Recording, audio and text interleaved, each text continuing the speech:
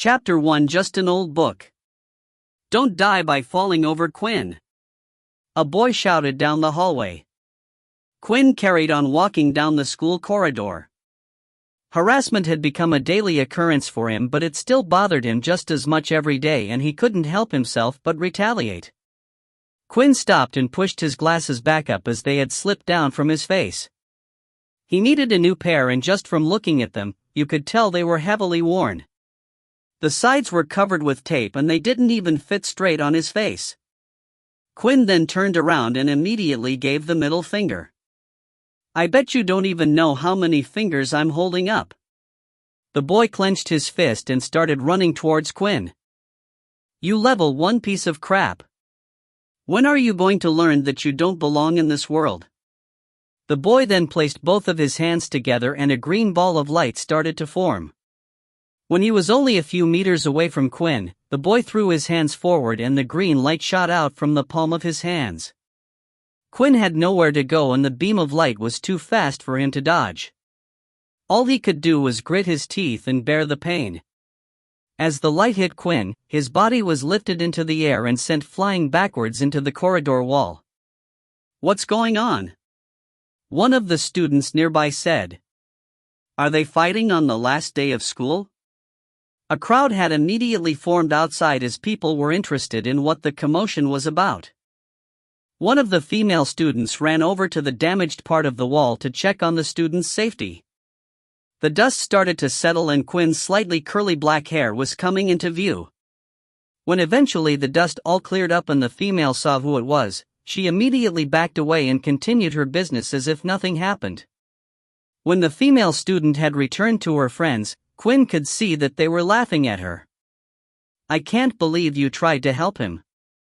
"I didn't see who it was," the girl retorted with flushed cheeks.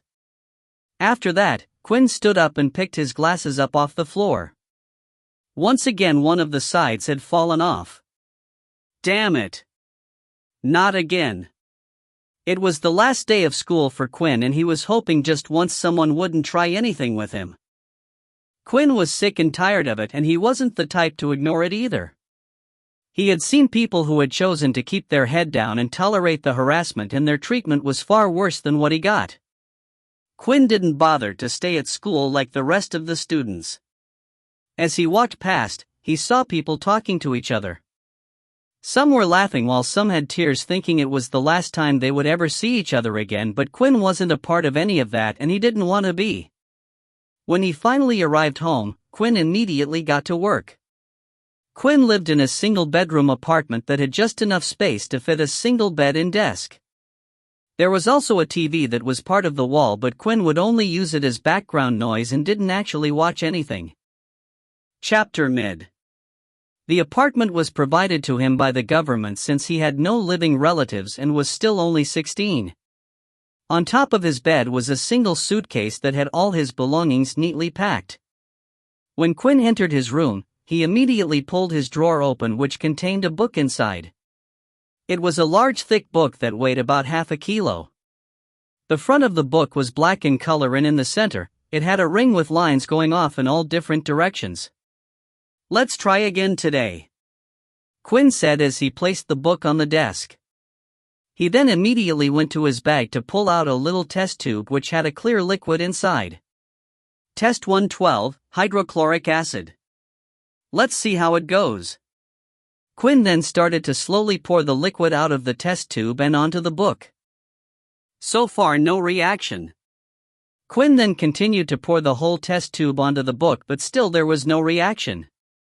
Quinn carefully examined the book to see if there was any damage done, but the book looked the same as always. Another failure. "Why won't you open? Why did Mom and Dad even have this thing?" 112 times. This was the number of different ways that Quinn had tried to open the book. Not only would the book not open, but it seemed like it wasn't able to be damaged either. Quinn had tried burning the book, cutting the book, melting the book, but nothing had worked. Quinn then went to lie on his bed and turned on the TV for some background noise. He never really paid attention to what was on, but the sound of other voices made him feel less lonely. The TV was currently tuned into the news station. The peace treaty with the Dalki race has lasted for 5 years now, but officials say that tension is rising once again and we must prepare for another war. The mention of war had always been shown on the TV non-stop since that day. 30 years ago, the human race received a visit from the so-called Dalki. They look like humans except for their dragon-like tail and scale-like skin. They immediately demanded that the human race hand over their resources and wanted to use them as slaves. Of course, the humans decided to fight back, but they quickly found out that their modern technology was useless against them. Bullets couldn't penetrate their skin, and as for tanks, well, Dalki had airships. Every man and woman was told to fight for their planet, and that included Quinn's parents. The war went on for years and Quinn grew up not knowing what his parents looked like. When the humans were on the brink of defeat, a select few came forward. These people had special abilities. They began sharing their knowledge of how they obtained such power in hopes of turning the tide in the war, and it worked.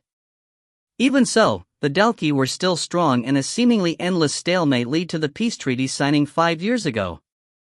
Of course, human greed got the better of humanity, and instead of sharing these powers with everyone, the higher-ranked governmental officials decided to keep them for themselves. Only those with money were able to learn the more powerful abilities, while everyone else was left with scraps. Quinn was given nothing when his parents died. The government agreed to pay for his living accommodation while he was still in school, but that was it. When his parents died at the age of 10, an agent appeared at his doorstep and handed him a book. He was told this was the only thing his parents possessed, which they passed down when they died.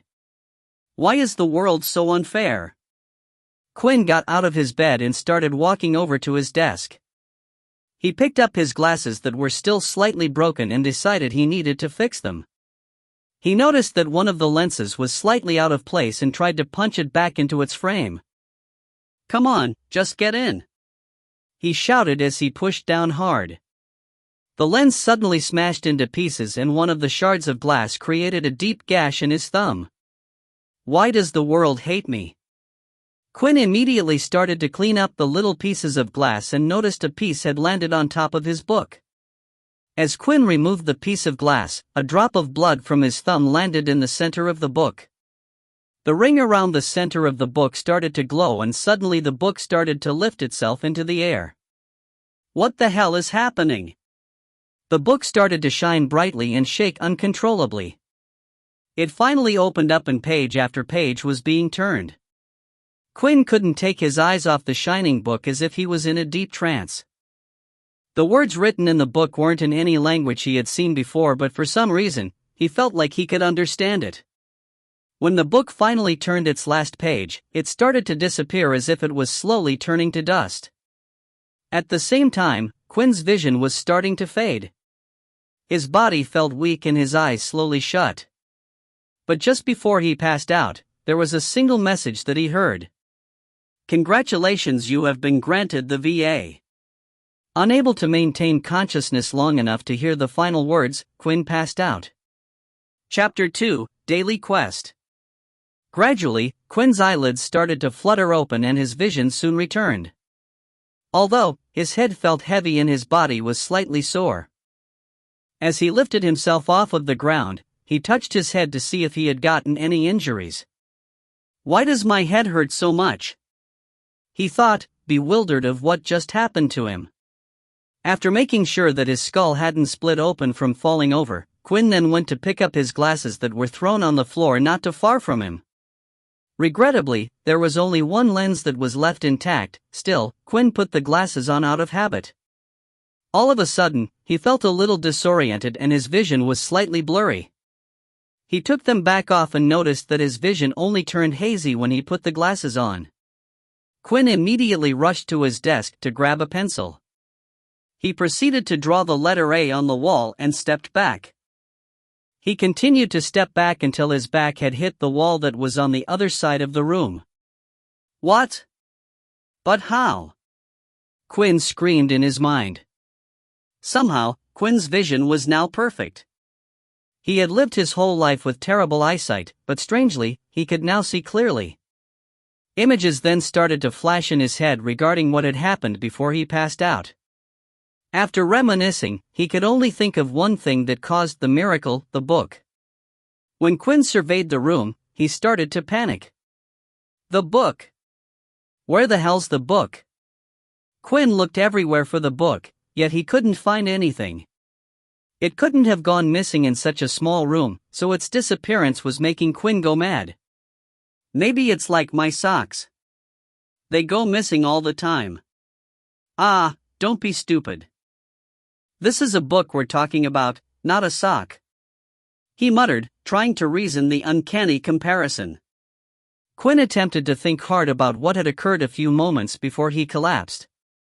He suddenly started to remember the book hovering in the air. Then, just before closing his eyes, he heard a few words. What was it? It sounded like some type of system message. As soon as Quinn said those words, a status screen had appeared right in front of his eyes. User, Quinn Talon. Race, human. Level 1. 0/100 EXP. HP 10/10. Strength, 10. Agility, 10. Stamina, 10. Wow! It's like those really old games that people used to play all the time. Quinn noticed that, on the status screen, there were more tabs that were placed on the top. Accordingly, even without doing anything and just by reading the tabs in his head, the screen automatically switched to the Skills tab. Skills. 0 skill points available. Skill locked? Skill locked? On the Skills tab, Quinn wasn't really able to see much. Everything seemed to be locked and slightly grayed out, so he quickly moved on to the next tab, Shop. Shop. Unlocks at level 10. Can I do anything? The last tab was the Quest tab. Finally, it seemed like a tab that wasn't locked behind a requirement. Main Quest. Reach level 10. Daily Quest, drink 2 liters of water. Reward, 5 EXP. After checking everything that the system had to offer, Quinn had to just think about closing the system, and it did. When Quinn thought about opening it again, a screen would immediately pop up in front of him. Quinn could only think of one thing: the book that his parents had left him was an ability book. These books could often be bought at very high prices from the military or a company. Some were even sold on the marketplace. However, the sole issue was that Quinn had never heard of an ability book that promptly disappeared, granting the user a system such as the one he currently had. The ability books were designed to be learnt manually. It wasn't something that one could pick up and instantly understand how to use. A smile started to slowly appear on Quinn's face. This was great news for him. He had always been a level 1 ability user because he could never afford to buy any ability books. To his fortune, he had something that he could use. He readily contemplated on what to do and ended up moving on to the next phase, which was testing the ability. Water bending, come on! Quinn said as he raised his right palm forward, acting like he was going to shoot water out or cause it to flow from the kitchen sink. Okay, next. Wind, out. Quinn did the same again, but there was nothing happening. After trying out many different things according to all the abilities that he had seen before, it turned out that he was unable to perform any of them. What the hell is this useless thing? Is it really just a system ability? Quinn thought about it for a while. If it truly was like a game, then perhaps, by completing the quests, he would eventually get stronger and unlock more skills. It was his mistake that he was treating it like an ordinary ability book when clearly, what he had obtained wasn't something that conformed to the word ordinary. Usually, ability books were based around one ability. It was important for a person to select their first ability book since a regular human body would only be able to perform one ability attribute. If one got transform ability as their first ability, they would only be able to acquire other skills that were related to this attribute. For example, if someone obtained fire as their attribute, they could solely dedicate themselves into gathering skills that the attribute fire could utilize. Quinn went to open his mini fridge, grabbing the bottles of water that were inside. He soon began downing the water bottles one by one. Damn, how much are 2 liters? My belly feels like it's going to burst. After finishing his 4th bottle of water, a new notification message had appeared. Daily quest complete, 5 EXP has been granted. 5/100. Well, at least I know how the system works now, Quinn said. Satisfaction was evident in his tone. Unanticipatedly, a loud knock was heard coming from the door. Quinn quickly went and opened it.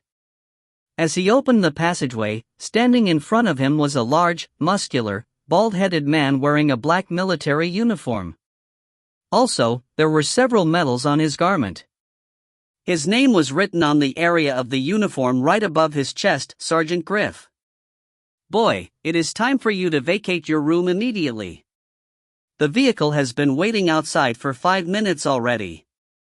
With everything that had happened, Quinn had forgotten about what was going to happen to him today. It's time for you to head to military school, Griff announced. Quinn just gulped, staring back at the officer, as tension enveloped the entirety of his body. Chapter 3 Military School. Due to the war between humans and the Dalki, every person when they reached the age of 16 was required to go to military school for 2 years. Even though humans and Dalki were in a peaceful period, everyone knew that it wouldn't last forever. Every day there was news of one race antagonizing the other and war felt like it could start at any moment. Quinn quickly went to the toilet before heading off with Sergeant Griff. His bladder felt like it was going to burst any second now due to all the water he drank. Once Quinn stepped out of his room into the outside world, something strange happened. A new notification screen had appeared. Your body is being hit by direct sunlight. You are affected by the sunlight. All stats will be halved while in the sunlight. Suddenly, Quinn's body felt extremely sluggish. It felt like he had just gone for a 5K run and returned. His arms and legs felt heavier and there was nothing he could do about it. Quinn then went to check his status and saw that his stats did indeed go down by half, but it wasn't just his stats but his HP as well. HP 5/5. Strength 5/5. Stamina May 5. Agility May 5. What kind of drawback is this? Quinn thought. Then a new notification had appeared. You have received a new daily quest, avoid direct sunlight for 8 hours. Reward 5 EXP. Quinn's mood slightly changed as soon as he saw the new daily quest. Unlike the water one, this was something he was able to do naturally just by sleeping. If the system worked the same way it did in games, then that meant once Quinn had reached 100 EXP points he would be able to level up and also level up his stats. So the more daily quests Quinn got, the better it was for him. What are you doing walking so slowly? The school will eat you alive if you carry on like that. Griff shouted. Finally, Quinn had reached a large bus which was parked just outside his house. When he entered the bus, he noticed that it was already full of students all the same age as him. He didn't recognize any of the students though, meaning they had all come from a different school. Quinn then went to sit at the front of the bus, which was the only seat that was still available. Stats have returned to normal. As soon as Quinn had entered the bus and avoided the direct sunlight, his stats had returned to normal and his body felt re-energized once again. Well, at least it looks like it's only direct sunlight. The students were all talking to each other in excitement, but that quickly stopped as soon as Sergeant Griff came on board. Alright, it's time for us to head to the military academy. The bus then started to move and the students were finally on their way. The bus remained silent during the journey. Whenever a student would start to speak, Griff immediately would look in their direction and the student would shut up. Chapter mid. Griff didn't even have to say anything, they all knew what he wanted just by looking at him. Then about 10 minutes into the journey, Quinn once again received another message. A substance in the air has been detected. You are feeling sleepy. Resistance +1. Quinn found this message quite strange, and then when he started to look around the bus, he noticed that nearly all of the students were either asleep or dozing off. Suddenly, even his own eyelids started to feel dizzy. Your resistance to the substance has increased. Resistance +1. Then the sound of loud footsteps could be heard coming towards him. As he looked up, he noticed Sergeant Griff hovering above him. Looks like a few of you were able to resist the sleeping gas. Then we will just have to bag you. A black bag was then thrown on top of Quinn's head and his vision now was completely covered. The gas started to slowly seep through and Quinn managed to doze off into a nice sleep. Then the next moment, Quinn could feel a splash of cold water being chucked on his face. His eyes opened instantly and all he could see was the green grass. He and several other students started to lift their heads to look around them. There were currently a total of 200 students stood out on a plain open field, but when they looked around they were in a place that was completely foreign to them. This is where you will spend the next 2 years of your life. The students were amazed at what they were seeing. They were currently in a city like they had never seen before. Everyone was dressed up in military uniform and there were technology and engineering around them that was too advanced for their time. Giant robots moving crates and building machines. Flying ships and levitating trains. It was a technology that hadn't been given to the outside world yet and was kept for the military only. After the first war with the Dalki race, the humans had managed to make leaps in technological advancement. This was because they had managed to salvage equipment from them after the war, but of course, the military decided to keep most of it for themselves. When Quinn finally stopped being amazed at his surroundings, he noticed that there was something placed around his wrist. It looked similar to a digital watch, but there was nothing displaying on the screen. That there on your wrist is your lifeline. It will identify you as a student at this military base. It will allow you to access certain areas, pay for food and all sorts. It is your lifeline at this academy. That isn't the only thing that it will display though. When not in use, the wristwatch will display a single number and that number is your power level. As soon as Quinn heard those words, he gritted his teeth and clenched his fist. He thought his life might change was coming to military school, but it seemed like it was going to be the same even here. With that, we will immediately begin the level test for you all. Good luck. Griff said with a smile on his face. Chapter 4 Ability Level. When abilities were first introduced to the human race, people quickly learned that some were far more powerful than others. With this came the introduction of the power level system. There was a total of 8 different power levels. 1 being the weakest and 8 being the strongest. These levels could also be further divided into 1.1, 1.2, 1.3 all the way to 1.9, and it was the same for each level. There were 2 ways for people to obtain abilities. When the war started with the Dalki race, people started to share their powers with the outside world. They wrote down how they obtained this power and put the information down in things called ability books. These ability books went on for sale to the public and the military kept some of the stronger ones to themselves. Generally, ability books from level 1 to 5 were sold to the public, while giant corporations and the military kept the higher ones to themselves. The second way to obtain an ability was if you were an original. Originals were the first people who had originally discovered the powers for themselves and decided to pass it down within their family. Not all ability users chose to share their abilities to the outside world and decided to keep it within their bloodline. Originals usually had the strongest abilities that went beyond level 8. There was no way for the government to measure its power because it wasn't public knowledge. Because of these 2 reasons, Quinn had always been a level 1. He had no family members to support him, so he couldn't afford an ability book, and his family had no abilities themselves, so he wasn't an original. When Quinn had obtained the book, his first guess was that it was some time of an ability book. Now after all these years, it seemed like he had obtained an ability. But he had never heard of an ability book like this before and he didn't have a clue what power level it had given him. Quinn lifted up his hand to look at the watch, which indicated his current power level was 1. When he looked around, he noticed that everyone else's watches currently indicated the same number. Griff was currently standing in front of all the students and called names in groups of 5. These students would then be transported somewhere to take the test. Quinn was hopeful at first, thinking that he might have been able to change his ability level for once, but his mind was quickly changed after receiving a notification. You are being hit by direct sunlight. All stats will be halved.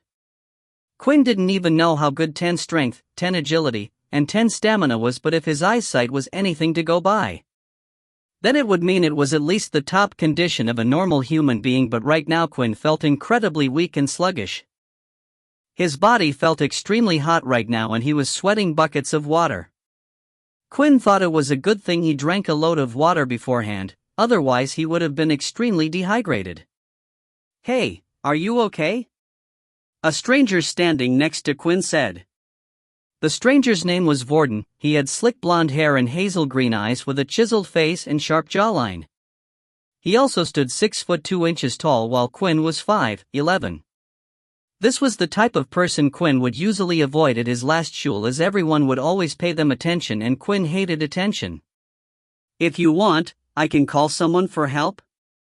Vorden said. It's okay, I'm just a little bit nervous about the testing, Quinn said as he tried to ignore his tired body and stand up straight. Vorden looked Quinn up and down.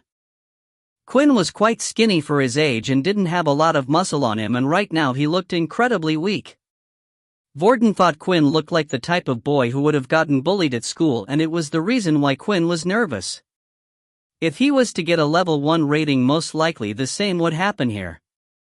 Well, don't be, I'm quite strong, you know. If anyone messes with you, you can come and ask me for help. Vorden smiled. Quinn didn't usually get on with the energetic, positive type of person, but Quinn found it hard to dislike Vorden. When Quinn thought about his time back at school, he realized he actually didn't get on with anyone. The name's Vorden, Vorden said as he placed his hand out. Quinn looked at Vorden's hand. It was actually the first time in his life someone had treated him this way, but Quinn thought that would quickly change. They always did once they found out his ability level, but for once he would like to forget about all that. My name's Quinn, Quinn said as he shook Vorden's hand. Use of ability has been detected.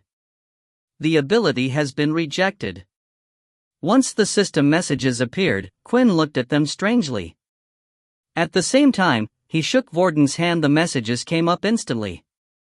He then noticed that Vorden still hadn't let go of his hand.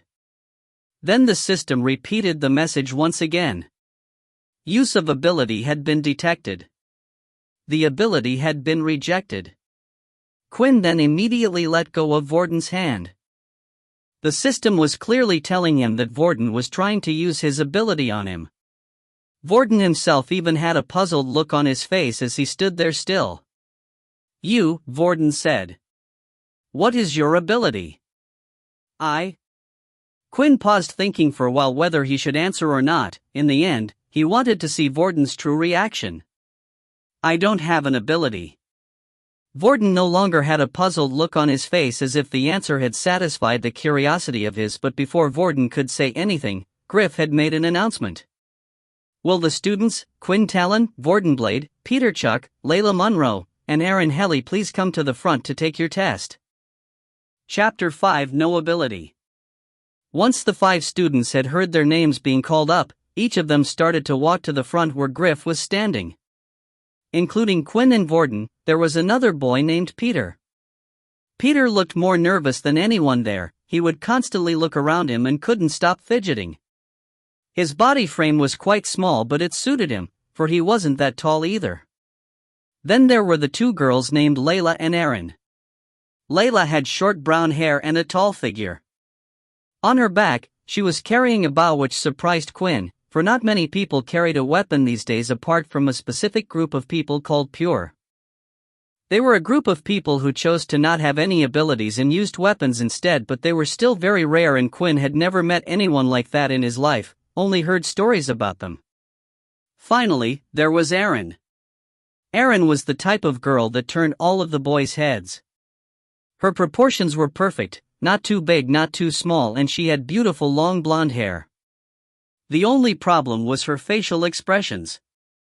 Even when walking through the crowds of people, not once did her expression change. It stayed stiff and neutral. As Quinn was walking past everyone, he noticed that he didn't recognize one student there, and it seemed like the others didn't either. Quinn could only assume that this was done on purpose.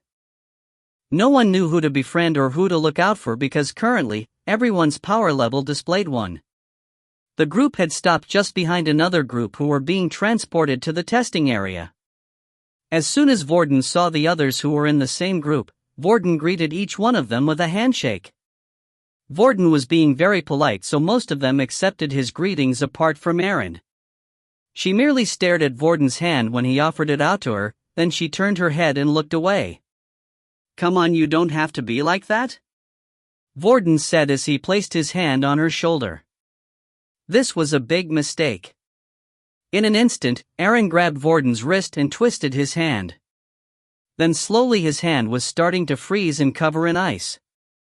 Everyone stopped to look at the commotion that was happening near the front. "Wow, she has ice abilities? Isn't that very rare? I would let her freeze me any day." Griff noticed the commotion and started to intervene. "Stop it, you two. If you have that much energy, then save it for the test." Erin immediately let go of Vorden's hand and slowly, Vorden's hand started to defrost. Vorden then went back in line to stand next to Quinn. "Can you believe her?" Vorden complained, "I nearly lost my hand." "You can't just go around touching people without their permission," Quinn replied. "Yeah, I know. She's lucky I didn't wipe the floor with her just 'cause she's a pretty girl." Many people who were near the front had heard Vorden's word and had already decided to make him an enemy. If they could somehow humiliate Vorden, then maybe Erin would look the way they thought. Looking at the people around them, Quinn could tell what the others were thinking. Quinn then stepped one step away from Vorden, hoping that others wouldn't think the two were friends. Finally, Quinn and the others were called forward and were told to stand in a box. It wasn't really a box but just white lines that had been drawn on the ground that was just big enough to fit the 5 of them in. There was then a hooded man who stood just outside of the box. "Send them away," Griff said. As soon as Griff gave the command, the hooded man placed both hands on the ground and the box started to light up, shining a bright purple color. Transportation magic, huh? What a rare ability," Vorden said just as the whole group suddenly vanished into thin air. The next second they were teleported to another outdoor area which looked like an empty wasteland. There was no sign of life, no trees, no nothing. Standing in front of the group was a woman dressed in a black military uniform, and by her side was another hooded man. There was not another person in sight. The woman held a tablet in her hand and it looked like she was currently busy inputting some information. Once she had finished, she looked up at the group and started to speak. "Hi everyone, my name is Jane, and I will be in charge of your test today. Once the test has been completed, I will update your information and your score will be reflected on your wristwatches." Jane then started to look at the tablet. "Now who should we call first? Oh, it looks like we have a couple of previous level ones," Jane said as she checked the information that had been passed on from their previous schools. "Peter, would you please step forward?" The nervous small Peter then stepped forward and he looked even worse than before. Quinn thought he looked bad, but he looked to be in perfect condition if you were to compare the two. At least Quinn was able to stand up, whereas Peter looked like he would fall over any second now. "Would you please tell me what your ability is, Peter?" Jane asked. I don't have any ability," Peter said quietly. Suddenly, Quinn and the others understood why Peter was so nervous. Having no ability wasn't rare. Because of the war, many children had become orphans like Quinn and Peter. This meant there was no chance for them to buy an ability book. But because Peter had no ability, he was afraid of the treatment he would get from the others. "Don't be afraid, Peter," Jane said. "Here, take this." The hooded man standing by Jane's side suddenly teleported a book into his hand. Jane then handed the book over to Peter. "Wow, seriously, you're giving this to me for free?" Peter said in excitement. Thank you. Please study the book in your own free time, and when you have learned to use it, you can come back to redo the test, but for now I'm going to have to award you a level 1 power status. Even though Peter had received a level 1 power status, he didn't care, for he felt like his life could finally turn around due to the book that he had just received. Now I believe there was another level 1 user here, Jane said. Quinn, is it? Would you please step forward? Quinn did as he was told and stepped forward. Now Quinn, what ability do you have? Chapter 6 Result. Quinn thought the whole thing was ridiculous. It was quite clear to him that Jane already had all the information on him from his previous school. They knew that he never had an ability before. The problem was Quinn was struggling with deciding what to do. Before coming to military school, Quinn had done a bit of research himself. He knew that the military gave all students who had no ability an ability book. Each ability book given was the same one. It was an Earth ability book. The reason they did this was so students who didn't have an ability before would suddenly feel indebted to the military. Not only that, but the military also had a hold on nearly all of the Earth-type ability books. Meaning if you ever wanted to increase your strength, you would have to be loyal to the military, and in return, they would give you more power. Before Quinn had discovered his own ability, he actually thought this was the best option for him. Even if he didn't want to join the military after 2 years, the Earth ability was handy to have. It was easy for employment because the Earth ability was useful in construction. This was where the problem came in. Quinn already having an ability meant he was unable to learn a new one. The ability book was practically useless. Not only that, but Quinn was pretty sure they would keep tabs on every student they had given the ability book to, meaning the teachers would accept him to use Earth powers the next time they saw him. Quinn took a deep breath and said, "I don't have an ability." Just like before, the hooded man standing by her side handed her a book and then handed it to Quinn. Quinn took the book off Jane at first, but then suddenly, a notification screen appeared. /U003 Qnable to learn this ability /U003E. /U003C Would you like to convert the book into 10 EXP? A /U003E. Quinn had somewhat expected the system to display the first message, but the second one truly had surprised him. Quinn was really tempted to take the book and use it as a form of EXP, but he knew there would be questions asked later on. "I'm sorry, but I don't want it," Quinn said as he handed the book back to Jane. The students watching and the instructor stood there were both shocked.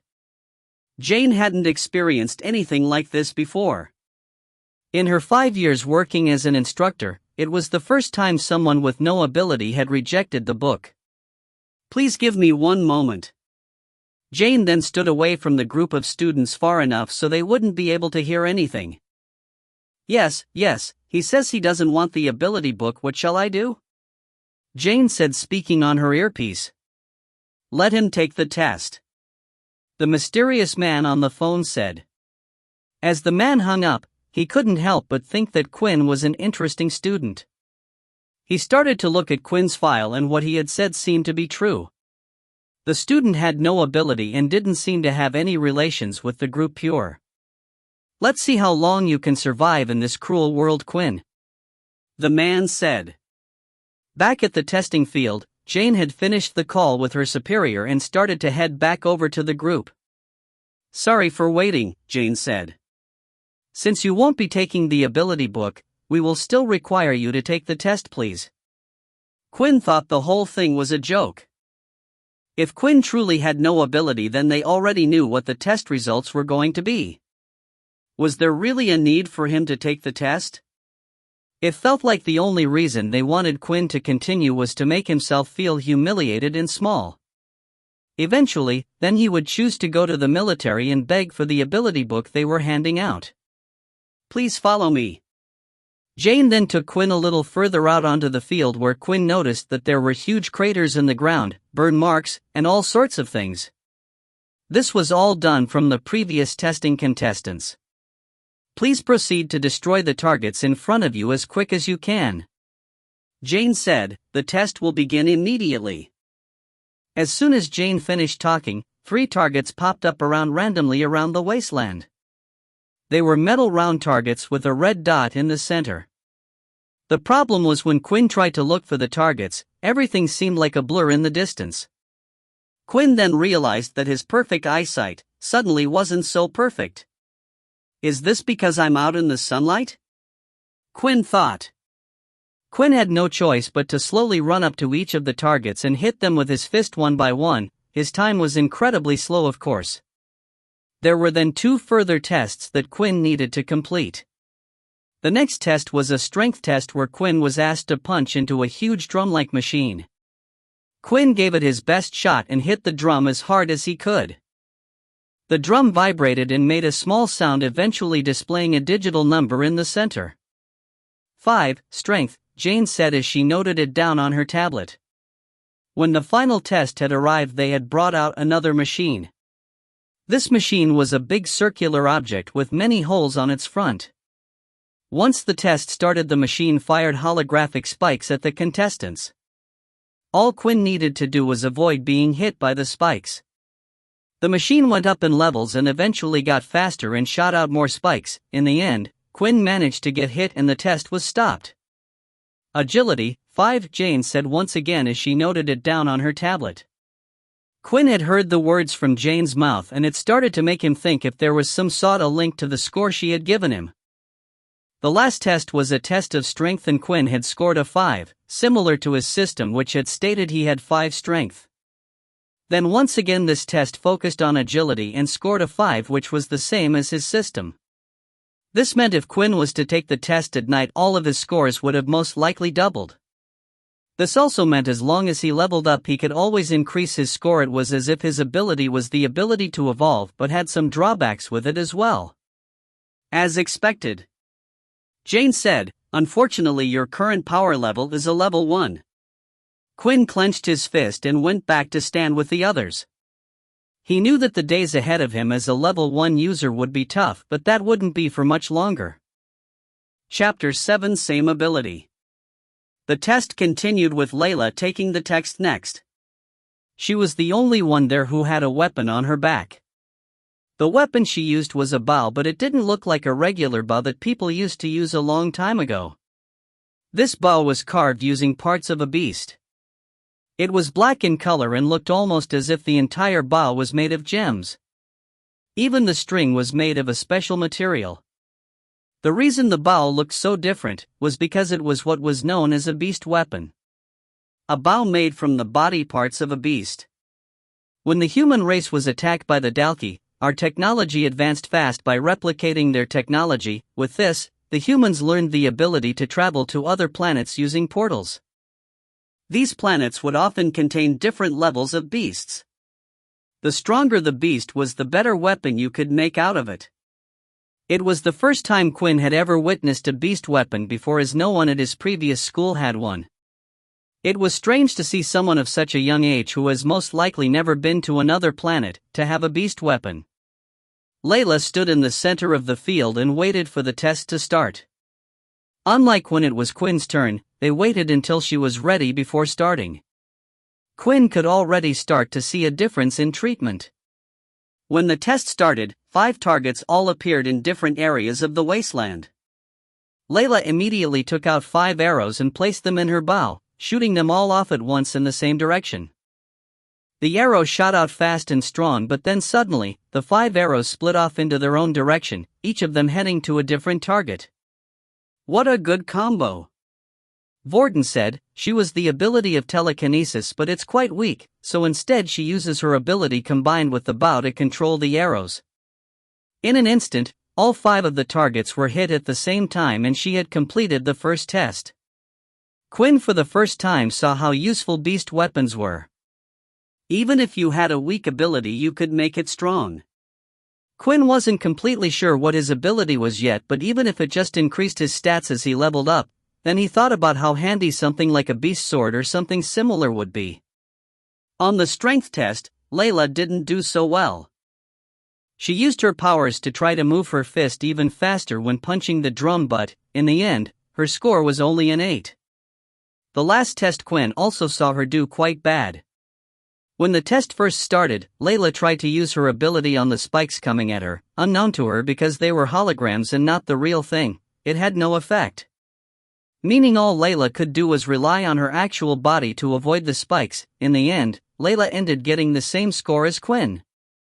"It looks like you have the ability level of a level 2 user," Jane said, and immediately the number 2 appeared on Layla's wrist. Quinn could tell Layla wasn't happy. She stropped back as she walked over to the group. Quinn thought the test wasn't really fair. Her ability level might be that of a level 2, but when used with a bow, Quinn felt like she could have easily beaten some level 3 or 4 users. Quinn was starting to take note that the academy really did only measure the power level of your ability and not your fighting ability. The next person to take the test was Erin. She walked forward confidently without even looking at anyone else. She stood in the center of the testing field waiting for the test to start. Then, 5 random targets appeared across the wasteland. Immediately she formed an ice spear and chucked it at the target, hitting it dead on. She did this one after the other at an incredible speed, nearly clearing them all just as fast as Layla did. The next test, Erin was even more impressive. She started to gather ice in both her palms, and then after a minute or so of gathering her power, a huge ice column was shot from her hands and hit the center of the drum dead on. The drum rang out louder than it had before, and the number kept going up until it had eventually reached 50. "No wonder she's so confident," Vorden said. Quinn suddenly thought it was a good thing the two of them didn't fight, otherwise Vorden would have been a dead man. Finally, when the last test had arrived, the instructor told her she wasn't allowed to use her ability and should just dodge. Erin had no reaction and started the test immediately. She managed to do well, moving swiftly, avoiding each spike, but eventually, the machine had gotten too fast and she ended up getting hit. "Impressive," Jane said. "Best result so far, power level 5. Erin continued to walk back to her group as if she knew what she was going to get all along, either that or she didn't really care about the whole thing. Finally, the last person to take the test in the group was Vorden. "Time to show you what I got, wish me luck." Quinn had no clue who Vorden was talking to, but Quinn quickly realized it was him after Vorden gave a wink in his direction as he walked off to the center of the field. Could that idiot actually be strong? Quinn thought. Most of the time people who strong were either arrogant about their powers or kept it quiet, but Vorden was a strange person. He wasn't exactly arrogant but more flashy. When it finally came to his turn and the test had started, everyone's mouth was left wide open at what they were seeing. On every single one of the tests, Vorden had done the exact same thing as Erin. He had used the same ability, the ability of ice, and had performed just as well. "See, I told you I was strong," Vorden said as he showed the number 5 to his new best friend Quinn. Just what was Vorden's ability, Quinn thought. Chapter 8 Fate. After seeing Vorden perform well on the test, Quinn couldn't help but think about what Vorden's ability was. When Vorden went to shake his hand that time, it said that Vorden had tried to use his ability on Quinn. Yet for some reason, his ability didn't work. If Vorden's ability was ice, surely his hand would have just frozen. That's unless Quinn had an ability to block all types of abilities, but that was highly unlikely. Not only that, but straight after, even Vorden had a strange reaction, asking Quinn what his ability was. It was as if he knew his ability didn't work. Then another thought came into Quinn's mind. Why was Vorden so adamant on shaking the hands of everyone he had just met? If he remembered correctly, Erin refused to shake Vorden's hand, yet in the end, Vorden still went to touch Erin on the shoulder. At that time, it seemed like a weird thing to do, but now Quinn realized it wasn't, and everything was starting to make sense. Touching was the condition, and the last person who Vorden touched was Erin. It couldn't be a coincidence that both of them had the same powers, which meant most likely that Vorden's ability was the kind to copy other people's ability. It didn't work on Quinn because his ability wasn't straightforward. Quinn couldn't help his curiosity, so he asked Vorden. "Hey, Vorden, is your ability?" Quinn whispered, "Are you able to copy other people's abilities?" Vorden looked at Quinn and smiled. "I'm surprised you figured it out so fast. How did you figure it out? When you shook my hand, you seemed surprised that nothing happened. Vorden thought that Quinn was quite amazing, being able to guess something like that just from a handshake. After all, it was much more likely that Vorden had obtained the ice ability from an ability book. The power for copying wasn't available as an ability book, which only meant one thing. Are you an original? Quinn asked. Vorden didn't say anything but simply gave a wink back at Quinn, which pretty much confirmed Quinn's thoughts. Vorden was an original, a person belonging to a family who decided to not share their abilities with the outside world. He is someone who could easily surpass the power level of 8. Once the test has been completed, the hooded man teleported the students to the front of the academy where they would be staying. The academy was huge, and it's the tallest building in the entire city. It was as if someone had put together 3 hotels. There were 10 different teachers in total who were currently standing in front of the academy's facade. Tarrying in front of them were the groups of students who all had finished taking the test.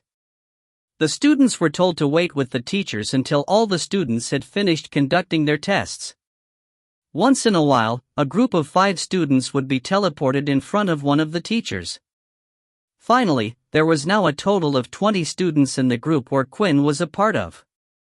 Okay, you all need to follow me as I take you around the school. The teacher up front said. The teacher was a middle-aged man with blonde curly hair who wore glasses. His name was Dell. While Dell was walking around, describing the various places in the vicinity of the academy, he couldn't help but smile. It looked like nothing would be able to upset him.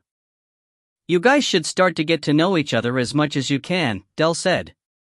After all, the people you are with now will be your classmates.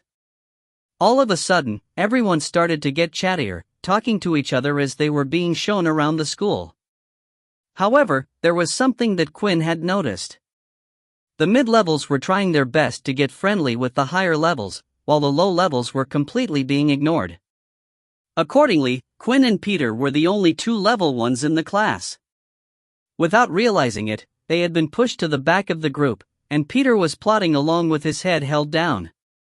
It seemed to have affected Peter a lot more than Quinn, but the latter had already suspected that this would happen.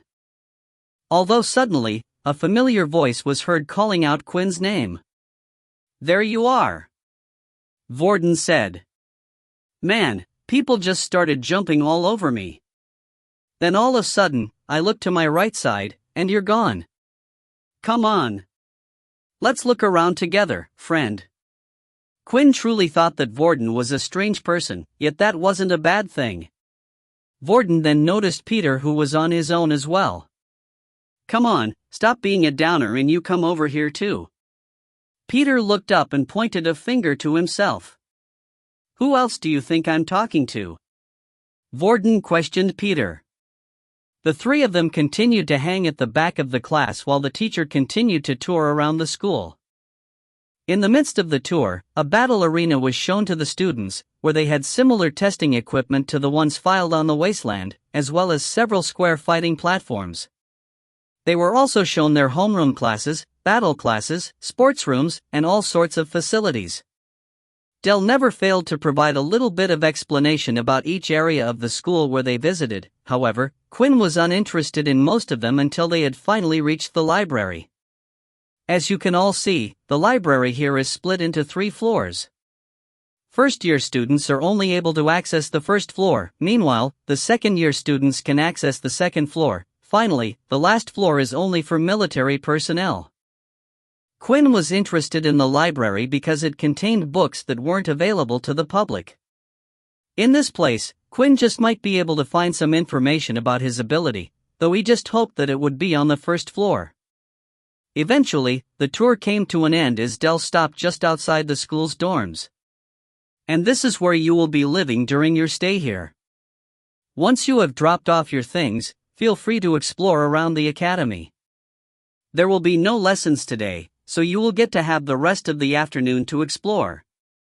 Each student was then handed a number written on a piece of paper. These papers displayed which room they would be staying in. Quinn then noticed from the corner of his eye that Vorden was coming towards him. Hey, Quinn, what room number did you get? Vorden asked. Air 23. No way. You're kidding, right? I got the same number. Maybe fate is really bringing us together.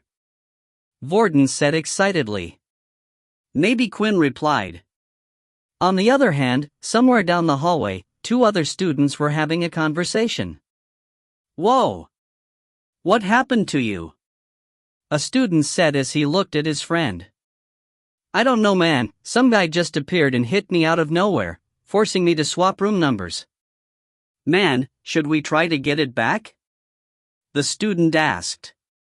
Nah, if I saw his wrist correctly, it said he was a level 5. It's best if we just leave it. Chapter 9. What system? After Quinn had finished unpacking, he was free to do what he wanted for the rest of the day. It was still noon, so he had plenty of time to explore the academy and do what he wanted. Quinn was currently sharing his room with two people, and to his surprise, he knew both of them. One of them was Vorden while the other was Peter. There were 3 single beds in the room, each spread out from one another, but other than that the room was pretty empty. Students were expected to spend most of their time studying or practicing their skills. There was no time for pleasure. What do you guys want to do then? Vorden asked. I'm still unpacking, you two don't have to wait for me, do what you want, Peter replied. Peter had opened up a little to the two of them. At first he was completely shy and hardly said a word, but slowly Peter seemed to be coming out of his shell, especially around Quinn. Peter most likely felt comfortable around Quinn, knowing that he was a level 1 ability user like himself. I was thinking of heading to the library, Quinn replied. That will probably be too boring for you. Boring? I can make anything fun, besides I haven't read a book in. Vorden paused for a while. I can't even remember the last time I read a book. The 3 of them laughed, and then Vorden and Quinn decided to head to the library together. Finally, they had arrived and the first floor was already busy with students. Quinn noticed that there were multiple round desks spread out where students were sitting, and in the middle of the desk was a glowing orb. Ah, you're probably wondering what that orb thing is in the middle, aren't you? Vorden asked. It looks like they don't have them at public schools. If you touch the orb, then it allows you to create a space. In that space, only those people who have been invited can be heard. This way people are able to talk and chat as much as they want while not disturbing others. Technology sure has come a long way. Quinn and Vorden then chose a table that had 2 other people sitting on the other side. Just as Vorden had said, Quinn could see the 2 talking but couldn't hear a word of what they were saying. The orb seemed to only have a range of the table though. Once you left the table, others were able to hear you as normal. Quinn went looking around the library and picked out as many books as he could about abilities. Most of them describing what different types of abilities the world had. Vorden wasn't too bothered and decided to just select a random fiction book to read. The 2 sat at their tables while Quinn started to flick away. After reading several books, Quinn had discovered nothing new. He already knew about most of the abilities written in the book, but not one of them mentioned an ability like Quinn's. Vorden had been keeping a close eye on Quinn and noticed the type of books he had been picking out. What's with all the books? Are you looking for something in particular? Quinn thought about it for a while before giving Vorden an answer. Vorden wasn't the brightest person when it came to academics, but he was quite knowledgeable about abilities, it seemed. He would have to be because of the type of ability he had. I was trying to decide what ability to get since I turned down the school's offer. Oh right, I forgot about that. I thought you might have been one of those pure members who hate abilities. Turns out you just didn't want to be a dog to the military. Vorden replied. Well, is there anything specific you're looking for? Not really, I have no clue. There was one that said something interesting though. Have you ever heard of an ability that is weaker in sunlight? Vorden suddenly started to laugh out loud. What, are you crazy? I've never heard of something like that. Abilities are something our bodies learn. Sure, some people have limits and can't learn stronger spells or can do less than others, but for one to get weaker because of the sun. Sounds like you're a vampire or something. Quinn felt a little embarrassed by Vorden's reaction. Of course, Quinn knew this would be the normal reaction when asking something like this, but it was true. As long as Quinn was in direct sunlight, all of his stats would weaken by half. Quinn continued to look around the library to see if there was anything else he could find. He had finally gone through every single one of the ability books he could find, but there was nothing. Quinn then looked up at the floor above where there were some second-year students. Maybe there's something up there, but I can't imagine what the academy would do to me for breaking the rules, Quinn thought. As Quinn continued to walk around the library, he had eventually ventured into the fiction section and his eyes were drawn to something. A specific title of a book named The Truth About Vampires. Quinn took out the book and gave it a quick look. Vampires were things of fairy tales, myths even. Even when people started to come out with powers, there was not one person who came out claiming to be a vampire. Quinn couldn't help himself but start to read the book. It was a long shot, but maybe he would find something he could relate to. After reading and skimming through the book, Quinn found most of it was useless. A lot of the things that vampires didn't relate to him at all. Vampires were required to eat human blood. Some could transform themselves into bats and cast illusions, while others were incredibly skilled with the sword and hypnosis, but Quinn had none of these things. The only thing he could relate to in the book was being weaker in the sun. Eventually, Quinn decided to close the book and call it a day.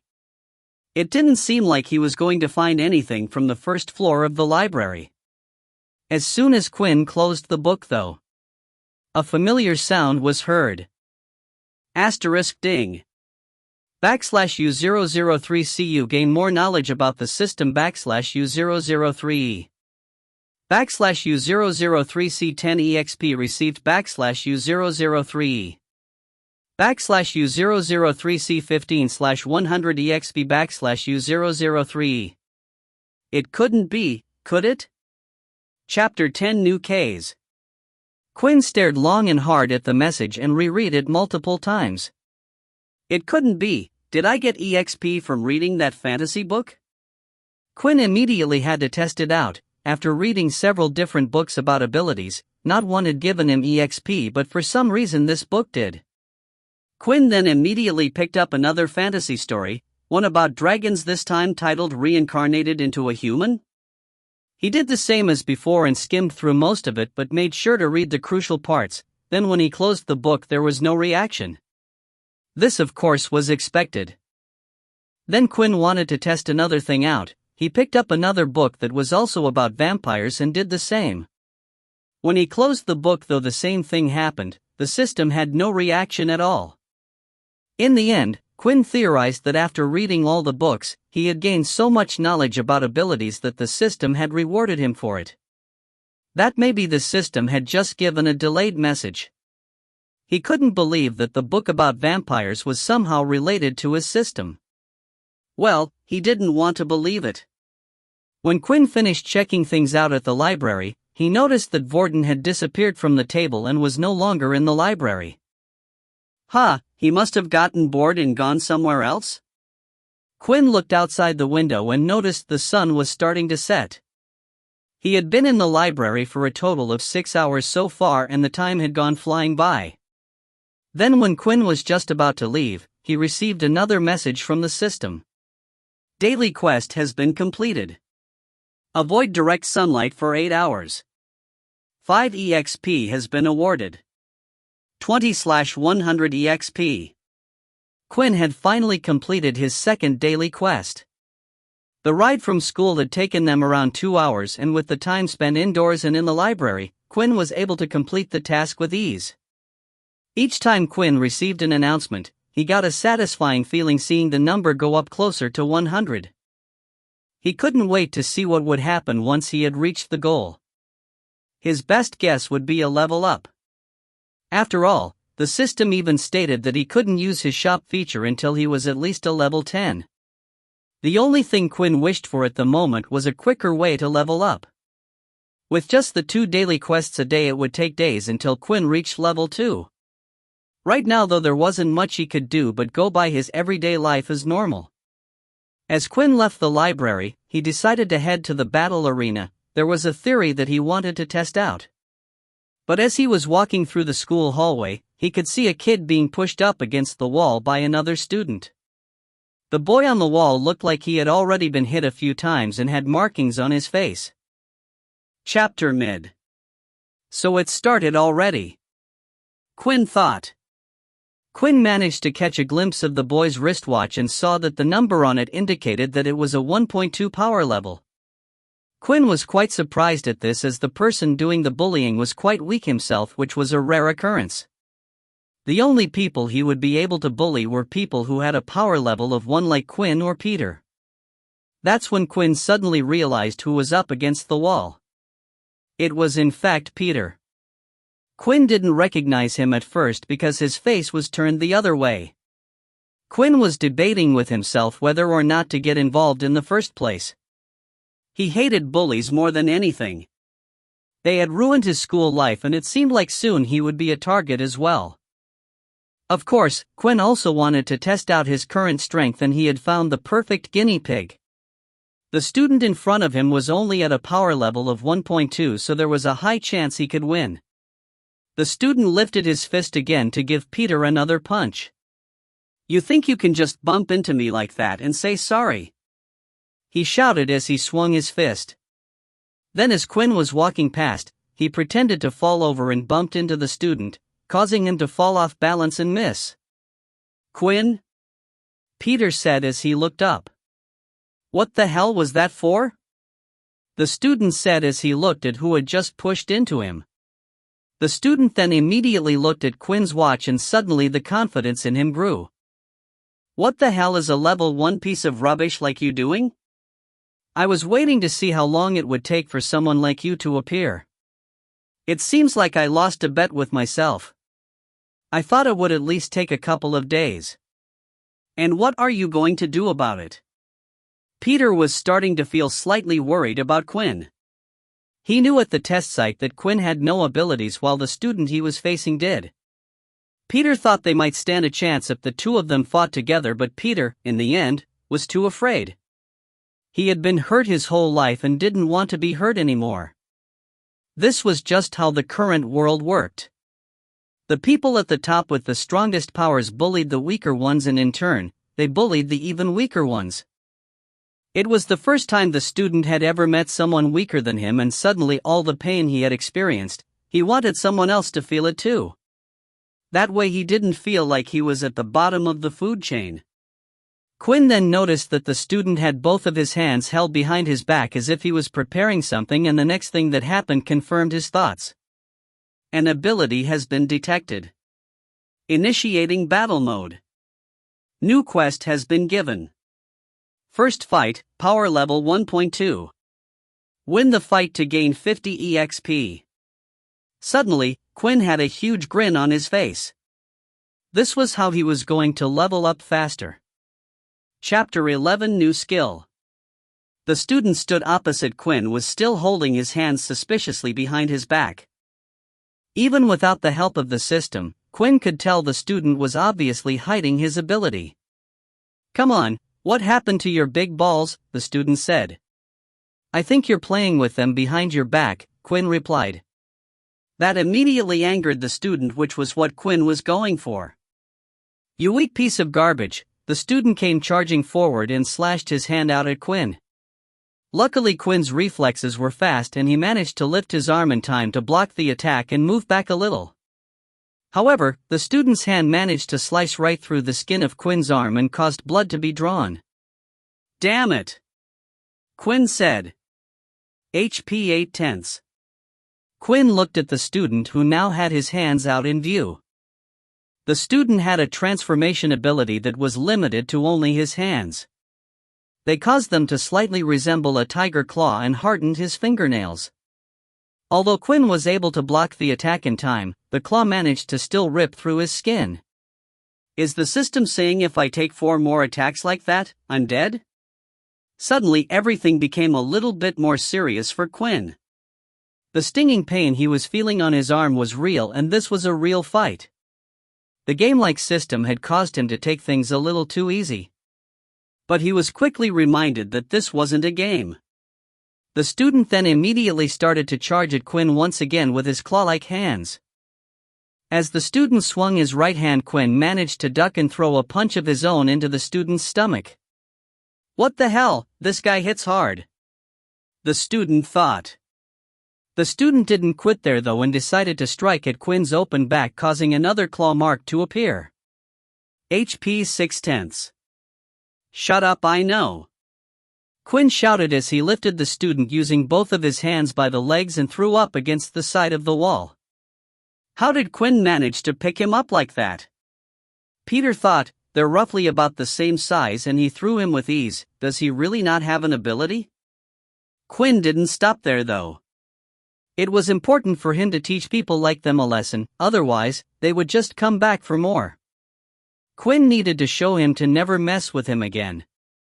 Quinn ran up to the student who was lying on the floor and kicked him in the stomach with full force. The kick was so hard that it caused the student to cough up a little bit of blood from his mouth. Congratulations, quest has been completed. Less than 50 EXP received. 70 out of 100 experience points. Is he dead? Peter asked. Then the student suddenly started coughing some more. No, but if he attacks us again, he's going to wish he was. Quinn was actually quite relieved. He didn't know what the punishment was at the academy for killing another student, even if he explained that he hadn't attacked first. He also didn't want the burden of death on his shoulders at such a young age, so he was happy when the system had rewarded him the experience points, without having the need to kill the student. Then suddenly another message had appeared. Additional quest reward. Skill unlocked, Inspect LV1. Excitement started to fill Quinn's mind as he had finally received his first skill. Quinn was hoping maybe this would help him figure out what type of ability he had, but the name of it didn't sound too promising. Inspect? So maybe it can tell me the weaknesses of my opponents? Quinn thought. Quinn then decided to test his new ability out and looked at Peter, who was standing next to him. Now was the next problem. Quinn had no idea how to use his skill, but the moment he started thinking about the skill Inspect, the skill had activated on its own and a screen had appeared right next to Peter. Name, Peter Chuck. Race, human. Ability, none. HP 3/5. Blood type A+. Quinn looked at the information that had been given to him and it seemed like there were some sections blanked out. Quinn could only assume this was because the level of his skill was still only at level 1, but the information it did give him was quite handy. It told Quinn what type of ability they had, which would be very useful in a fight. It also told Quinn how much health they had. However, there was one bit of information that Quinn found strange, and that was the blood type. It was weird for the system to give him information about such a specific thing, and Quinn also wondered how on earth would this ever help him in the future. Quinn then went up to the student who was still laying on the ground in pain and used the Inspect skill on him. Name, Kyle Main. Race, human. Ability, transformation. HP 1/8. Blood type B-. Checking the status of Kyle made Quinn learn a few new things. The information he was given about the ability only gave him the type of ability. There were hundreds of different transformation abilities, so it wasn't able to pinpoint it. The other thing was the HP. It looked like for his victory he only needed to bring down the student's HP to 1, but Quinn still didn't know if 0 meant death or not. It could also just mean the person had been knocked out. Right after inspecting Kyle though, Quinn had received another notification. Optional quest has been granted. Drink the blood of your victim to absorb a stat point. What the, is this thing crazy? Quinn thought. Even if it gave him a stat point, there was no way he was going to drink someone else's blood. The very idea of it made Quinn feel sick. For a brief moment though, Quinn looked to the ground where Kyle had spat out some of his blood. Maybe a little bit wouldn't hurt. Quinn, you're going crazy, stop it. Come on, let's go, Quinn said to Peter. The two of them continued to walk down the hallway, but while doing so Peter noticed that Quinn kept turning his head to look at Kyle, who was still on the floor. He must be worried about him. Quinn's a nice guy after all, Peter thought as he smiled. But what he didn't realize was that Quinn wasn't looking at Kyle at all, but was looking at Kyle's blood that was on the ground. Chapter 12, A Second Tez. As the two continued to walk down the hallway, Quinn started to feel a strange surge through his body. "Hey, shouldn't you go to the doctor? I'm sure they have a healer who can patch that up," Peter asked. "Yeah, thanks, I'll head there now," Quinn replied. "You don't have to come with me, it will be a busy day tomorrow, so why don't you head back to the dorm?" Although Peter was worried about Quinn, Peter didn't want to stick in the halls for much longer where other students were able to see him. Quinn could see that Peter was hesitating about what to do. "Look, don't worry, Vorton just went to the bathroom, he'll be back any second, so don't worry about it." With that, Peter quickly rushed off and headed back to the dorms, making sure to cover up his wristwatch most of the time as well. He didn't want another incident to happen again. Quinn, on the other hand, immediately rushed to the nearest boys' toilet just down the hall. When he entered the toilet, he immediately started to look at his arm where Kyle had scratched it with his claws. While looking in the mirror slowly, Quinn could see that his arm was healing. Though it looked slow, in reality, it was incredibly fast. For someone to be able to actually witness his skin scabbing over and healing was an amazing sight. Quinn had actually felt something strange happening to his body during this process, and he noticed it when he was talking to Peter. It was why Quinn was trying to do everything in his power to get Peter to leave him alone. If Peter was to see something like this, there was no doubt that Peter would think he had an ability.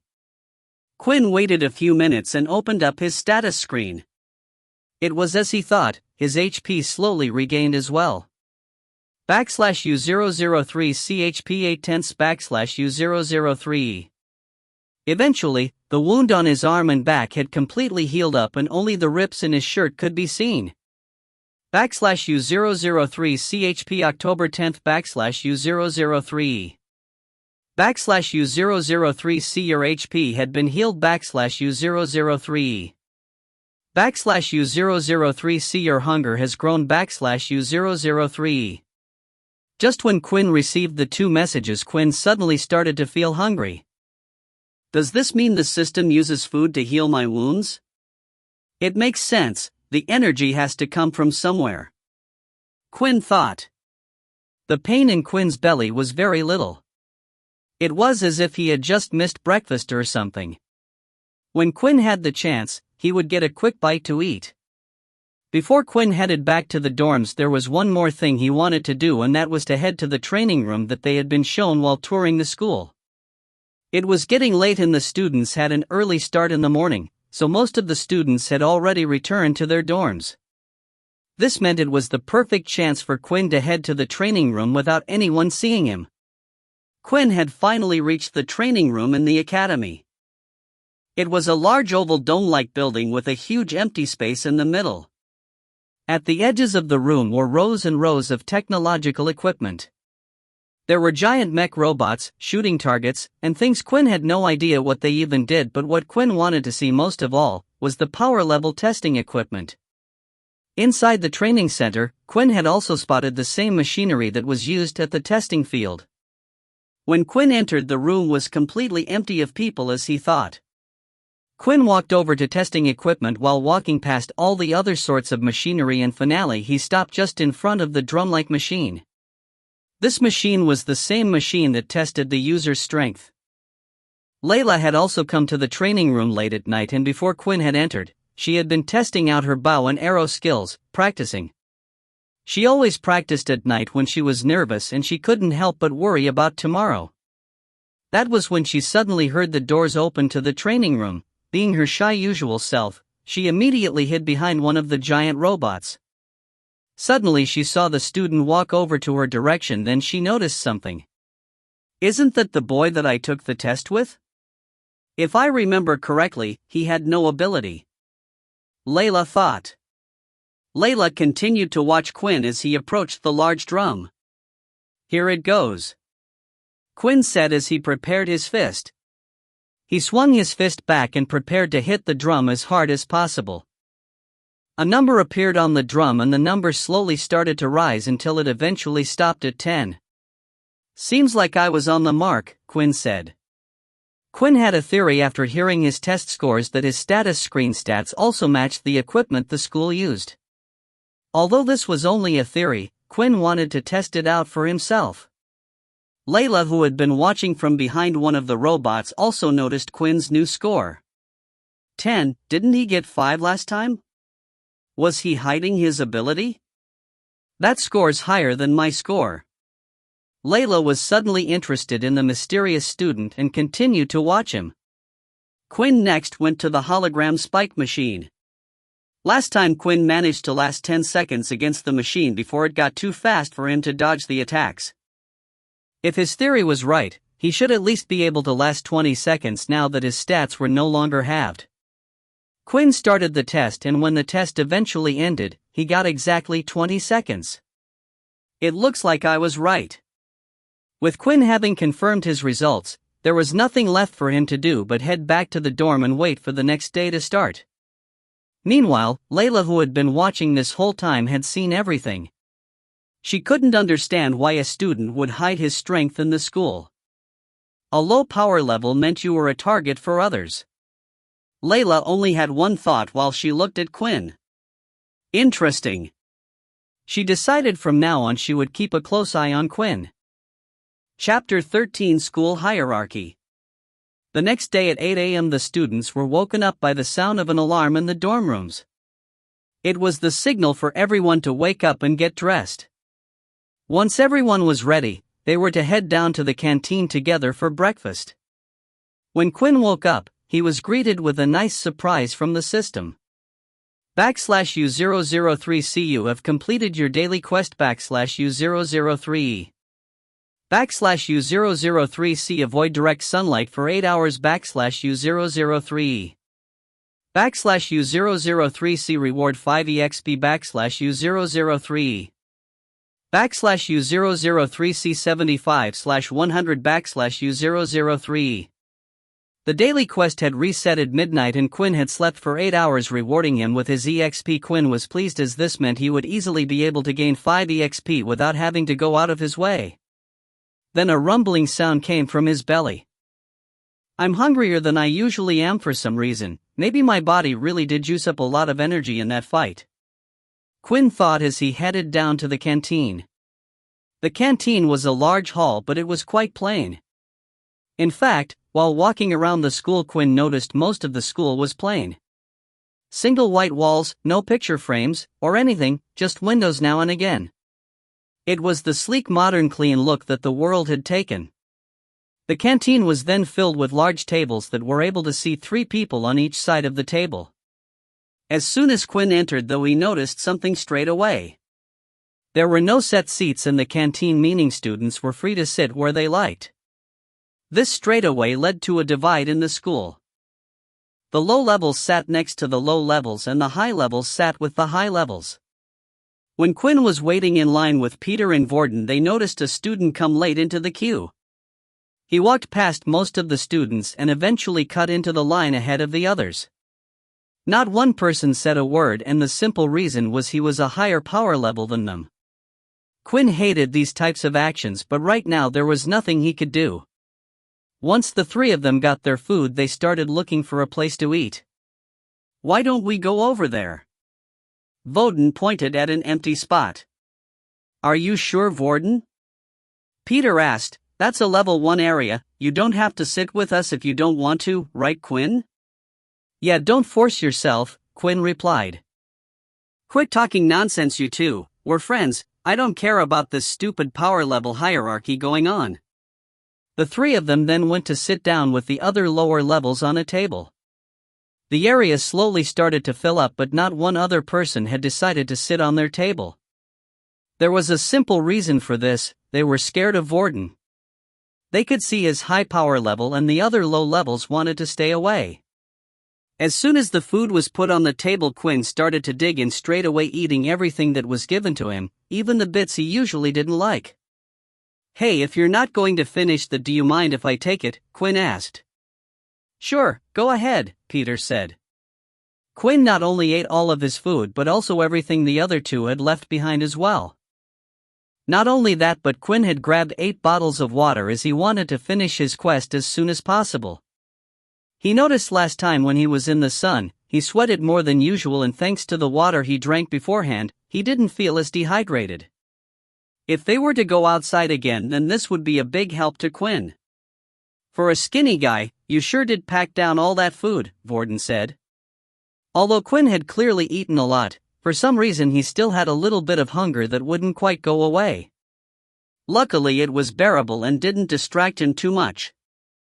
/U003CA daily quest has been complete. Drink 2 liters of water. /U003E. /U003C reward 5EXP /U003E. /U003C80/100 /U003E. Quinn was now only 20 points away from leveling up, and he would soon see what benefits that brought him. Then Quinn suddenly remembered that he had learned the inspect skill yesterday and decided to use it on Vorden.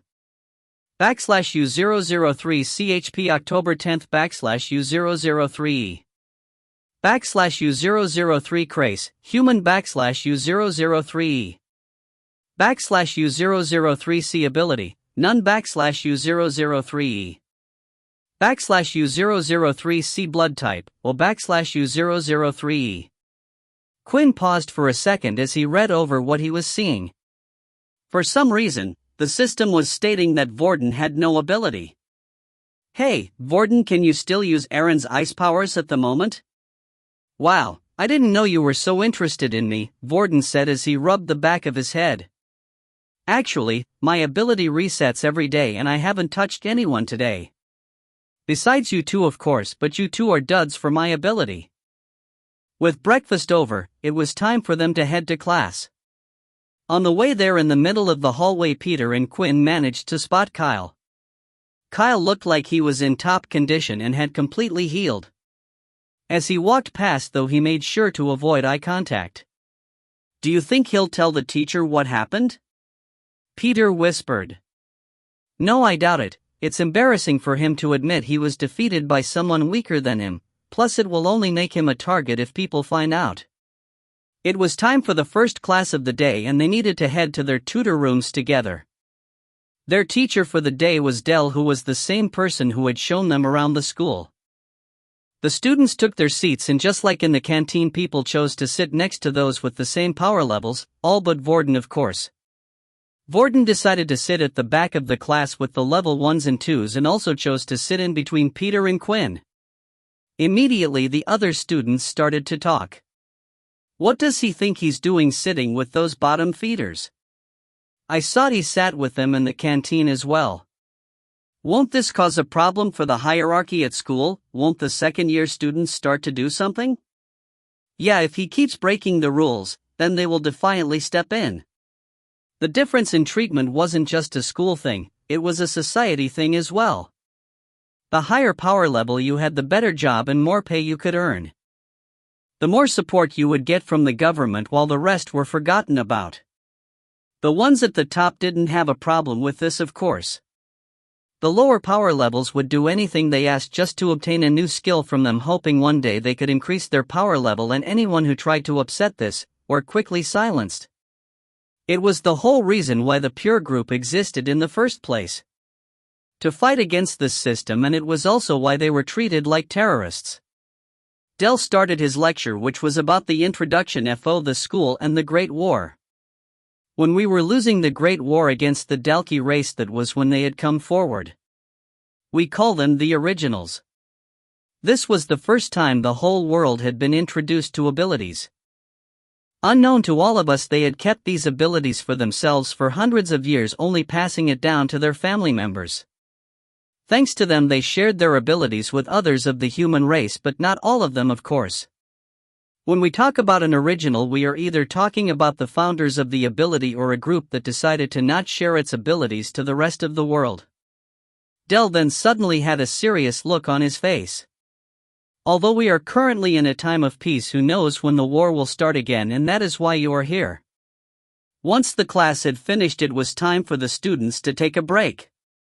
Vorden, Quinn, and Peter headed outside to grab a snack.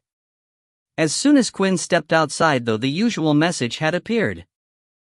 /U003 call stats have been halved, /U003E. The three of them sat by a nearby bench and Quinn once again felt weak. Hey, are you alright? You look sick again? Vorden asked, and you're sweating like crazy. Yeah, I just get hot easily, Quinn replied. The three of them continued to talk about useless things and the experiences they had at school, until suddenly a group of 6 male students appeared in front of them. Each of them wearing a black arm badge indicating that they were second-year students. Looks like the rumors were true. One of the second-year students said, "We have some business to discuss with you three, do you mind coming with us?" Chapter 14 Unwritten Rules. Quinn, Peter, and Vorden were being escorted by the second-year students to a separate part of the school. The school was split into different sections and the second-year building was separate from the first years. This meant the second-year students didn't really interact with the first-year students. "Shouldn't we just run?" whispered Peter. "It might just make the situation worse. If they were going to do something to us, they would have waited until we were on our own." Quinn replied, "It seems like they did this in public intentionally, as if to make a statement to all the other low levels." After walking for a while longer, they had eventually arrived at their destination. It was down one of the sides of the second-year buildings. There were a few second-year students who were walking past, but the place was relatively quiet. Sitting down just outside of the building on the staircase was a tall man with brown hair wrapped in a ponytail. "We brought them here as you have asked, Mano," one of the second-year students said. "You guys can leave," Mano replied as he stood up from the staircase. The second-year students did as they were told and quickly left them to be on their own. It seems there have been rumors going around of a high-tier student hanging around with a bunch of low-tier students. Quinn then noticed Mano's wristwatch, which had the number 6 written on it. "Is it against the rules?" Vorden asked. Mano started to laugh. "Not quite, but there are some unwritten rules of the academy." Mano then walked over to Quinn. "You see, the moment you start treating this trash like they are useful to society, they start to get a big head." Now that Mano was close enough to Quinn was able to use his inspect skill, but when he tried casting it, the status screen that appeared was blurry. It looked like the status screen itself was melting and all the information was unreadable. "Is it because I'm out in the sun?" Quinn thought. "Look at this scum." Mano said, "I'm only a few feet away from him and there isn't even an ounce of fear in his eyes. You know, I'm happy that the war started because it got rid of people like you and only the strong survived." Quinn's blood started to boil. He hated the war and how it had taken everything away from him, including his parents. He no longer cared if he was going to take a beating or not. All he wanted to do was punch Mano in the face right there and then. At this distance, even if Quinn's punch was slow, it should still hit. Quinn couldn't hold in his anger any longer and threw out a punch, but before Quinn's punch was even thrown out fully, Mano had already taken a step back, causing Quinn's fist to hit the air. Vorden then took this chance to grab onto Mano. However, once again Mano had moved before Quinn had even started his action, causing Vorden to grab nothing. "You think I'm going to let someone touch me whose ability I don't even know?" Mano said. "I didn't come here to fight you guys. Today was just a warning. There are some people in this school that not even the military can touch, and if you continue acting this way, they will get involved." With that, Mano headed back up the stairs and into the second-year building. "Do you think he's serious?" Peter asked. "I know at school they didn't like this type of stuff, but it seems even worse now that we're in a military school. Why don't the teachers do something to stop it?" "Because it works in their favor." Quinn replied, "The strong bullying the weak causes the weak to go on the path to find more power, but if you were weak to begin with and don't have the family backing to help you, where would you go to get this power?" "The military," Vorden answered. "Exactly, the teachers in the school don't do anything because it benefits them. After experiencing hell for 2 years, your mind will have been broken down. You would do anything to seek power and protection, and the military can offer that for you," Quinn said. Quinn then looked at Vorden. "It might be best if we comply with their wishes and go our separate ways for now." "Why should I listen to them?" Vorden snapped back. The outburst surprised Quinn, as Vorden was strangely against his suggestion. "Look, I understand, Vorden, that you might think you are helping me and Peter, but maybe you don't understand because you've never been powerless like us. When we break their rules, they won't go for you, it will be me and Peter they will go for."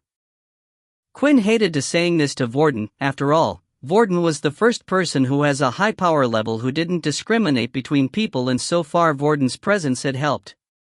Whenever Quinn and Peter walked around, the higher levels did nothing to them because of Vorden. But this had only attracted bigger fish, something that Vorden and Quinn couldn't handle, at least, not yet anyway.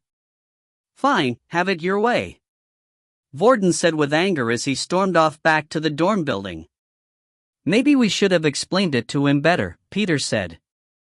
"No, it's fine, it's better this way," Quinn replied. Although it looked like Vorden had stormed off in anger due to Quinn's words, that wasn't true at all. Vorden was angry at the whole situation at the school. Even here it seemed like people were telling him how he should live his life, who he could, and who he could not hang out with. Vorden also didn't want Quinn to get hurt, so he knew it was the right choice, but Vorden wasn't going to just let these people get away with trying to control his life. Vorden was going to go after them all. Chapter 15, Finding My Next Target. Layla had been tracking Quinn and the others for a while now. She was even there when Quinn was busy dealing with Mono. Although she didn't plan to help out or anything, she was just amazed that Quinn was able to attract so much attention in one day. The only thing that Layla was confused about was why did Quinn's punch seem so weak and slow. From the looks of things, it seemed like Quinn really did want to punch Mono, but that defiantly wasn't his best from what she had seen at the training center. After Vorden had stormed off, Peter and Quinn decided that it would be best that they head back to class for their next lesson. They walked for a while, but just before they got back to the first-year building, a group of first-year students were standing in front of the staircase. There were 3 of them in total, and on their wristwatch they had a power level between 2 and 2.5. "What are we going to do?" Dan asked. "For 50 credits by the end of this week," one of the boys said. "I know, why did they have to pick on us, just 'cause we're weaker than him?" another boy replied. Credits were the school's and city's currency system. Even though they were at military school, the rest of the city functioned as normal. There were still restaurants and shops and even fun activities and games to play all around the city. If you wanted to do these things, you would have to pay with credits. Students received free food while at the school, but they also received a daily amount of 10 credits that would be sent to their wristwatch. The students were able to get more credits by performing well on missions, school activities, and rewards. Peter and Quinn continued to walk past the boys to head the class. That's when one of the boys called out to them. "Wait, stop right there, you two," the boy shouted. Peter stopped immediately while Quinn carried on walking. "Hey, are you listening? I said stop," the boy said. Then another boy immediately got in front of Quinn and pushed him back to where Peter was standing. Quinn was hoping another incident wouldn't occur, at least while out in the sun. If he got inside the building just in time, then he thought he would have had a fighting chance. "I think I might have just solved our credits problem. You must be the only level ones in this whole school," the boy said. "Hand over 10 credits each and you can go inside." "But that's all the credits we have," Peter complained. "Look, I don't want to do this, but if I don't, then my arse gets beat. Hand over the credits now." Peter looked at Quinn with hope in his eyes, perhaps thinking that Quinn might have been able to do something like last time, but after trying to hit Mono, he knew he would have no chance. Besides, these were level 2s. Even at full strength he might not be able to beat them. Quinn decided that it would be better off to just hand over the credits anyway. It was better than losing a fight and forcing the credits over. Just then Quinn received another system message. /U003C, a new quest has been given /U003E. U003C a power level difference of 2 has been detected. U003E. U003C additionally XP will be awarded. U003E. U003C defeat the student known as Riley. U003E. Suddenly, Quinn wanted to test out his chances. The idea of gaining additional EXP and leveling up even further became really attractive to him, but Quinn wouldn't let his greed win him over.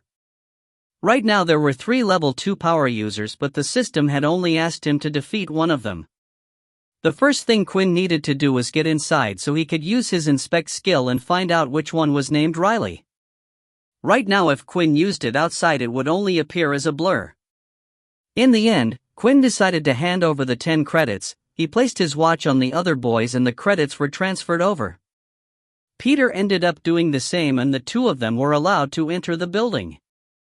"Hey, that was a great idea, man," one of the boys said. "Should we just stay out here until we find someone weaker again?" "What?" Quinn said in his head. He was hoping that once they had paid them, the boys would enter the building, but it looked like they were going to hang outside for a while. Quinn suddenly stopped and waited. "What are you two doing? Scram unless you want an ass-kicking," a boy said. Then Quinn clenched his fist and shouted, "Riley!" All 3 boys turned their heads at the same time, but not one of them replied. Quinn's bad luck continued, but he had one more plan to find out which one of them was Riley. "If you pull this sort of thing again on me, Riley, you're dead," Quinn said. Suddenly the boy stood in the center of the 3 with red hair got up and shouted, "What the hell did you say to me, you little punk?" "Run, run," Quinn shouted. Like a bolt of lightning, Peter and Quinn ran as fast as they could to their next class. "What did you do that for?" Peter asked. "I just wanted to annoy them a little." Peter couldn't help but think Quinn was a little mad, but he liked the fact that Quinn didn't seem to take crap from people stronger than him and kind of looked up to him a little. Once they were just outside their class, Quinn opened up his status screen to check if the quest was still active. Good. Even though Quinn was now away from Riley, it seemed like the quest was still active and Quinn would get the EXP as long as he completed it at any time. And now he knew which one was Riley and who his first target would be. "You're going to help me level up." Chapter 16: A New Look. Classes for the day had finally finished. Since it was the first day, most of the classes were just introductions and about what they would learn during their time at the school. Peter and Quinn did their best to avoid most of the other students for the day, and it seemed like after everything they had been through, they weren't going to get into any more trouble. Once classes had finished, it was time to go for dinner. Quinn still had this hunger in his stomach, so he was looking forward to dinner more than usual. This time, Quinn and Peter both sat on their own at a table in the low-level area. Then Peter started to look around the room as if he was trying to spot someone. "I don't see Vorden anywhere. Do you think he's okay?" Peter asked. Quinn then scouted around the room and he too couldn't see Vorden at the canteen. "I wouldn't worry about it too much, trust me when I say this, but he is a lot safer than us at this school." The 2 continued to eat and once they had finished dinner decided to head back to their dorm room. To their surprise, Vorden was already in the dorm room on his own, lying on his bed. When the 2 of them closed the door behind them, Vorden lifted his head and immediately smiled at Peter and Quinn. "Hey, I've been waiting for you two for a while now," Vorden said as he got off the bed. "I wanted to say sorry about earlier. I wasn't angry at you guys, but just at this whole situation." When Vorden got up from the bed, Quinn noticed a slight mark on the side of Vorden's face. It was a little red and a little swollen. "What happened to your face?" Peter asked. "Oh, this?" Vorden said as he touched the marking. "I got into a little scuffle of my own, but don't worry, I didn't lose." "You don't have to worry about me, I'm strong." Then suddenly, a loud growling noise was heard in the room. Peter and Vorden immediately looked at Quinn, whose face had gone bright red. "Sorry, I guess I'm still hungry after dinner," Quinn said, laughing nervously. "Why don't you grab something from the convenience store? It's not too far away," Vorden said. Quinn looked at his watch and realized even if he did go to the convenience store to grab something, he wouldn't be able to buy anything in the first place since he had no credits. But before he could even say anything, Vorden had come over and tapped his watch against Quinn's. Transfer of 10 credits successful, the notification sounded. Don't even say anything and go grab something, Vorden said with a smile. Thanks. With that, Quinn left Peter and Vorden on their own while Quinn rushed off to the convenience store. The convenience store wasn't too far away from military school. If you walked out, it would take you around 20 minutes. At the front of the school was a huge gate that had 2 guards stood at the entrance at all times. Only students, teachers, and certain military personnel were allowed on the school grounds. So when you exited, students were required to show their wristwatch to the guard and same upon entering again. Once past the gates, Quinn decided to test out how much 10 stamina points really was. He started to jog at a relatively fast pace to the convenience store. After running for about 5 minutes, he realized that he wasn't out of breath or anything like he usually would be. He decided to run even faster, eventually making it to the convenience store in 7 minutes. I think I was doing about a kilometer in under 5 minutes, and I'm not even out of breath, Quinn thought. The stats given to him were that of an athlete's body. It wasn't the same weak body he had before, but at the same time, it wasn't a supernatural body that surpassed human limits. Another thing he noticed while running at night, he could see everything super clear. Even when there were no street lights, it was as if the moon had lightened everything up. A type of night vision of sorts. /U003 See your hunger grows slightly /U003. I know, I don't need the system to tell me when I'm hungry. When Quinn entered the convenience store, he went and grabbed a few of his favorite snacks. Some late-night ice cream and potato chips. That's when he suddenly spotted Riley and his friends in the same store down another aisle. Quinn ducked down quietly and waited for them to finish shopping before doing anything else. What luck, I thought I would have to track him down, but it seems like he's come right to me. While Quinn was hiding, he noticed he was in the middle of the masks section. There was one particular mask that stood out to him. It was a fully black mask that covered the top half of the face so the mouth could be seen. Across the mask was blood splatter on it. Kinda spooky looking. Once Riley and the others had left the store, Quinn decided to grab the mask and snacks and place them on the counter. Layla, who was also in the store, noticed the mask that Quinn had bought. What the, it's not Halloween yet, what is he doing buying a mask like that, she thought. Layla decided to continue to follow Quinn while Quinn was busy following Riley and his friends. Hey, we're going to shoot some hoops in the park, you want to join? One of the boys asked. Nah, you know my ability useless for playing games like that. Riley replied, I think he'll just head back and wait by the school gate, see if there are any more suckers I can leech some credits from. The other 2 boys looked at each other. They knew what they were doing was wrong, but were only doing it because they themselves didn't want to get beaten up by a higher power level. Or it seemed like Riley was starting to get a little pleasure from bullying those weaker than him. Riley started to head back to school and eventually reached a small park on the way back. An area that was completely void of people and had very little lights. There were also plenty of trees for Quinn to hide himself. It's showtime, Quinn said as he put the mask on his face. Chapter 17 Level Up. Quinn continued to follow Riley into the forest until he had eventually reached the park. It was mostly dark outside and the only visible light in the area was coming from either the moon or the single street lamp. After checking if there were any people nearby, Quinn decided it was time to act and put on his mask. Even if he spots me now, he won't know who to come back to for revenge. Riley was currently going through the information on his watch. The glowing light displayed he had a total of 80 credits. I'm a genius, I don't know why I didn't do this sooner. Riley said, I have more than enough to pay Dan and keep some for myself. As long as I stay on Dan's good side, no one will try to attack me. As soon as Riley finished his thought, he felt a large impact on his right side. Just then Quinn had come out from the trees and threw out a kick, causing Riley to stumble to the ground. When Riley looked up, all he could see was a student wearing a horrifying mask, with a blood splat on the front. "What the heck, who are you?" Riley shouted. Of course, Quinn wasn't going to answer and wanted to finish the fight fast. He ran up to Riley and threw another kick, this time though Riley was prepared and lifted his hands managing to block the kick. When Quinn's legs hit Riley's hands though, it felt like he was kicking against solid rock.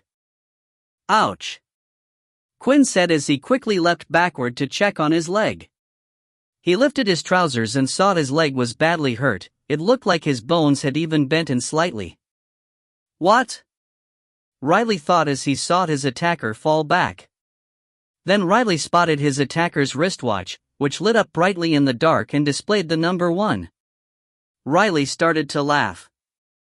"I see now, you're probably one of the students I took the credits from earlier, and I'm guessing you thought you could get some revenge." Quinn then quickly used his inspect skill on his opponent. /U003 CHP 8/10 /U003 /U003 Crace, Human /U003 /U003 Ability, Hardening /U003 /U003 Blood Type, B+ /U003 Damn it, no wonder my leg felt like it hit a rock.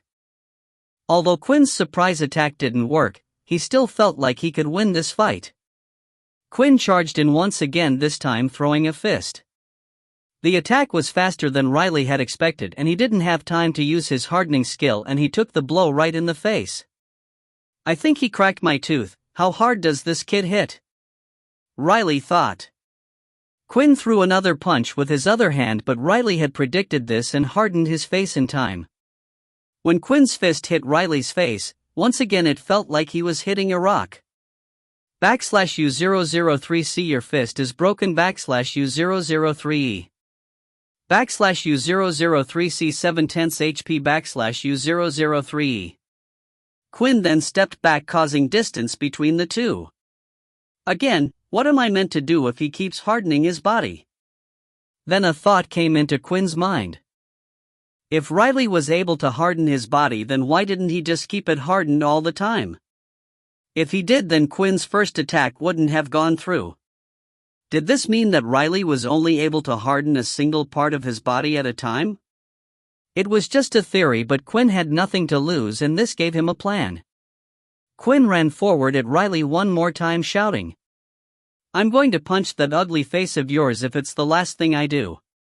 Riley then hardened his face again and was ready this time, but at the last second Quinn changed his punch to a kick in the stomach, causing Riley to bend over. It worked! Then Quinn went to knee Riley in the stomach again, but at the last second stopped and punched Riley on the back of the head. Now Riley laid on the ground defenseless. Ray gave one fast swift attack to the back of his head and Riley was knocked out. "Did you really think I would call where I was going to attack?" Quinn said. /U003 Sequest has been completed /U003 /U003 C50 EXP will be rewarded /U003 /U003 C power level difference of 1 /U003 /U003 C20 additional EXP will be awarded /U003 /U003 C100/100 /U003 /U003 C. You have reached the maximum amount of EXP /U003 /U003 C. Would you like to level up /U003 Would I like to level up? Why even bother asking? Quinn thought. /U003 size /U003 /U003 C. Once you have leveled up, any changes will be irreversible /U003 Who cares? Yes. /U003 C. Congratulations. You are now level 2 /U003 /U003 C. Evolution process has started /U003 Evolution? Suddenly, Quinn felt a large stabbing pain in his heart, it started to beat faster than it had ever done before. The blood started to rush through his veins all over his body. The pain was so much that Quinn had fallen to his knees, but he did his best to keep in any screams, fearing he would alarm anyone. The pain continued throughout his body, his broken hand started to heal along with his legs, and then a sharp stabbing pain could be felt in his teeth. The pain continued to last for a further 5 minutes until it had eventually stopped. /U003C Congratulations, you have successfully evolved /U003E. /U003C you are now a halfling /U003E. Quinn stared at the words the system gave him, but it didn't make sense to him. He had never heard of the term halfling before. Then even more messages started to appear. /U003C your stats have increased /U003E. /U003C a new skill has been unlocked /U003E. /U003C LV1 blood swipe /U003E. Blood swipe, a skill that has a range of 5 meters. It will fire out a red line of energy from the user's hands. To use the skill, the user must use their own blood, causing -1 HP per blood swipe. Before Quinn had time to check out the changes to his stats, another message had appeared which was the most shocking of them yet. /U003C your hunger grows /U003E. /U003C you can no longer suppress your need for blood /U003E. /U003C your HP will decrease by -1 HP every hour until you have consumed human blood /U003E. Chapter 18 I'm a Vampire. Quinn had to take a few steps back and took a minute to take everything in. He couldn't believe what he was reading right now. After seeing that last message, there was only one thing that came into his head. I'm a vampire? Maybe Quinn was just trying to avoid the truth this whole time, but this was the finale thing to confirm it. Quinn had his suspicion after reading the book, but everything was adding up, him being weaker in the sun, his night vision, and the fact the system wanted him to drink blood. But now it was telling him that he would have to drink blood, otherwise he would die. Quinn stood there looking down at Riley, who was passed out lying on the ground. Quinn gulped his saliva down. For some reason something was drawing him to Riley's body. Without realizing it, he was slowly moving forward, and suddenly he could see Riley's pulse beating through his neck. The blood flowing through his veins. /U003C bonus quest granted /U003E. /U003C consume your victim's blood to gain a stat point /U003E. How am I even meant to do this? Quinn thought as he looked Riley like a piece of meat on a plate. Layla had continued to watch Quinn since he left the convenience store. When she saw Quinn following Riley and him holding the mask, she had an idea of what Quinn was planning to do. She kept a safe distance back while staying in between the trees to avoid being seen. That's when she saw the whole thing. She saw Quinn put on the mask and beat Riley to the ground, but then she was wondering what Quinn was doing.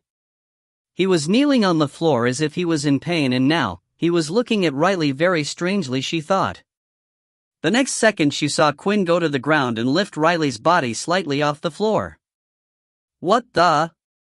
Layla said, he can't be planning to kiss him. What is wrong with this person? Quinn continued to lift Riley of the ground and place him back down again as he was deciding on what to do. Damn it, in the movies it's so much easier. Quinn said, the idea of sticking my teeth into someone, I just can't do it. In the end, Quinn decided to leave Riley's body there and head back to the school. I wonder what that was all about. In the end, he didn't do anything. Layla thought. Quinn started to head back to school and placed the mask back in his shopping bag. He noticed that the ice cream he had bought had melted, but for some reason when he looked at it, it no longer looked appetizing. There was a hunger in his stomach that he knew wouldn't be satisfied with food, and he wondered just how long he would be able to hold it in. When Quinn had finally arrived back at school, he decided to stop by the toilet first. Quinn was looking at himself in the mirror to see if there were any noticeable changes, but Quinn looked the same as before. Then Quinn lifted up his lips so he could get a better view of his teeth, but they too had stayed the same. Phew, at least it looks like no one will be able to tell. I wonder why I felt pain in my teeth at the time then. Quinn then decided to open his status screen to see if there were any differences from before now that he had leveled up and evolved. /U003 CNAME, Quinn Talon /U003E. /U003 Crace, Halfling /U003E. /U003 CHP 15/15 /U003. /U003 CXP 50/200 /U003. /U003 C Strength 10 /U003. /U003 C Agility 10 /U003. /U003 C Stamina 10 /U003.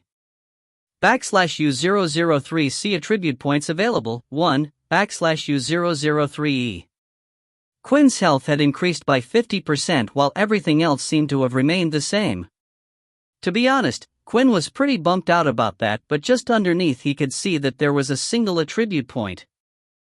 When Quinn pressed on the system, it would allow him to increase his strength, agility, or stamina by 1 point. Quinn thought about it for a while and decided to add a point to his agility.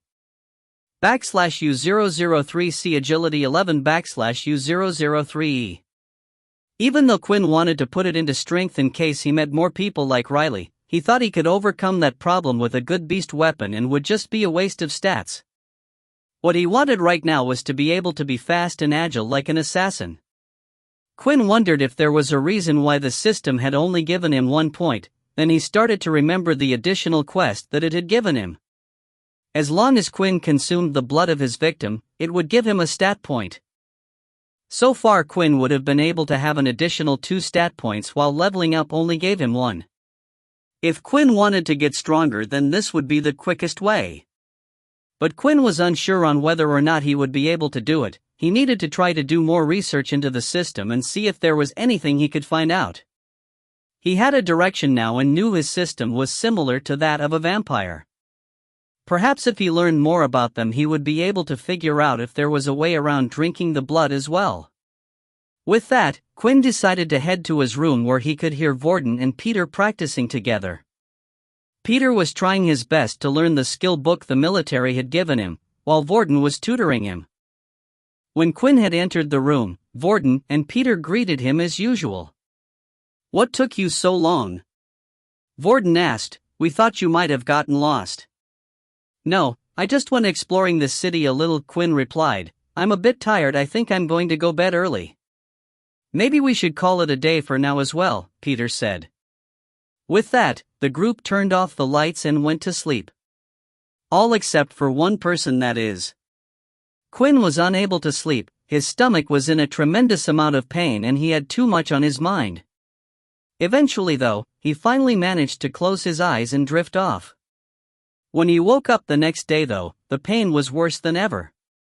His head was ringing and his senses felt like they were on high alert. The first thing Quinn did was open up his system. /U003C 10 hours have passed /U003E. /U003CU hunger grows /U003E. /U003CU have lost -10 HP /U003E. /U003C HP 5/15 /U003E. /U003C your HP will continue to decrease every hour /U003E. This was bad. Quinn finally realized that he had no choice and didn't have time to figure out another way. He needed to drink human blood and he needed to in the next 5 hours. Chapter 19 Running Out of Time. Even though Quinn had lost 2/3 of his HP, it didn't feel like he was hurt or dying. It wasn't like when he was out in the sun when he felt weak. Instead, it felt like all his senses were on high alert. "Hey Quinn, are you alright, man?" Vorden asked, seeing Quinn's face in shock. "Yeah, I just got to go somewhere," Quinn said as he rushed out of the room, heading down to the canteen. Everything that happened so far was a miscalculation on Quinn's part. Although the system had told him he would lose 1 horsepower every hour, he didn't expect his body to react like this. Originally, he only planned to sleep for 5 hours as he was too worn out after the fight yesterday. That way he would still have at least 10 hours and a few hours in the morning before classes started. Quinn started to calculate how much time he had left. Breakfast was a requirement which lasted from 8 till 9, then classes went on till 12 midday for lunch. That meant there were 4 more hours where he was required to be somewhere in the school. Of course, there was always the option of skipping, but this wasn't like regular school. The army would severely punish you and hunt you down if you did. But what did that matter if he was going to die anyway? Quinn was currently in the canteen queue to be served some food. He was breathing in deep breaths and in and out slowly. It was helping him get the hang of his heightened senses. He could hear the conversation from the other side of the room. Pots and pans clanging in the kitchen as if they were next to him. Slowly Quinn was figuring out how to ignore all these, and it was making his mind think clearer. Just then though, Riley had entered the canteen. He had no markings on his body from the fight yesterday as he had managed to make a full recovery at the medical center, but he was in a terrible mood after what had happened yesterday. As soon as he saw Quinn, he had found a target to take out all his pent-up frustration on. Riley walked past all the level ones that were in the queue until he eventually reached the spot where Quinn was standing. "Hey Pipsqueak, you got a problem if I cut in front of you?" Riley asked. But Quinn was too busy trying to focus the sounds out from his mind. "Are you ignoring me? Today is not the day to ignore me." Riley looked at Quinn's wristwatch, seeing the number 1 shine bright on it. Immediately bad memories of yesterday's fight had come into his head and how all he wanted to do was kill the person, but that would have to wait for now and Quinn would have to do. "I said don't ignore me?" Riley said as he grabbed Quinn by the collar. But in that instant, Riley's face was incredibly close to Quinn's. Quinn could hear Riley's heartbeat. He could feel the blood flowing through his arm and muscles lifting his shirt. Something had taken over Quinn's body and he immediately hit Riley's arm away and pounced on him, causing the two of them to fall to the ground. Quinn was now on top of Riley and had both his hands pinned down. "Get off me, you crazy animal," Riley said, but when Riley tried to overpower Quinn and lift his hands, it was impossible. Even his ability was useless in this situation. His ability only hardened his skin, it didn't make him any more powerful. Then Quinn started to feel something growing in his mouth. Quinn placed his head just a few inches away from Riley's neck and was ready. Just as Quinn opened his mouth though, he felt someone pull him by the back of his collar and chucked him off Riley towards the people in the queue. "Don't touch one of my boys," Dan said. Dan was a large man for his age with a muscular build. He didn't look like a teenage boy but more like a bald adult. "Dan, thank you so much," Riley said as he stood up from the ground sweating. "You're dead now, boy." As soon as Dan took one step forward though, Vorden stepped in front of Quinn with Peter. "Do you really want to cause a problem?" Vorden said, lifting his arm to show the power level on his wristwatch. The truth was, Vorden was only bluffing. Vorden's power very much depended on what ability he copied, and right now all he had was Peter's level 1 Earth ability. If they were to get into a fight here, there was no contest on who would win. But Vorden's plan seemed to work as Dan decided to back down and take Riley with him, but before Riley walked off, he signaled to Quinn, imitating someone cutting his head off. "Oh, thank you, I can't believe that worked," Peter said, knowing Vorden's secret. After the canteen incident was over, something became clear to Quinn. That teachers wouldn't step in no matter what happened. In the canteen there were many guards standing in each corner of the room, but not once did they step in to help. After the group finished eating, it was time for them to go to their morning classes, but Quinn was unable to concentrate on anything. All he could do was try to calm himself down while in the middle of class and watch his HP slowly tick away. It was driving him insane seeing the number go down hour by hour, and now wished he had just bitten into Riley's neck yesterday. Then when it came to lunchtime, Quinn once again rushed off without Vorden and Peter, this time to the library. U003C1/15 HP U003. What the hell is happening to me? Quinn said as his hands wouldn't stop shaking. Each time Quinn's HP would go down, it was getting harder and harder to control his own body, and sooner or later he would go crazy. During class, he had multiple visions of tearing the place apart and ripping out the blood from their necks. Without realizing where he was walking to, Quinn eventually ended up in the library. In the quiet corner of the library down one of the aisles was the fiction section. "Please have something I can use," Quinn said as he took out fantasy book after fantasy book about vampires. In some of the books, vampires were able to live off animal blood, but Quinn's system clearly stated he needed human blood. Not just that, but it would be hard for him to find an animal in time. In other stories, there were talks of going to the hospital and raiding their supply, but the hospital in the city was heavily guarded and he didn't have time for that. Finally, for the first time, Quinn could feel himself getting weaker. He sat on the floor and read one last book and found nothing of use. When he closed the book, he could see Layla standing there opposite him. "Are you okay?" Layla asked, concerned for Quinn as he was starting to look very pale. Layla then bent down so she was at eye level with Quinn and placed her hand on his forehead to check his temperature. "You're so cold? Do you want me to take you to the nurse's office?" Layla asked. Quinn replied with one word. "Sorry," he said as he pulled Layla's arm, bringing her close to him, and bit into Layla's neck. Chapter 20: A Problem. As Quinn opened his mouth wide, he could feel the ends of his teeth start to grow. He didn't know what had come over him, and it was as if his body had just taken control. His mind wasn't all there. His teeth quickly sunk into Layla's skin, and at the same time, a gush of blood entered Quinn's mouth. However, Layla didn't feel any pain from this, but instead, it felt like pleasure. A tingling sensation ran through her body as she felt the blood rush up through and out of her neck. Even if she wanted to resist, she couldn't. The bite seemed to have a paralysis effect. Finally, Quinn's hunger was going away. U003C Your hunger has decreased. U003E. U003C Your hunger has decreased. U003E. U003C You will no longer lose HP. U003E.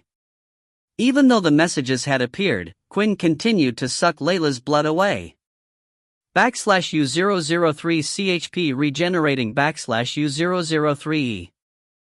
U003C HP regenerating. U003E. U003C 15/15 HP. U003.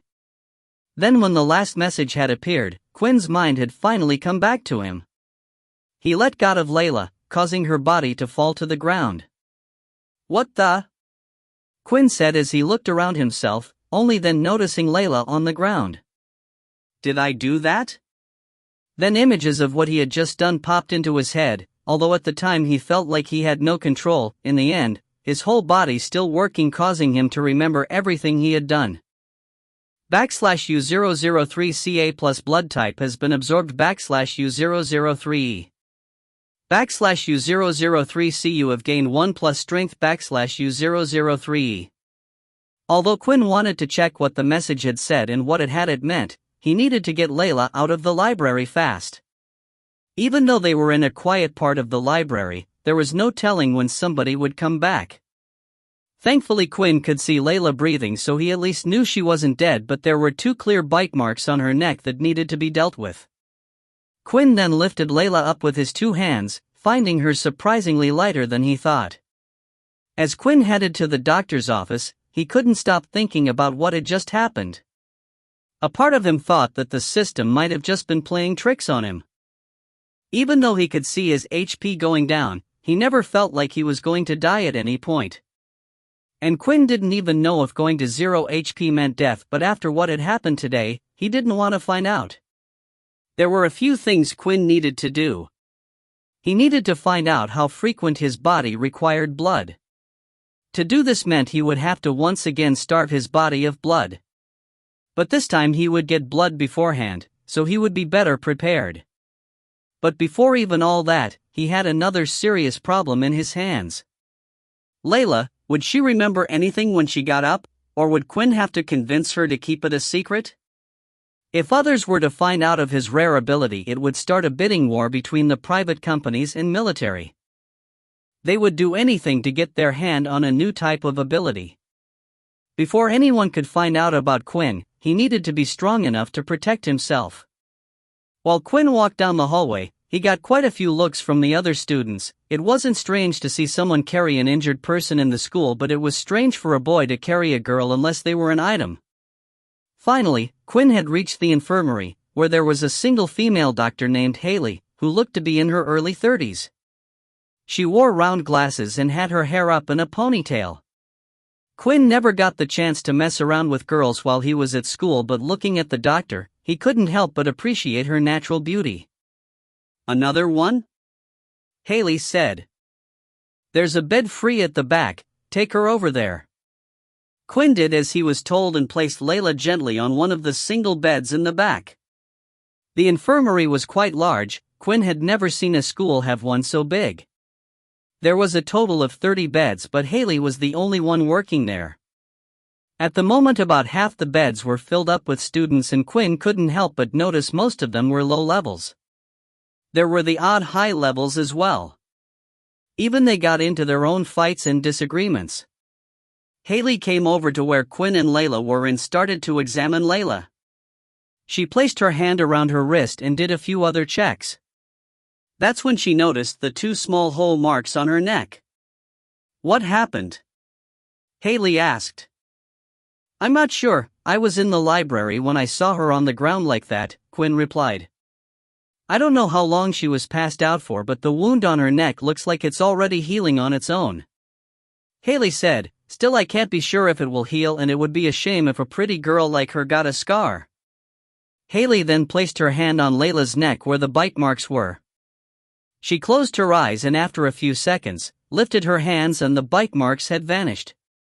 "Is it okay if I wait here for her?" Quinn asked.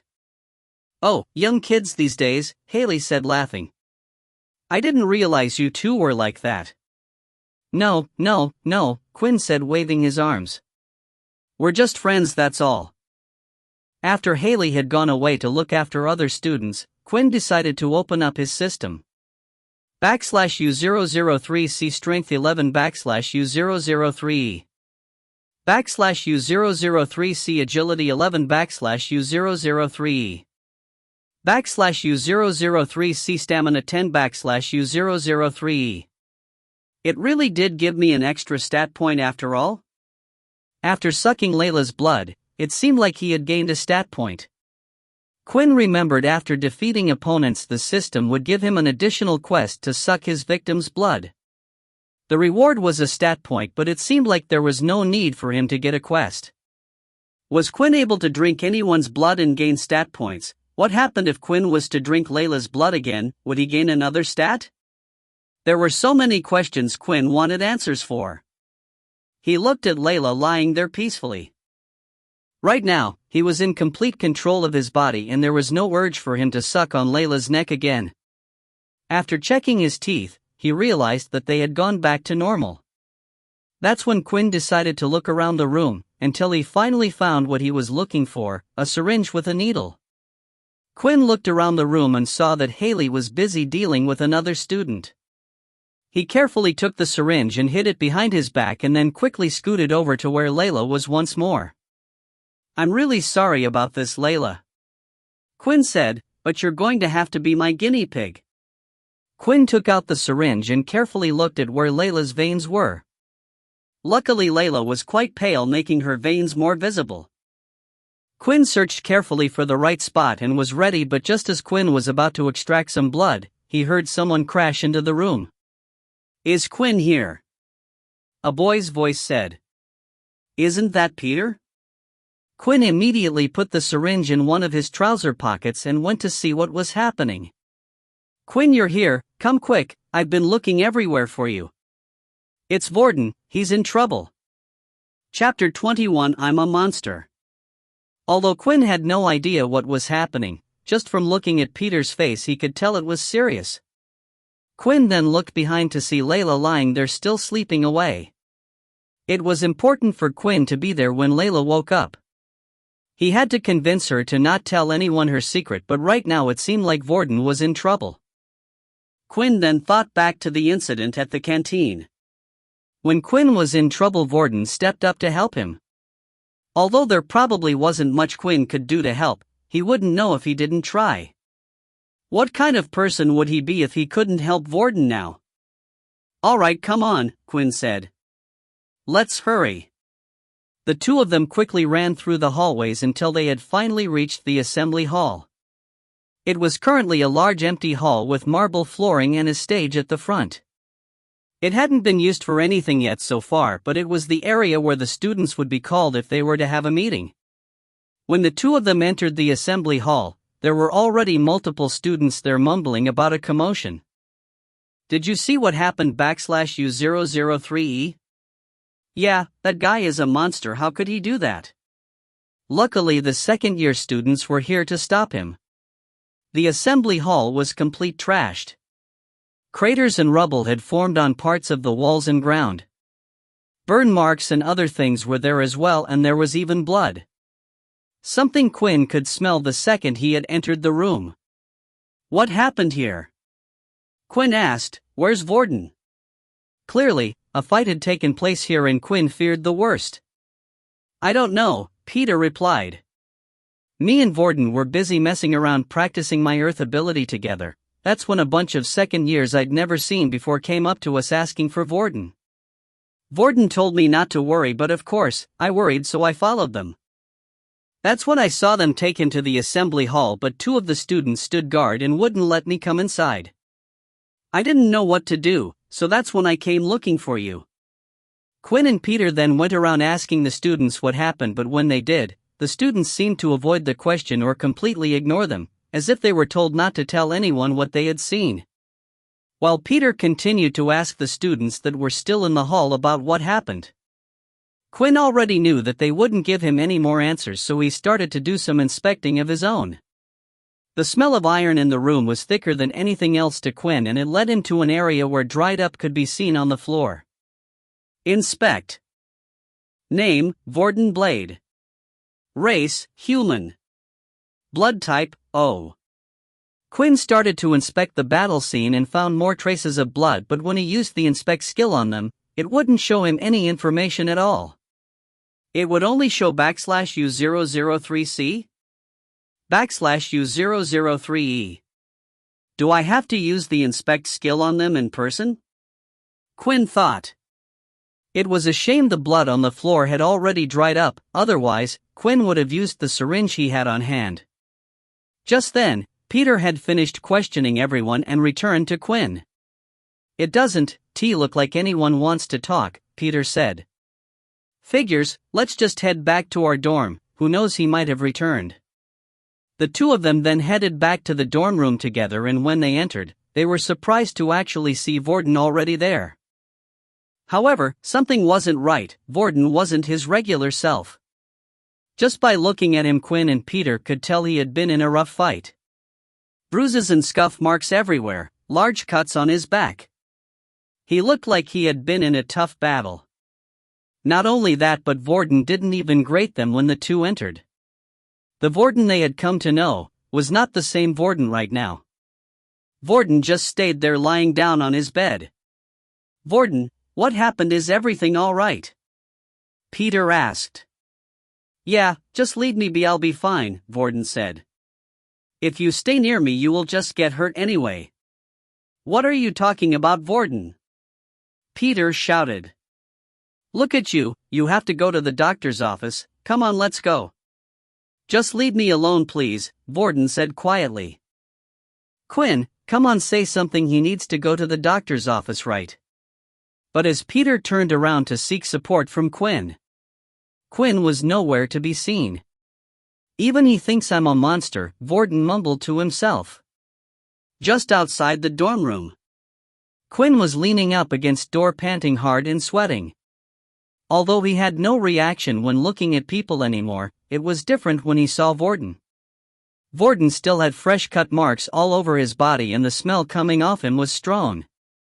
Suddenly Quinn felt like he had a craving for a little bit of blood. It was something he could control. It wasn't like last time where his body had taken over, but it had brought back bad memories for him and he was a little afraid of what might have happened. I really need to find out what's going on with this strange system ability I have. Then a thought came into his head. There was a pending problem that he still hadn't dealt with. Although Vorden was acting strange right now, Quinn knew he was safe. Whatever problems Vorden were dealing with now would just have to wait. Every second wasted meant there was a chance for Layla to wake up, and who knew what would happen when she did.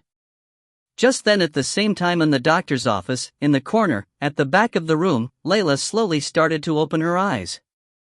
Huh, what happened? Layla said, "Where am I?" As Layla looked around the room, she started to rub her neck, and at the same time images had flashed through her head of what had happened at the library. She remembered everything. Chapter 22 Layla's Rex. When images of what had happened to Layla started flashing through her head, she immediately started to get this tingling feeling over her body. She was reacting to the memories of Quinn biting into her. It wasn't a painful memory but quite an addictive feeling. The sensation of the blood rushing through her body. Her face was starting to turn a little red just thinking about it. That's when she lifted her hand and placed it on her neck. Huh, I can't feel anything?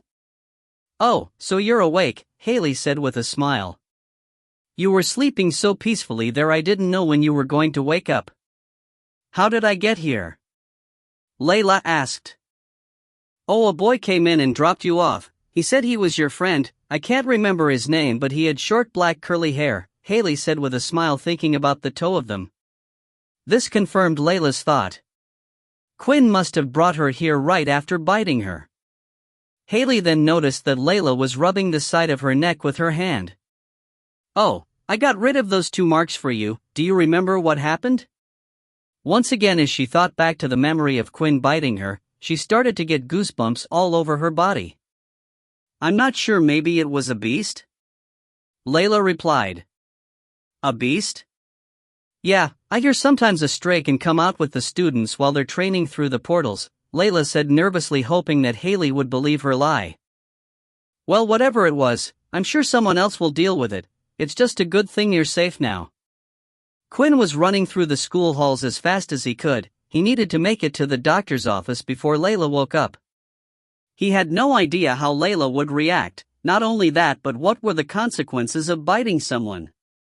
If it was like some of the vampire novels Quinn had read in the library, some vampires had the ability to turn others.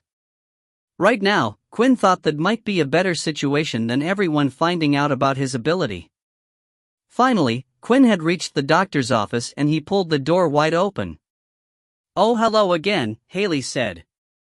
If you're looking for the girl, you just missed her. She left a little while ago. Really? Did she happen to say anything? Quinn asked. Judging by Haley's reaction, it didn't seem like Layla had said anything, but he needed to make sure. Oh, you mean about the wound? She said that a beast might have attacked her, although I highly doubt that. It looked more like snake bite, but how did it manage to get into the school and all the way up her neck? Haley continued to ramble on. She often did this as she was left on her own a lot of the times, being the only doctor stationed at the school. It was a lonely job. Thanks for letting me know, Quinn said as he closed the door. Why did Layla decide to keep it a secret, Quinn thought.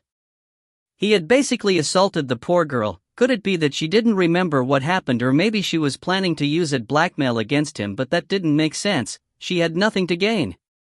Quinn had always thought like this. People, when they did something, always did it for selfish reasons. That's just the way people were. He couldn't believe that Layla would keep this a secret for no reason. Just then, while Quinn was outside the doctor's office thinking of what to do next, he felt a hand on his shoulder. You and me, we need to talk, Layla said. Had she been waiting here this whole time? This was bad. Layla clearly indicated that she knew something, which meant losing her memory of the events were unlikely. The two of them then headed to the library where the incident took place. Quinn felt a bit more relaxed. Taking him here meant she wasn't looking for a fight as there were other students in the room.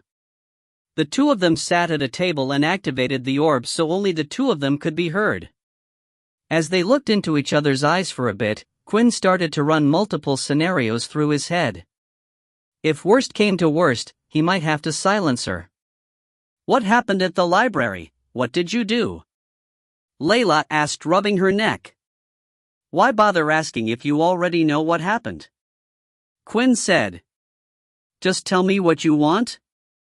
I don't know if you know this, but I kept an eye on you for longer than you think. After observing you for a while, I came to a conclusion. You're a vampire, aren't you? Quinn started to laugh nervously, hoping to throw Layla off track. He was actually amazed by how she had come to the conclusion so fast when it even took him a while. Even if she did see everything he had done so far, he didn't think this was the natural conclusion someone would come to. And why would you think that? I saw you lifting that boy's neck. At the time I thought you doing something else cause I couldn't see clearly, Layla said as her ears started to heat up a little.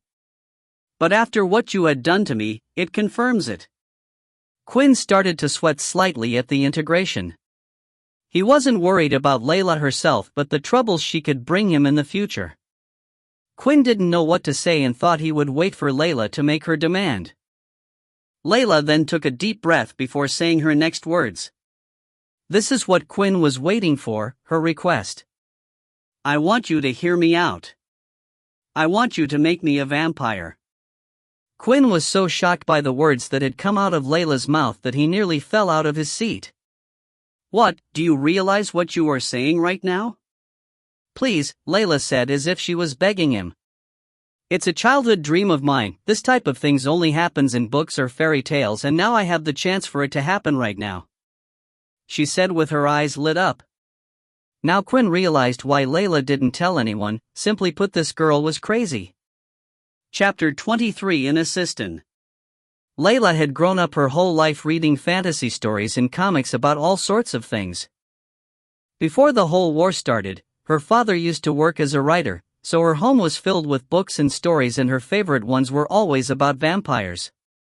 She loved everything about them, how they had to keep their identity secret to the world, the super strength they had, the super speed, and the fact that they could live on nearly forever. When abilities were realized to the world, it made fantasy stories a thing of the past.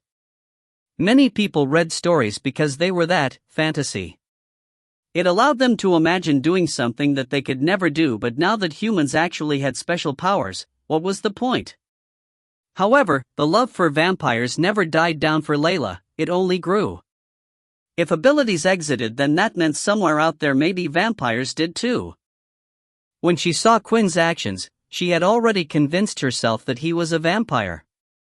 Quinn was right when he thought a normal person wouldn't have come to the same conclusion, but that was because Layla wasn't a normal person. Layla then suddenly got out of her seat and started to bow down to Quinn on her knees. The students in the room, although couldn't hear their conversation, couldn't help but look at them. Please, I'll do anything for you, Layla said. All right, I understand, please get up, Quinn said. The two of them sat down at their seats again. Before Quinn started to speak, he let out a big sigh, thinking about how he was going to explain this to her. It's not what you think, Quinn said. I'm not a vampire, I became like this from an ability book. Suddenly the smile on Layla's face disappeared. You know what that means, right? Quinn asked. Layla nodded. Quinn was basically telling her it was impossible for him to give her this ability. The reason was a human body could only activate one ability. When learning an ability, it mutated the genes inside of your body, but once your genes had been mutated, they could no longer change or add a second mutation.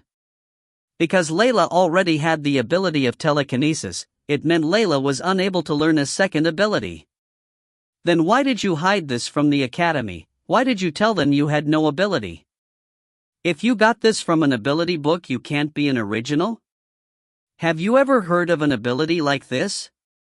Quinn asked. Layla thought about for a while and realized there was nothing quite like it. There was never a record of an ability requiring someone to drink blood. But if you told the school you got it from an ability book, One that's not even been registered, and you aren't an original. You could make a fortune selling the book," Layla said excitedly.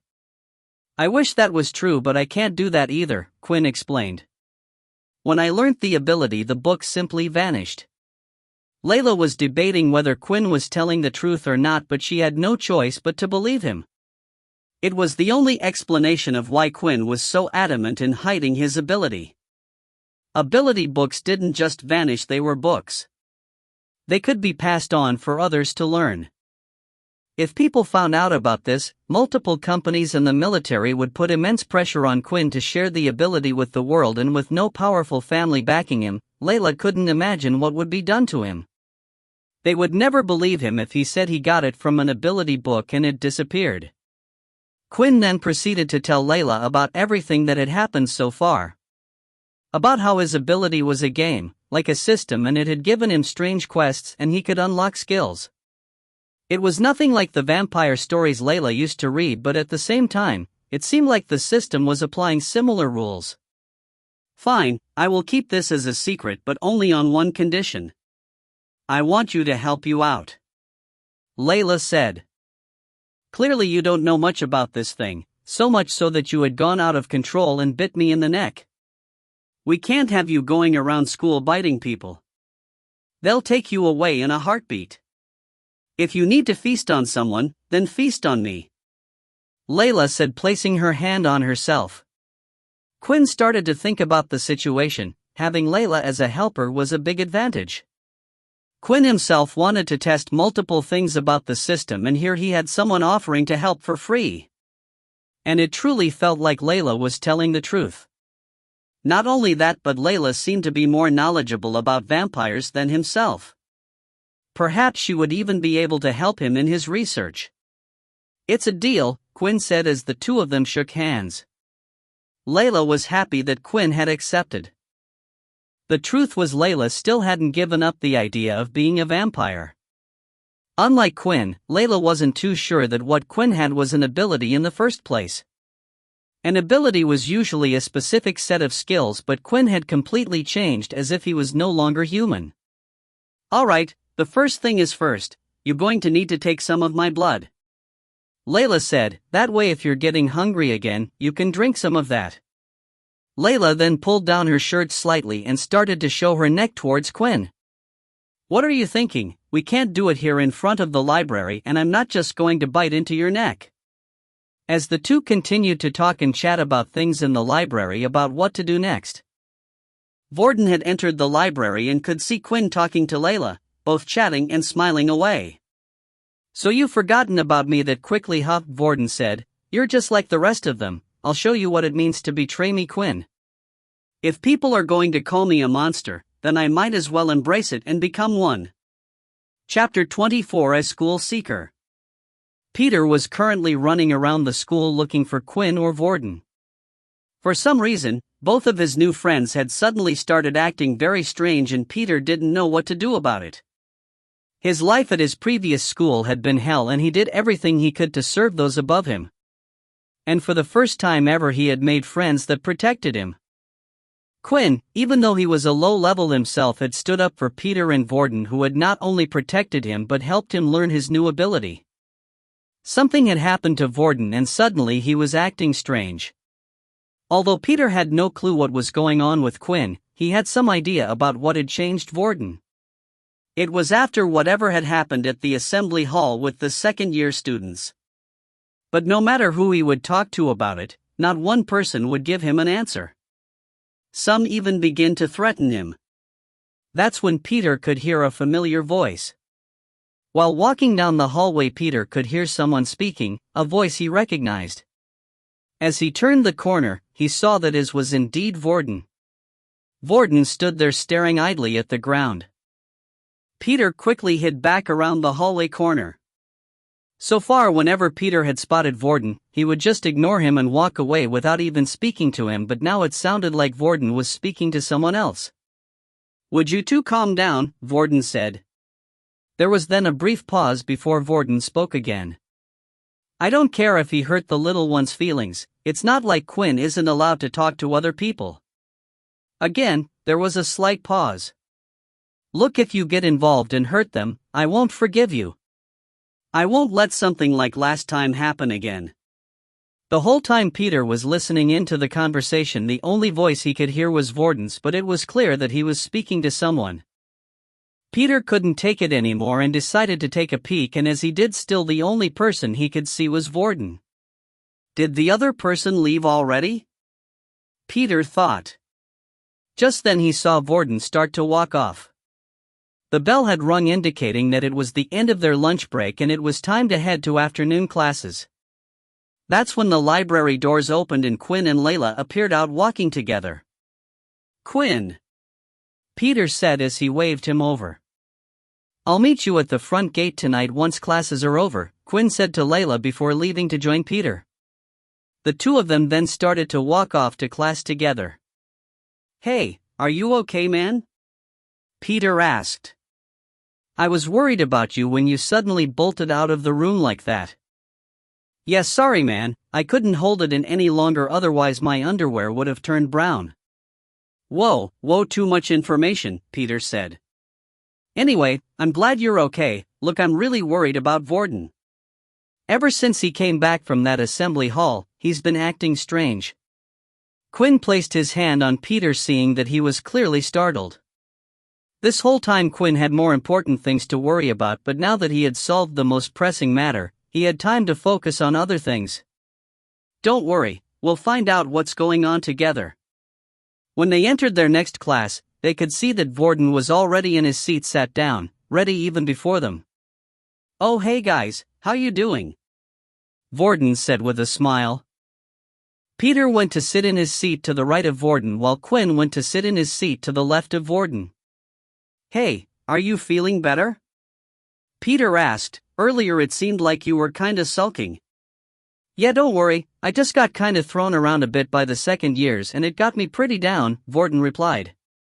What happened at the assembly hall? Quinn asked. Then Vorden's face slightly changed. It was as if he was trying to hold something back. Vorden clenched his fist for a few seconds and finally relaxed his hand. Guys, don't worry about it too much, you know I'm strong and know I can handle myself. Although Peter was quite satisfied now with Vorden, as he seemed to be his regular self, Quinn noticed that Vorden seemed to be holding something back, almost suppressing something when he asked that question. As other students started to enter the classroom when they saw Vorden, they immediately started to whisper. If Vorden would look back at them, they would turn their head as soon as possible. As the students sat down, the talks continued and several different words could be heard. Monster, freak, weirdo, crazy, and all these words were being aimed at Vorden. It was as if the whole school was sharing a secret that Peter and Quinn weren't allowed to know, and not even Vorden himself would say what had happened. After hearing these words, Quinn noticed that Vorden stayed there motionless with his head down. He hadn't even written any notes down in his notebook about the lesson. Although it seemed like no one would tell him or Peter what had happened, Quinn now had another ally that might be able to help him, and that was Layla. At the end of class, the teacher Dell projected a screen in front of the whole class. There was a list of names, each sorted into a different category. Please look at this carefully and see where your name is, as tomorrow will be the start of your combat classes, Dell explained. The list was split up into several different categories. Each one was different depending on what type of ability you had.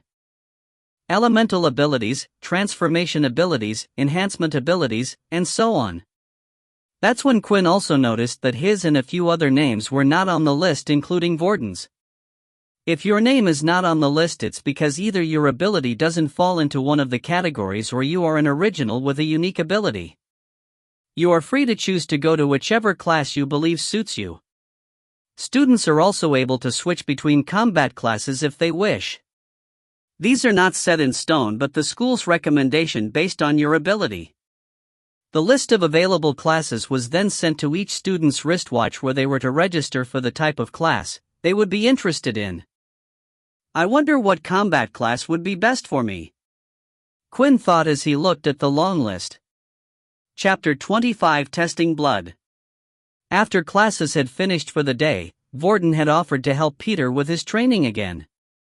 Especially since tomorrow the two of them would be in the same combat classes, the elemental class. Hey, do you want to come with us? Peter asked. Nah, I won't bother you guys, I wouldn't be much help anyway, Quinn replied. Peter was pleased that it seemed like the group had gotten back normal again. There was no tension between the three of them and Peter wished it would stay that way forever. Just then when Quinn had left, Vorden and Peter were left in the room. That's when Vorden asked Peter a question. Hey, have you seen Quinn hanging around with a girl lately? Vorden asked. Come to think of it, I saw him exit with a girl at the library. It was the same one who was at the test with us that day, with the bow and arrow.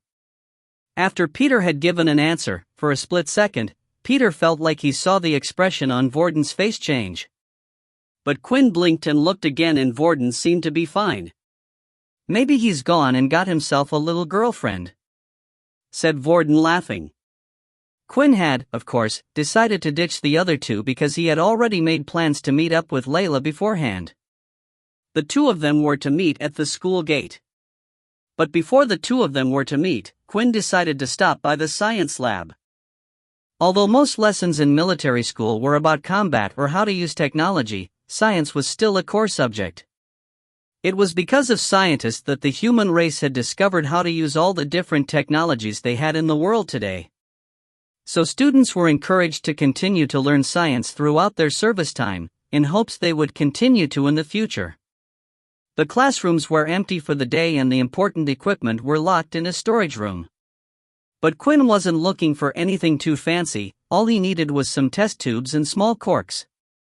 After searching around the room for a while he found where they kept the test tubes. He took a total of 5 test tubes. Even though there were many there, if he took too much it would be suspicious and Quinn couldn't carry more than 5 without having to worry about them breaking or not. Quinn shoved the 5 test tubes into a messenger bag he was carrying and wrapped them up in a spare shirt he took from his room. Quinn currently had a total of 60 to 200 EXP until his next level up. 50 experience points had carried over from the last quest and he had received 10 EXP from his 2 daily quests. So far with each level up, he would gain 1 additional stat point and 5 points of HP. Although Quinn had gotten stronger through this, it wasn't the fastest way for him to improve his strength. Quinn realized the system had offered him the chance to gain an additional stat point 2 times as long as he drank his victim's blood, but when he drank Layla's blood, he still gained a stat point. This was what Quinn wanted to test out today. It was 6 o'clock in the evening and the sun was just starting to set, meaning Quinn wasn't affected by the sun right now. As planned, Layla was standing there waiting for him by the gate with her bow on her back. Students who used weapons would carry it with them around most of the time. There was always the chance of an attack or a beast escaping through a portal. After the two of them met, they decided to walk to the nearby park that was in between the convenience store and the school. Then they ventured away from the trail into the woods where they were behind cover. No one ventured in these parts and it was hard for them to be seen. So are we going to this? Layla asked excitedly. Quinn still found it weird that rather than being scared by the whole situation, Layla was exited. Alright, close your eyes, said Quinn. Layla closed her eyes and was ready. She could still remember the satisfying feeling from the last time and couldn't wait to feel it again. Although she was a bit nervous when a thought came to her head that Quinn's lips would be on her neck. Suddenly though, Layla felt a small prick in her arm. Layla opened her eyes and noticed that a needle was there. What? You didn't think I was just going to bite you, did you? Layla's cheeks suddenly went bright red. If it wasn't for the needle in her hand, she would have tried kicking Quinn away.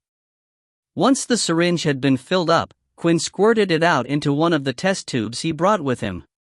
Is it okay if I fill another one? Quinn asked. Layla didn't say anything and held out her arm. She was still a bit embarrassed about what had happened earlier. Once Quinn had filled up 2 test tubes, he put one of the blood-filled tubes in his bag while holding the other. Inspect.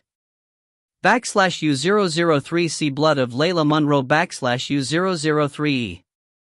/U003C blood type A plus /U003E. Quinn then looked at Layla and used his inspect skill once again. \U003C name, Layla Monroe \U003E. \U003C race, human \U003E. \U003C ability, telekinesis \U003E. \U003C HP 12/12 \U003E. \U003C blood type A plus \U003E. It was as Quinn thought. When using the inspect skill on the blood, it only showed him what blood type it was and who it was from. Just like the time at the assembly hall. But if the person was in front of him, it would reveal their ability, HP, and blood type. Some of the blood marks in the hall only revealed question marks. Assuming that Quinn either had to have run into the person before or used the inspect skill on the person once before. Quinn looked at the test tube and gulped. He then pulled out the cork at the top and started sniffing the blood. "You're not going to drink it right here, are you?" Layla asked. "Why not? I need to know if it will make any changes." "I don't know, it feels kind of embarrassing, I can't explain." Quinn ignored Layla and looked at the blood again. The fragrance smelled quite sweet, which was different from how he remembered it before. Then suddenly, Quinn lifted the tube and drank the blood in one gulp as if he was taking an alcoholic shot. As the blood ran down his throat, he felt a warm tingling sensation through his body. The blood was also surprisingly sweet rather than metallic. It seemed like the race change had also changed his taste buds and sense of smell. \U003C Your HP is already full \U003E. \U003C The blood will have no effect \U003E. \U003C Blood from this person has already been consumed \U003E. \U003C No stat points will be given \U003E. Quinn was surprised to see at the information he had been given. The blood last time seemed to have a healing effect on his body. Judging by the message, if Quinn was injured, Layla's blood would allow him to regain HP. But the second message is what interested him more. The system stated because he had already consumed this blood before, that no stats would be given. This meant that as long as it was the blood of someone he hadn't drunk before, he would be able to get an extra stat point. Quinn smiled at the thought. Of course, this was only a theory of his, but Quinn wanted to test it out straight away. "I guess whatever you wanted to test out worked, judging by your creepy smile and all," Layla said. "If only there was someone else's blood I could test this on." Just then the sound of two people entering the woods from the playground was heard. Quinn and Layla immediately ducked down and hid behind a tree. That's when they saw two students started to walk into the forest. "Now hand over your credits, otherwise I'll dig you your grave right here and no one will ever find your body," a boy's voice said. Quinn immediately recognized the voice. It was Riley. It looked like he still hadn't learned his lesson and was still up to his old tricks. Quinn then went into his bag and took out the mask he had bought at the convenience store. Last time he had let Riley go without taking any of his blood, and now he felt like it was such a waste. But this time Quinn wouldn't let Riley go. Chapter 26 Blood Types. As Quinn put on his mask, he moved in closer to where Riley and the student was, making sure to move in and out between the trees. "Hey, do you want a beating? Pass over the credits now," Riley said, holding up the student against the tree. "But I only get 10 credits a day, they're mine, this isn't fair." "Since when has this world ever been fair?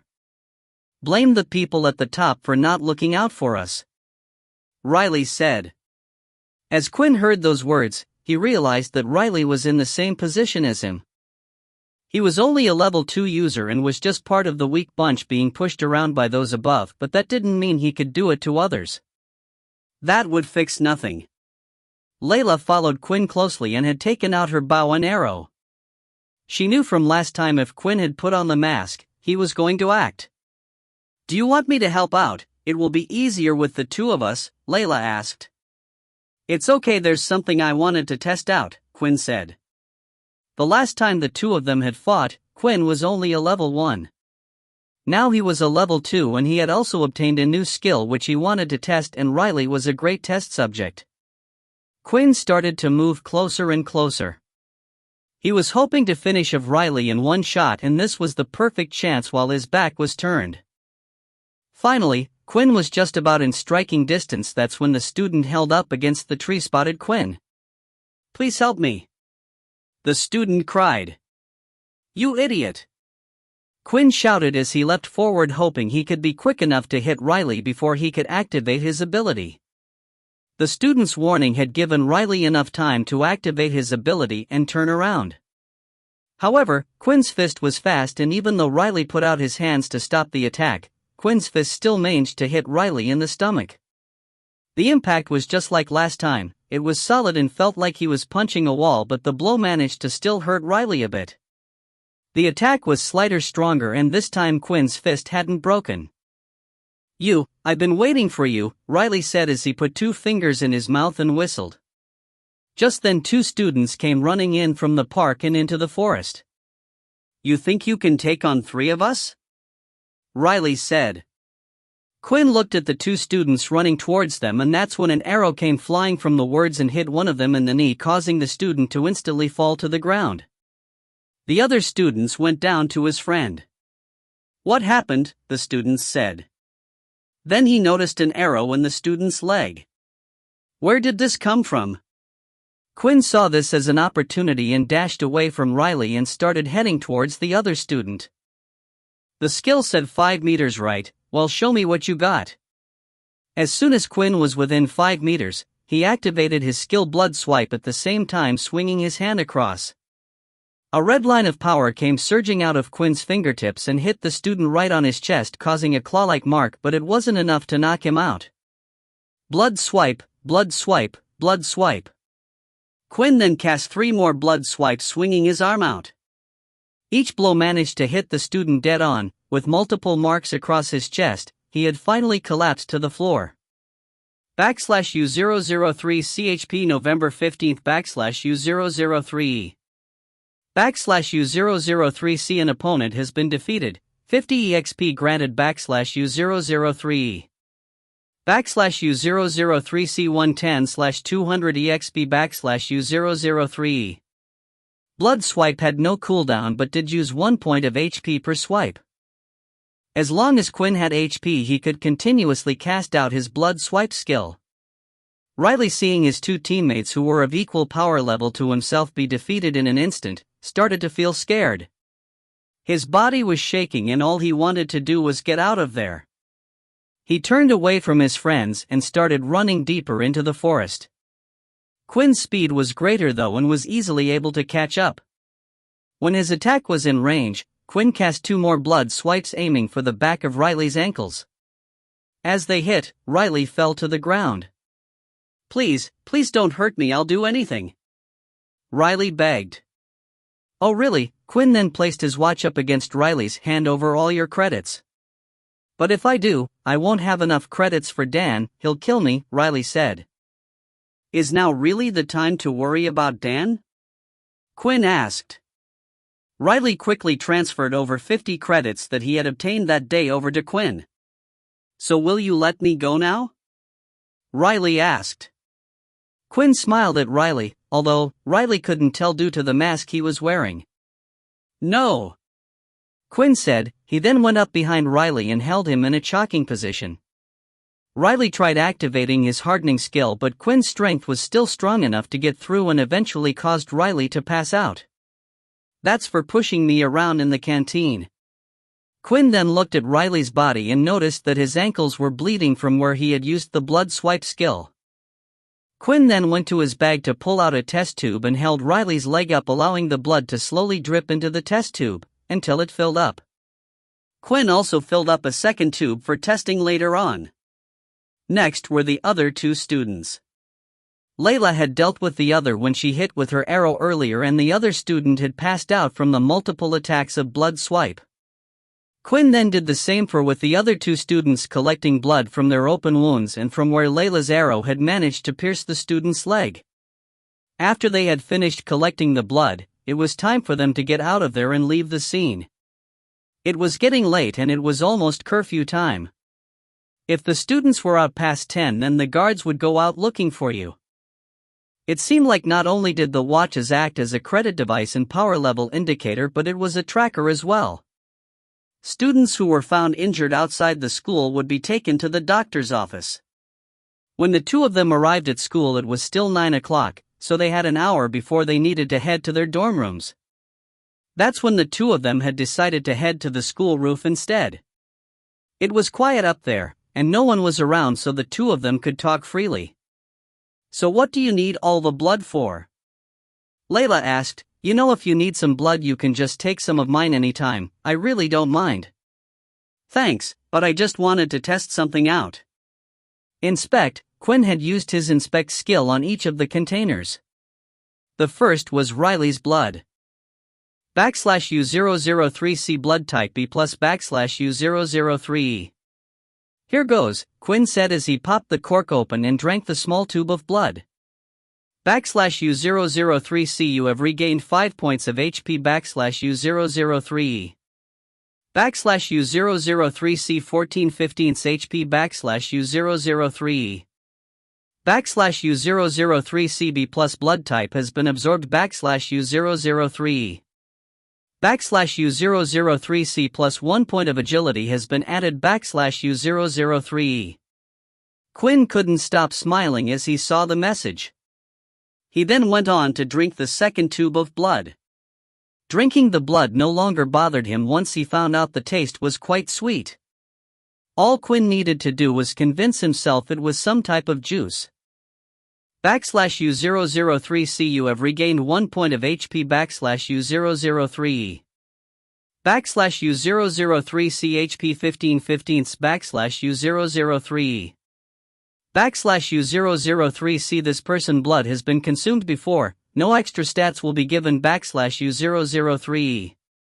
As Quinn thought, the blood still regained his health, similar to how a potion worked in a game, but once a person's blood had been consumed, it would no longer give him any stat points. Quinn then drank the two other test tubes from the other students. /U003C blood type A has been absorbed. /U003E. /U003C plus 1 strength point has been added. /U003E. /U003C blood type A plus has been absorbed. /U003E. /U003C plus 1 stamina point has been added. /U003E. Quinn looked at messages he received and started to notice a pattern. When he drank Layla's blood, which was A plus, he had gained a strength point. It was the same when he drank the aid blood. Riley, whose blood type was B plus, had given him an agility point, and lastly, AB plus had given him a stamina point. Assuming being positive or negative blood type didn't matter so far. A type had given him strength, B gave him agility, and AB stamina. That left one blood group that Quinn hadn't drunk from yet, which was O. Quinn couldn't help but wonder what would happen if he drank the O type. Chapter 27, Soul Weapon. After absorbing all the blood tubes apart from the spare one that contained Layla's blood, Quinn was feeling stronger than ever. Name: Quinn Talon. Race: Halfling. HP 15/15. 110/200. Strength 12. Agility 12. Stamina 11. If Quinn's body before was that of a top athlete in the past, then Quinn now surpassed the capabilities of regular human power. But he was still weak compared to those with an ability. Lucky for Quinn, it seemed like Riley and the other two students weren't very good fighters. In Quinn's old school, he would get into fights all the time regardless of what ability they had. He saw how the others got bullied more than him, while the bullying for him lessened because they knew he was a target that would bite back. But because of this, Quinn managed to get a good grasp on how people fought and a good grasp on different abilities. If Quinn was to face a level 2 user who was good with their ability like Layla, at this point it was still most likely he would lose. What Quinn needed more than ever was more skills he could use. Blood swipe was great, but it only had a distance of 5 meters and it took away his health. With other abilities, you would be able to obtain new skills by purchasing books or being taught by someone who already knew the skill. Quinn didn't have this option as there was no one who he knew that had the same ability as him, and that, of course, meant there were no skill books either. Before Layla and Quinn split ways to head back to their dorm rooms, Quinn had one last request. "Do you know about what happened to Vorden?" Quinn asked.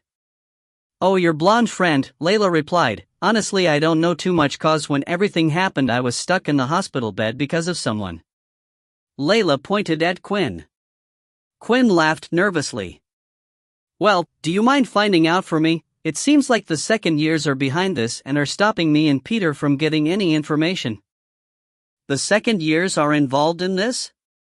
"Well, that's not good. You're not planning to get involved, are you?" Layla asked, concerned. Quinn thought back to when the second years had called Quinn, Peter, and Vorden out. That Momo person had warned them not to disturb the system within the school. Quinn wanted to punch his face in, but at the time he couldn't. But now with this ability, he could grow stronger, without the need of help or relying on others, and he couldn't wait for the day he could punch that Momo's smug face in. "Yeah, but I need to get stronger, of course." There was one big difference between the second years and first years, and that was something called awakening. The second years had learned how to awaken their ability. This allowed the user, regardless of the power level, to get a power boost for a short period of time. Once a user had awakened, they then also could form something called their soul weapon. A powerful weapon unique to each user that was formed in the body itself. This was different from a beast weapon, as a beast weapon could be used by anyone. After finishing everything he needed to do with Layla, the two of them split up and Quinn said he would contact Layla via his watch when he needed her. Quinn also kept the test tube containing Layla's blood on him. What he needed to do now was figure out how long his body could go without needing blood. If Quinn was to go out on a mission or through a portal to another planet. There might be times where Quinn wouldn't be able to contact someone for a while. In these situations, he needed to know how many test tubes of blood to take with him. So, for now, Quinn would do his best to avoid blood until the system message appeared again. If he fought anyone along the way, he could keep their blood for after. He didn't want to waste any precious stat points after all. Quinn headed back to his dorm room where Vorden and Peter were still practicing their Earth abilities. "I did it! I finally did it!" Peter shouted. Peter held a small round solid lump of mud in his hand. As he moved his hands, he was able to change the shape of the mud. He turned it from a ball into a long staff. Then back into a ball again. The only problem is, as a level 1 user, you will need to keep some type of mud on you at all times, Vorden explained. Perhaps it's best you keep it as a round staff and carry it around with you, then you will always have something to take with you. Vorden then grabbed the mud and started to demonstrate. He did the same thing as Peter and started to change the mud ball into different shapes. But the difference between speeds was noticeable.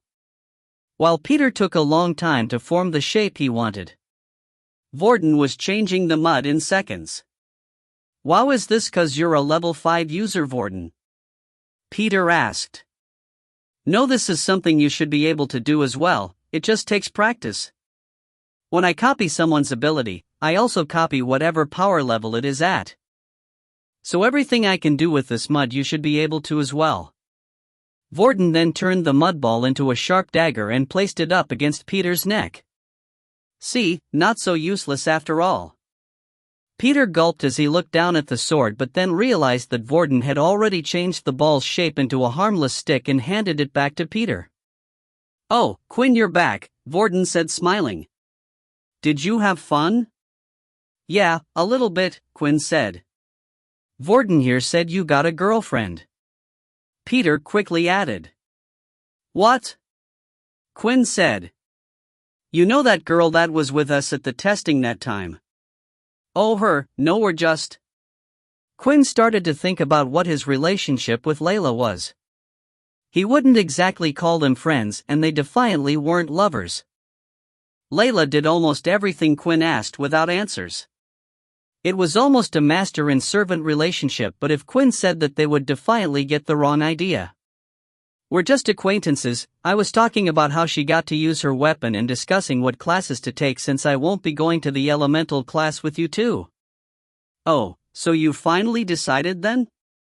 Peter asked. "Yeah, I'm going to join the Beast Weapons class."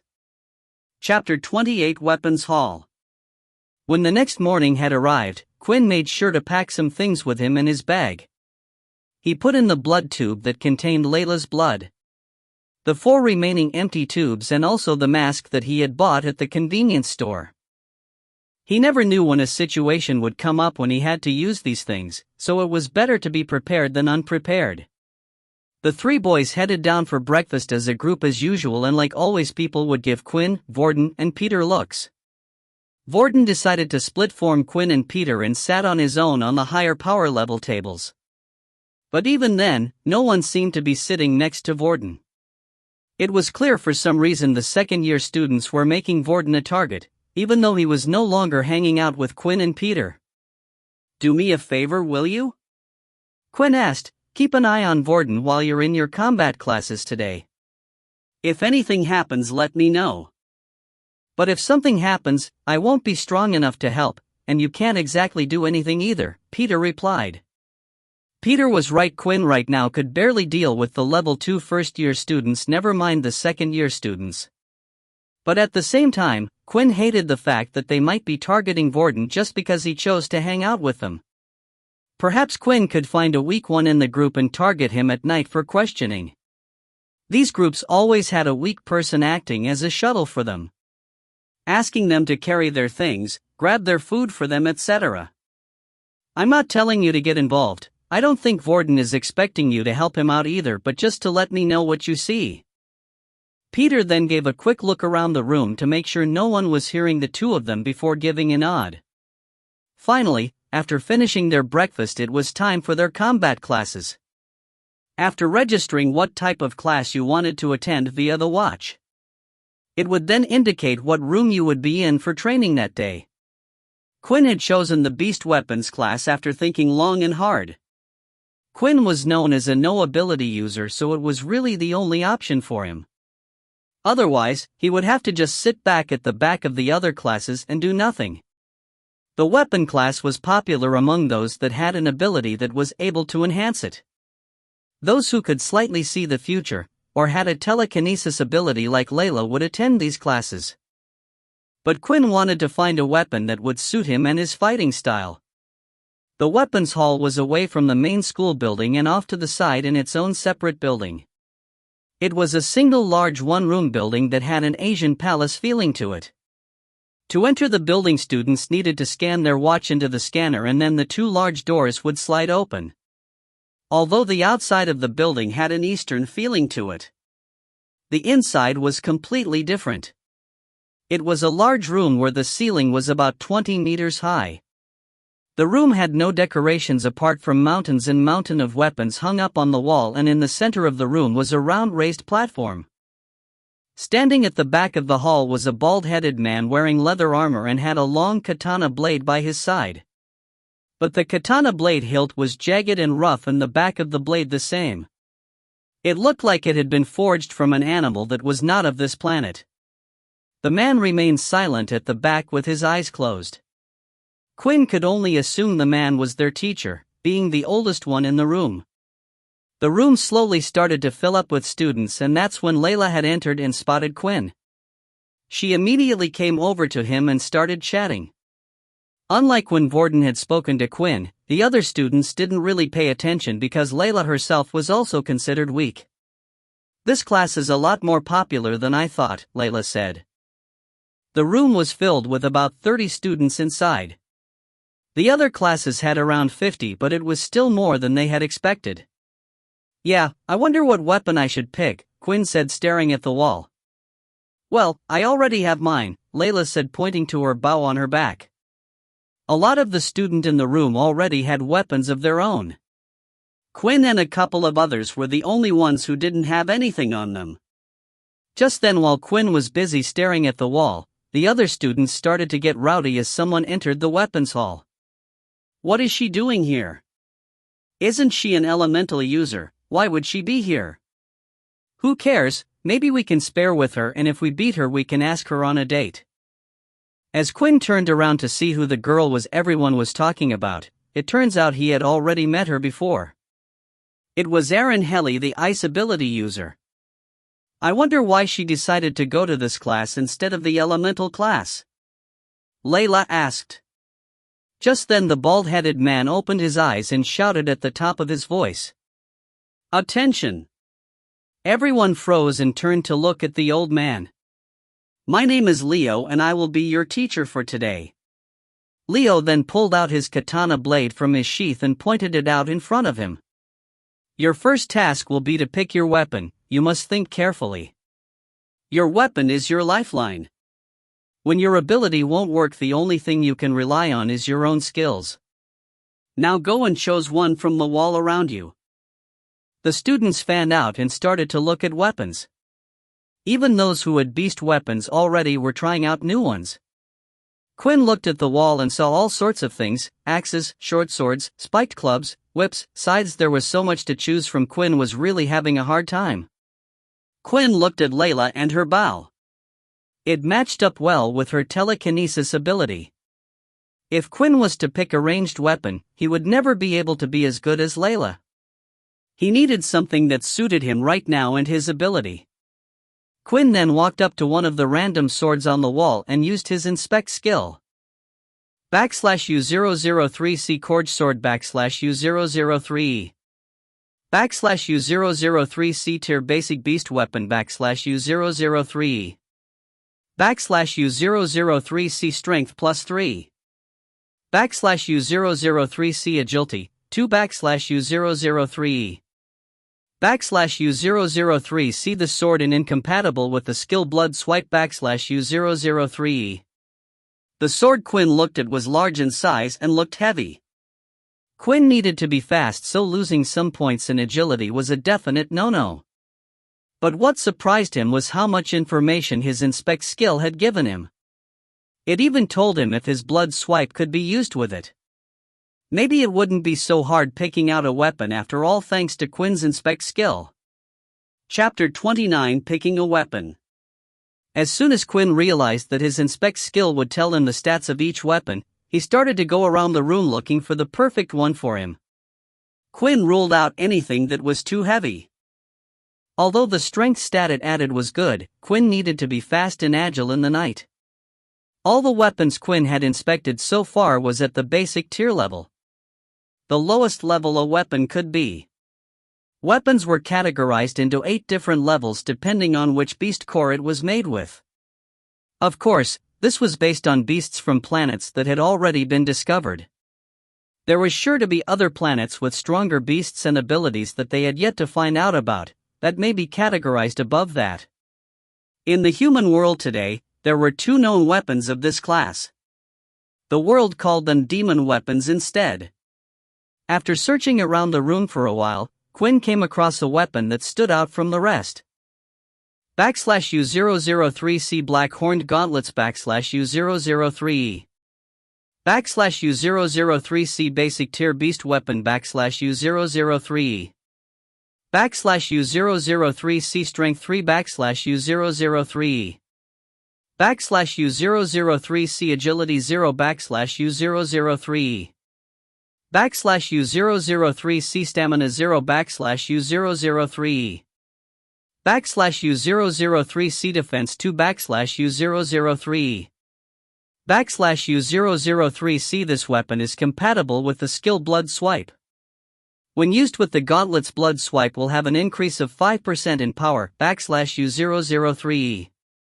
The gauntlets were black in color and had little tiny horns going up the forearm. The fingertips were pointed and bladed at the ends. It made them look almost like some type of dragon claw. There were 2 reasons why the weapon had interested Quinn.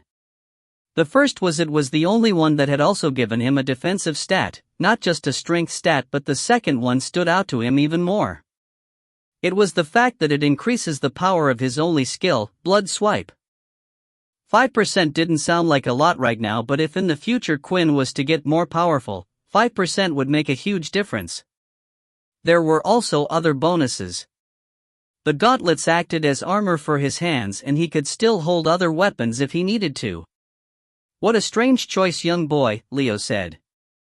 Quinn looked to his side to see who had spoken to him, then he noticed it was the bald teacher. It's not many people's first choice. With a weapon like this, you have to have no fear in getting close to your enemy. But that is also the reason it is sturdier than most and can be used as a form of defense.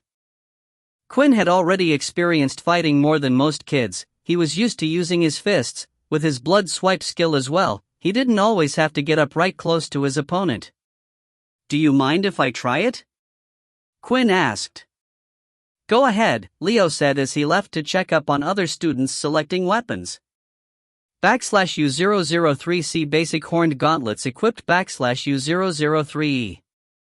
/U003C Strength 12, 3, /U003E. /U003C Agility 12 /U003E. /U003C Stamina 11 /U003E.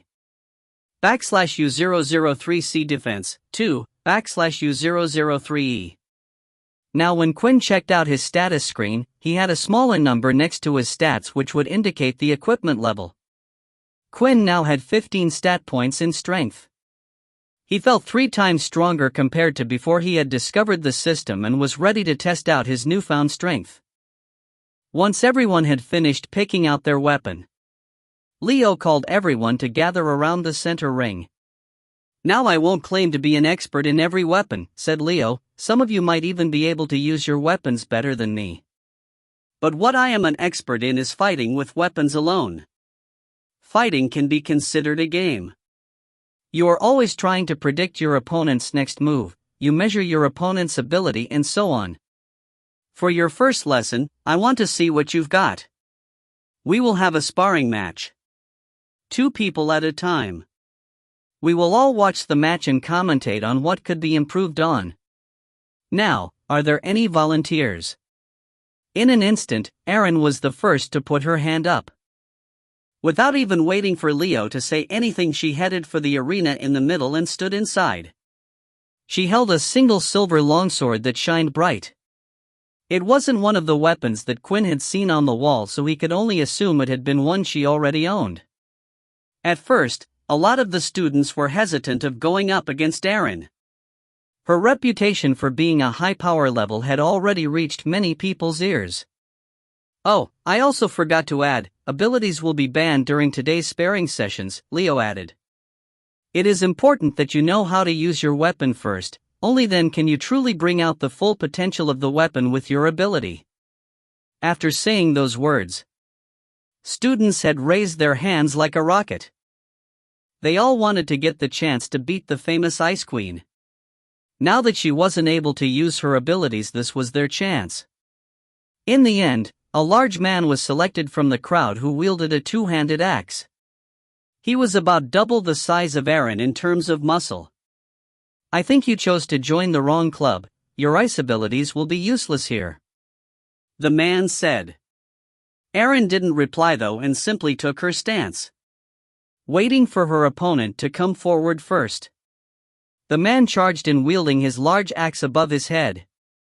When he swung it down, Erin spun her body to the side, avoiding the blow, and at the same time slashed at the back of the man's legs, causing him to stumble. She then placed her blade towards the man's neck, inches away from his throat. I give up, the man said. Everything had happened in an instant and the room was suddenly silenced. They all knew Erin was strong, but it was unexpected of her to be so skillful with the blade.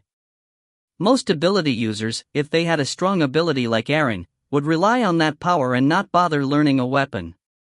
But it was clear to everyone she had some practice. After the fight had finished, 2 men seemed to appear out of thin air wearing a black military uniform. They then grabbed the student by both arms and escorted him to the school doctor to get healed up. The group continued to watch a few fights. The rest of the fights had lasted a lot longer than Erin's, as most of the students were equally matched when it came to using weapons. even when level 4 power users were fighting against level 2. When they couldn't use their abilities, it all came down to skill and the body. The next fight that had caught Leo's attention was the fight with Layla. Even though Layla could no longer use her telekinesis, with her bow, she was able to shot ahead and predict where her opponent would turn. She had trapped her opponent multiple times and continuously asked him to give up. But her opponent was a level 3 power user and he had his pride on the line. He didn't want to admit being defeated by a level 2 user even if he wasn't using his ability. That's when he got reckless and decided to charge forward. But a few arrows in the boy's legs stopped him dead in his tracks before Leo had decided to call the match himself. The next pair, Quinn Talon and Brad Richardson, to the arena. Now it was Quinn's turn.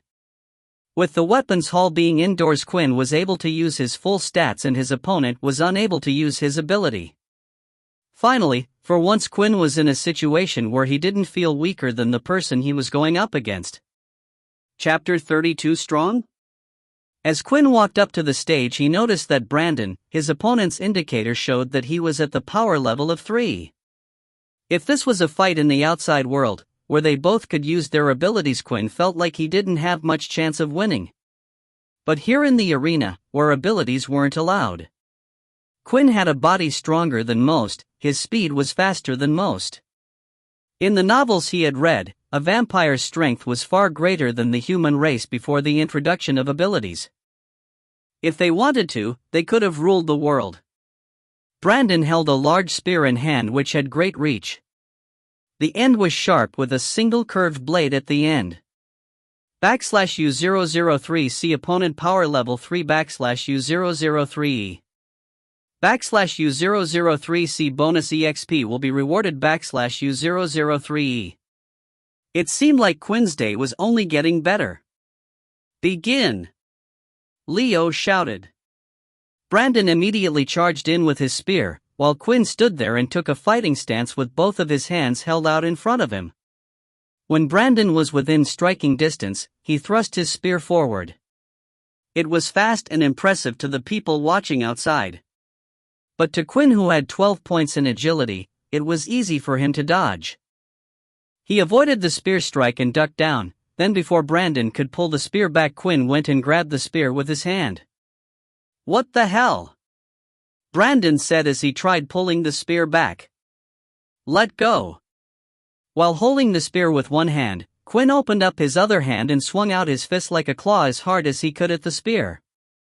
Then a few moments later the spear had been sliced in half. "What the, my weapon, it's faulty," Brandon complained, but Leo did nothing to step in.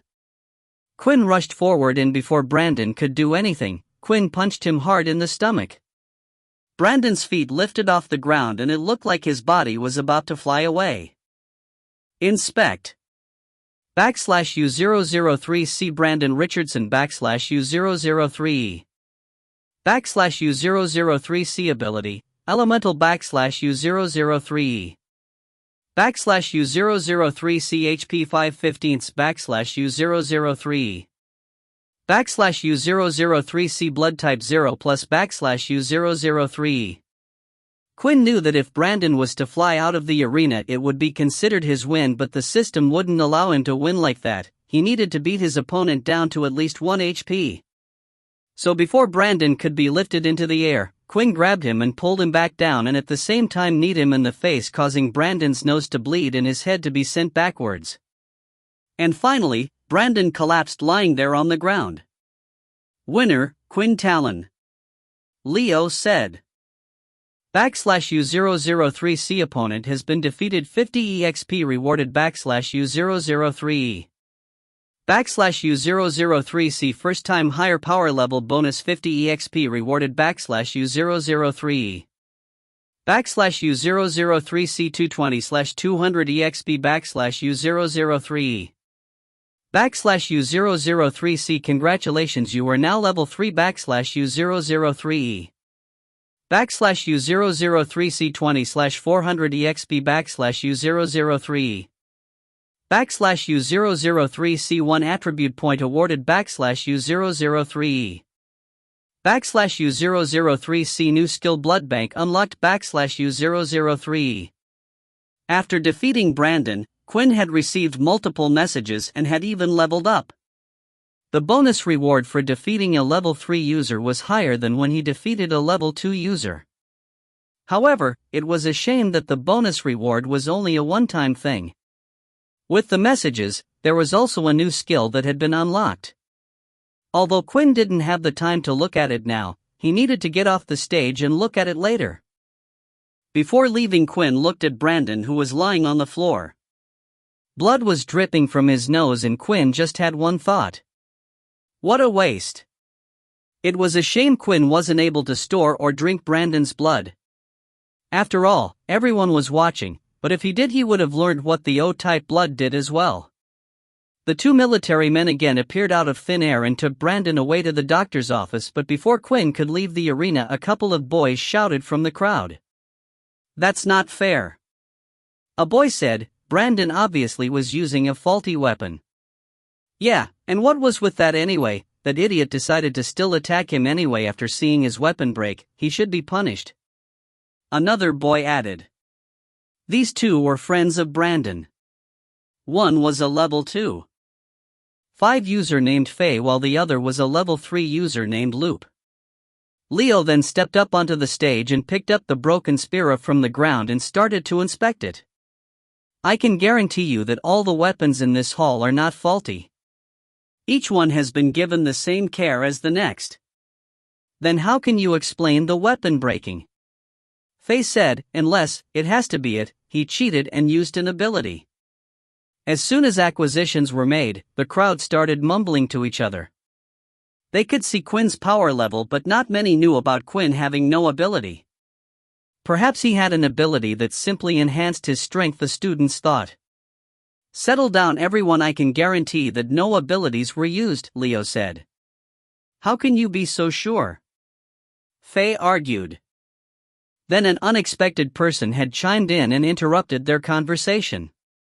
You fool, will you stop being so disrespectful to the teacher? Aaron said, do you not know who he is? Perhaps if I told you his war name you would know? This man is General Leo, or known as the Blind Swordsman. The chatting between the students had gotten even louder. The name Blind Swordsman was known well between common folk. He had helped out a great deal when fighting against the Dalki. He's blind? Loop said, unsure whether it was true or not. Doesn't that mean he definitely couldn't tell if the person used an ability or not? In that instant, Leo threw a piece of the broken spear in the direction of Loop. The spear just missed Loop and had hit the back wall. Loop then started to feel a sharp stinging pain on his cheek. As he touched his cheek, he noticed a scratch mark. I can see and hear very well. Better than most of you.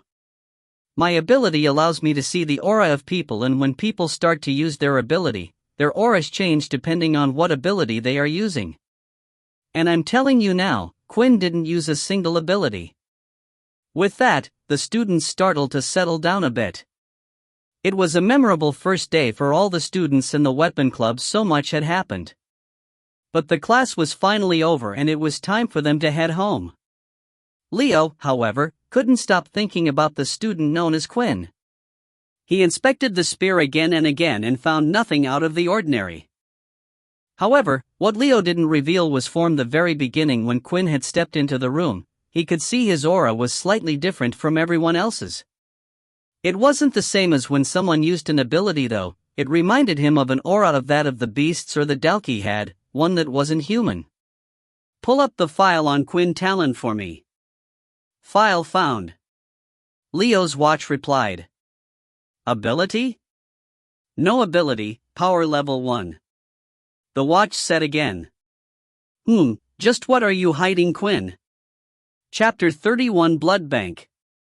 Once the class had ended, Quinn had to give back the gauntlets and leave them in the weapons hall. After all, they didn't belong to him and was only there for the purpose of him getting used to using a weapon. Once Quinn went on his first portal outing, then he would be able to hunt for a suitable beast to make a weapon of his own. At that time, he would also be allowed to borrow the equipment. As Quinn was heading back to his dorm room, he decided to first put his stat point into something. So he opened up his status screen to see if there were any changes. \U003 CHP 2020th \U003E. \U003 C strength 12 \U003E. \U003 C agility 12 \U003E. \U003 C stamina 12 \U003E. All stats are currently have due to being hit by the direct sunlight. The system seemed to be consistent with the last time he had leveled up. Although there was no evolution process this time, he still gained 5 points of HP in one stat point. There was one thing that bothered Quinn, and it was the fact that his stat points were halved in sunlight. There would come a time where Quinn would need to be at full strength even in the sun. When reading about vampires in novels, he was thankful that he was able to be in the sun at all, as some of them burnt to a crisp in an instant. Quinn decided to stick with his plan and add the stat point to agility. As long as he could hit his opponents without being hit back, he couldn't see himself losing. In worst case, if he couldn't hurt his opponent, he could always run away. It was also handy if he planned to use the clawed gauntlets as his choice of weapon. He would need to be fast to get in close and use hand-to-hand combat skills. \U003 C agility 13 \U003E. The next thing Quinn wanted to check out was the new skill he had obtained from leveling up. \U003 C skill, Blood Bank LV.1 \U003E. \U003 C the skill Blood Bank will allow you to store up to 100 ml of blood in your reserve. The blood bank will automatically be used to heal the user if HP drops below 5. Every 10 milliliters of blood will be used to restore 5 HP of the user. User may also use the blood bank to consume blood at any time for his own personal pleasure. \U003E. Quinn looked at the skill in disbelief. It seemed like the skill was too good to be true. Essentially, the blood bank acted as a second life for Quinn. As long as his blood bank was fully stocked up, Quinn was able to restore up to 50 points of HP. Not only that, but it had also solved Quinn's storage problem. Although Quinn had used test tube and cork to stop the blood from oxidizing, it still wouldn't delay the process of it being spoiled for long. At most, Quinn would be able to keep the blood fresh for 8 hours without keeping in some special type of storage. Sure, he had Layla he could rely on, but Layla wouldn't always be by his side. Quinn then took out the test tube of Layla's blood and used his inspect skill. It seemed like the blood was still fine to be used for now. \U003 C skill Blood Bank \U003E. The blood then started to shine bright in Quinn's hand and suddenly vanished from the test tube. \U003 C Blood Bank 10/100 \U003E. \U003 C Your hunger grows \U003E. Quinn is happy that the blood bank skill was convenient, and finally, after waiting for a while, he had received a message he had seen once before. Last time he had seen the message about his hunger, the next day the system told him he needed to consume blood, otherwise his HP would drop. With his blood bank skill though, he wouldn't have to worry about it as long as he kept it topped up. After checking out all the information, Quinn had finally arrived back at his dorm room to see Peter and Vorden a little roughed up. "Wow, what happened to you two?" Quinn asked. "Was it the second years again?"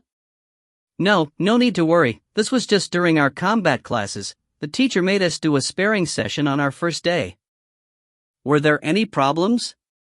"Not really, I was humiliated and lost my fight, of course. I still can't control my ability well enough. I think I was too nervous. When I brought out the stick of mud on my back, the other students started laughing and I got distracted," Peter explained. But Vorden, on the other hand, was so cool, he told those kids to shut up and asked them to fight him next. Then, with the same ability as mine, he managed to defeat a level 3 user. "Oh, shut up," Vorden said as he punched Peter on the shoulder. "You're embarrassing me." "But it's true. You were so cool back then." The three of them continued to share stories about what had happened in their combat classes. Quinn had even talked about his victory against Brandon. At first, they were surprised, but when Quinn explained that the use of abilities was banned, they understood. The three of them were exhausted from their first day of combat classes and decided to get some rest. The next day when Quinn woke up, he was greeted with another message. /U003C Daily Quest Complete 5 EXP has been rewarded /U003E. /U003C25/400 EXP /U003E. /U003C Your hunger grows /U003E. /U003C Your HP will now drop by 1 HP every hour until human blood has been consumed /U003E. The message had appeared roughly 2 days after he had last consumed blood. Meaning this was the time frame before he would need to consume blood again. /U003C Skill Blood Bank /U003E. /U003C 10 milliliters of blood will be consumed. Would you like to proceed? /U003E. /U003 size /U003E. After selecting the yes option, a sweet fragrance entered his mouth. The hole he could feel in his stomach had disappeared, and once again he was satisfied and back to normal. Now all he needed to do was meet up with Layla and fill up his blood bank to the max. For the next week, combat class was a normal requirement for students. This would be the case until the teachers were satisfied to take the students on their first outing through the portals to hunt beasts. After the students picked their weapons from the wall, once again Leo stood at the front to give the students further instructions. Today's lesson will be sparring once again, but this time you will pick your own opponents. You will fight with them for a minute each before switching to the next opponent. On the battlefield, there will be all types of different opponents that use different weapons and abilities. It is important for you to get used to as many of these as possible. The students then immediately got into pairings, and Layla had run up to Quinn as soon as possible. "Don't worry, Quinn, I'll let you win the first one," she said with a wink. But just then, Leo had walked towards the two of them. "I'm sorry about this, young lady, but I'm going to have to ask you to sit out of this one," Leo said. Layla then took a step back. Leo then pulled out his katana blade and pointed it at Quinn. "Show me what you got, boy, and don't hold back." Chapter 32A Lesson. Without Quinn realizing it himself, the rest of the students weren't really paying attention to their own matches. They were all looking towards Leo and Quinn. They wanted to see how the so-called blind swordsman fought. But in the room, 3 people, in particular, were paying attention to Quinn. "Look at him, he cheats in my match and now he's getting special treatment," Brandon complained. "Didn't Leo say he didn't use any ability?" Loop asked. "Don't be a fool, of course he did. He managed to break a beast weapon. Have you ever heard of that?" Brandon complained. "Maybe if he had a higher tier weapon, but all the weapons in this room are of the same tier." "Yeah, I agree." Faye added, "The weakling must have never won a fight in his life before, and then when he saw the opportunity, he just had to do it." Before the sparring match started, Quinn decided to use his inspect skill, but for the first time ever, not a single bit of information had come up. Does this mean he's too powerful? Maybe when the skill levels up I might be able to see something? Quinn thought. Just then though, a new message from the system has appeared.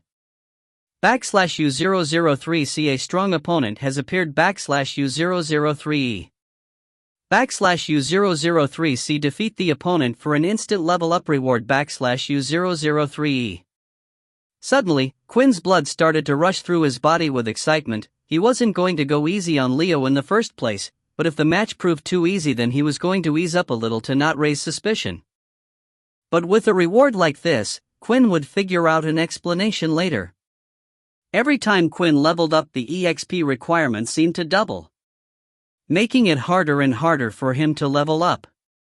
"What's wrong?" Leo asked. "Oh, nothing, sorry," Quinn said as he got into a fighting stance. "Alright students, the minute starts, now!" Leo shouted. In an instant, the sound of weapons clashing around the room could be heard, but the ones closer to Leo and Quinn decided to take it easy so they could watch the fight, and that included Brandon's group. As soon as the fight started, Leo dashed forward with a strike, but it wasn't at a speed Quinn couldn't handle. He blocked the first blow, knocking it away. However, straight after another attack appeared, but Quinn managed to block that as well. A bit sloppy and rough, but your reflexes are good, Leo said. Now let's take it up another level. Before Quinn could catch his breath, Leo attacked again with his blade, but this time even faster than the attacks before. But thanks to Quinn's agility points, he was still able to keep up. Ha, I can't believe I'm actually having fun against a student, Leo said, laughing. And once again the attacks coming from Leo sped up again. This time it looked like Quinn was getting knocked around like a rag doll. All the students watching from outside thought Leo was playing with him, but Leo was truly impressed. Although Quinn looked silly, Quinn was still able to block each and every one of his attack with the gauntlets. Now try this, Leo shouted. The attack from Leo's katana blade came from underneath. Quinn held out both his hands to block the attack, but suddenly it looked like the blade had disappeared and phased through his hands. Before Quinn knew it, the blade was right underneath his chin. Beep, beep, beep. Oh, looks like our time is up, Leo said. About level 14 or 13 maybe, that's pretty good for a first-year student. Quinn was in admiration for the weapons teacher. At first, he didn't have a lot of respect for the teachers at the school. They would usually just dominate over the students and tell them to toughen up and get stronger, but Quinn felt like Leo was different. Quinn could now tell that Leo was able to beat him in a fight anytime he wanted. Leo was just testing him to see how strong he was. What Quinn also learned during that fight was just getting stronger and faster wasn't good enough. He needed to learn how to fight properly.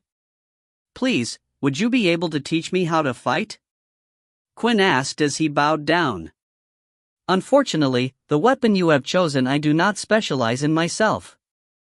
Although I do think it suits your fighting style, it seems like you have had some experience in hand-to-hand combat, Leo explained.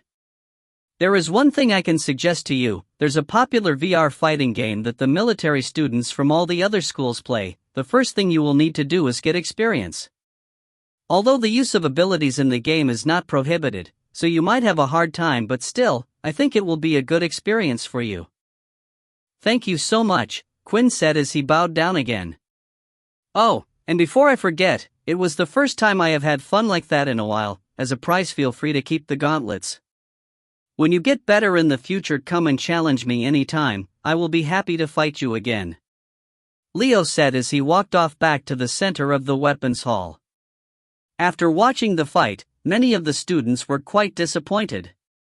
After seeing Quinn fight well against Brandon, they were hoping he would be able to do something against Leo, but to them, all it looked like was Leo toying with Quinn and throwing him around like a rag doll. Brandon then had come up with a brilliant idea and started to whisper into his friend's Faye's ear. Alright students, it is time to get into your next pairing, Leo shouted.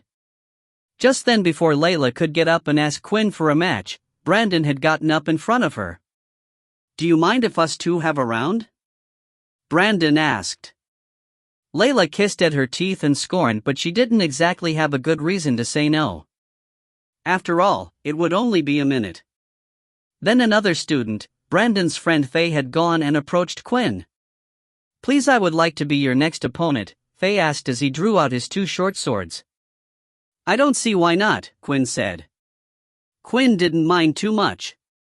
So far, every new opponent he faced, as long as he defeated them, would grant him 50 EXP, and this was the best chance he had right now, in the weapons hall where people weren't allowed to use their abilities. And please, begin, Leo shouted. Faye seemed to have some experience using the dual swords. His flow was natural and he was able to follow his attacks up well from one to the next, but after fighting with Leo, the attacks just seemed slow. Quinn was able to see the path of each strike. But just like Leo had said, the most important thing for Quinn was the experience, so rather than relying on his supernatural strength and end the fight in an instant, Quinn decided he wanted to fight a little longer. Meanwhile, in Layla and Brandon's match, Brandon didn't seem to be doing much at all. He didn't charge in and he didn't attack, all he did was avoid Layla's arrows. It was as if his mind was focused on something else. That's when a noise was heard. Faye was charging in at Quinn and did some sort of little battle cry. That was the signal for Brandon to act. Brandon then lifted his hand and at the right time, cast his wind blast right behind at Quinn's back. Quinn saw Faye's blades and was ready to block, but that's when he felt a strong force push him from behind. It knocked him off balance and at the same time, Faye's blades went right into Quinn's stomach. /U003C10/20 HP /U003E. You. Batar. Quinn groaned. Chapter 33 Next Charge. For a brief moment, Quinn had forgotten about a world with abilities. A world where people didn't try to get up on one another, just for the sake of what? Pride. He looked down and could see the two blades stuck in his stomach, blood dripping off the blade. Faye had let go of the blades and took a step back, with his mouth wide open, acting like everything that had happened was an accident. But Quinn wasn't buying it and he had a good idea what had just happened. As he looked around, he managed to catch a smile on Brandon's face. Quinn then grabbed the hilt half of the two blades and using his strength snapped the ends off. With the other half of the blade still in his stomach, he started to walk towards Faye. So you want to play games then? Quinn said, then let's play some games. You've taken some of my blood, so it's only right that I take some of yours. As Faye heard these words, he couldn't help but move back away from Quinn. Something was different, the look in his eyes. Why is my body shaking? He's only a level 1 user, calm down. Then when Quinn was only a few feet away, he swung his clawed hand out. Blood swee. But before Quinn could finish casting his skill, his hand was knocked away by a blade. Enough, stop now, Leo said as he pointed his blade towards Quinn. Two wrongs do not make a right. And you two don't think your plan didn't go unnoticed. I will not have students who can't follow the rules in my class. You can leave your weapons here and you are banned from any more combat classes in the weapon hall. Just then, two military men had appeared out of nowhere standing by Quinn's side. Take him to the doctor's office and make sure he gets treated, Leo said. Wait. Layla shouted. Maybe I should go with him, make sure he is okay? He's a strong boy, worry not young lady, he can take care of himself. Although Layla was worried about Quinn being hurt, that wasn't her main concern. It looked like from the wounds on Quinn's body that he had lost a lot of blood. Even if vampires could heal at supernatural speeds, that energy had to come from somewhere and would soon need to be replaced. After grabbing Quinn by both of his arms, after a few seconds, Quinn was transported just outside the doctor's office. Please get some rest once you have healed up, one of the men said before teleporting away once again. What a handy ability to have. After checking the men had disappeared, Quinn decided to head to the closest bathroom on the same floor. Nearly all the students were in combat classes at the moment, so the halls were empty. The reason why Quinn had decided to head to the bathroom rather than to the doctor's office was because he could already feel his body was healing up. His status screen also confirmed that fact. /U003C1220 HP /U003E. Just like before, as soon as Quinn was out of combat, his body was starting to heal at an incredibly fast rate. Quinn looked down and it looked like his body had healed most of the wounds. However, it wasn't able to heal the area where the blades were stuck. This is going to hurt. Luckily Quinn still had his gauntlets on, so he didn't have to grab the blades with his bare hands. 1, 2, 3 he then pulled the blades out as fast he could in one action. The pain was quick and sharp and he did everything he could to hold in his screams. Finally, the wounds around his stomach were slowly starting to heal until suddenly he received some new messages. /U003C your hunger grows /U003E. /U003C your hunger grows /U003E. /U003C 1520 HP /U003E. U003C you will no longer heal U003E. U003C your HP will continue to decrease by 1 HP until human blood has been consumed U003E. Quinn looked at the message and was trying to figure out what had happened.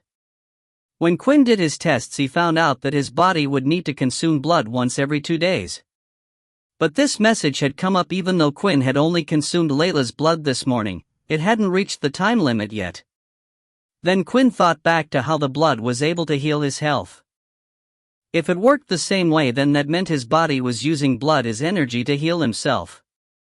Once this energy had run out inside his body, then he would no longer be able to heal and he would once again have to consume blood. Quinn felt a hunger in his stomach and started to look at himself in the mirror. His clothes were all bloody and he was in slight pain, but he still cracked a smile. That's when Quinn also noticed that his top 2 teeth had grown slightly. It was different to last time when he had panicked. This time, he felt calm. He was used to taking blood and he already knew who his next targets were going to be tonight. The hunger pangs were bearable this time, perhaps because Quinn wasn't in a critical condition. After heading back to his dorm room, Quinn threw his bloody clothes on the floor and changed his clothes out with a different uniform. While Quinn was busy getting changed, he heard the sound of 2 students talking as they walked down the corridor. "Why did I get kicked out as well? You were the only one who used an ability," Faye complained. "Hey, you were fine with the plan when I told you about it earlier, why are you getting so annoyed about it now?" Brandon said. "You were the one who dragged me into it all because you lost to a level 1, embarrassing." Faye chuckled. Just then, Brandon slammed Faye up against the corridor wall and held him by his collar. "Do I need to remind you that I'm a higher level than you, Faye, or do we have to fight so you can learn your place?" Faye said nothing until Brandon eventually let go of his collar. That's when Faye decided to walk off in the opposite direction away from the dorm rooms. "I thought we were friends, Brandon, not just some lackey you control 'cause I'm a lower level than you." Then as Brandon entered his dorm room, he slammed the door behind him. "Oh, a lover's quarrel, huh? Excellent," Quinn said, as he grabbed his back and headed out to follow Faye. The combat classes had finished and the sun was starting to set. With that, a rush of students was now heading back to their dorm rooms, and that included Peter and Vorden. As the 2 of them entered the room, Vorden's eyes widened as he spotted something. Is that Quinn's clothes?" Peter said as he lifted them off the ground. "They're covered in blood, did he get hurt during training?" Vorden's whole body was shaking as he saw the blood. What happened to him, Vorden thought, did the second years target him too, or did something happen in training? "I told you we should have kept an eye on him. We should have killed those second years when we had the chance." "Stop it," Vorden said out loud. "Huh, Vorden, are you okay?" Peter asked. But without saying anything else, Vorden opened the door to search for Quinn, but as he did, Layla was stood there with her hand by the door as if she was just about to knock. "Oh, is Quinn here?" Layla said. But in the next second Vorden grabbed Layla by the hand, dragging her in and slammed the door behind her. Vorden then immediately pushed Layla up by the door and pressed his forearm against her neck. "Tell me what happened to Quinn now." Note, extra chapters for hitting the goal will be delivered in one go on Saturday or Sunday. After hitting the 2 goals, each extra 500 stones will equals another extra chapter. Chapter 34 Caught Red-Handed. Struggling up against the dorm room door, Layla was finding it difficult to breathe. Vorden was applying an incredible amount of force with his forearm against her neck and his face was only a few inches away. "What the hell's wrong with you?" Layla managed to groan out. "Hey Vorden, I think you're hurting her?" Peter said quietly. Vorden suddenly started pressing against her throat even harder. Layla was struggling with all her might to get air, and if she didn't do anything soon, she was worried she might pass out. "The little one didn't like you, and the other one told me not to get involved, but in the end, I'm always the one that has to deal with things," Vorden said. Layla's face started to turn a bright red, the veins on her neck were popping, threatening to explode as she struggled to breathe. "Hey! Seriously, Vorden, you're going too far. Peter shouted. Shut up. Vorden shouted as he turned to look at Peter. My name is not Vorden either. That's when Layla saw her opportunity. The grip around her neck loosened a little as Vorden was distracted. She reached down into her quiver that was attached to her waist and pulled out one of her arrows. Then proceeded to stab the arrow into the top part of Vorden's thigh. Arg! Vorden cried as he flinched and let go of Layla. Layla then quickly pulled out another arrow with her telekinesis ability and hovered it right in front of Vorden's face. Don't you dare move, you psycho, said Layla. I swear if you do, I will not hesitate to shove this arrow right in your head. Peter started to panic at the situation that was happening in front of him. There was no way he could jump in the middle of these two, he was too scared of getting hurt himself. I don't even know why Quinn asked me to look out for you. If you ask me, he's better off without someone like you. Wait, Quinn really said that, Vorden said in a gentle tone. Look, I'm sorry about what just happened, but I just want to know what happened to Quinn. As Vorden said these words, his eyebrows were slightly twitching. His personality had taken a complete 180 turn and Layla didn't know what to make of it. For some reason, something was telling her that this boy was dangerous and if she could she would have nothing to do with him. But right now, she needed to find Quinn, who knew if he was going on another rampage right now. She was the only one that knew Quinn's secret and Quinn needed her. It was just an accident at the combat classes today, said Layla. He wasn't at the medical bay so I thought he was in his room, but it looks like he already left. I wouldn't worry about it. Layla then recalled her arrow back into her quiver and walked out of the room in a rush. Then as soon as she left, Vorden lifted the arrow out of his leg with the copied telekinesis ability and threw the arrow to one side.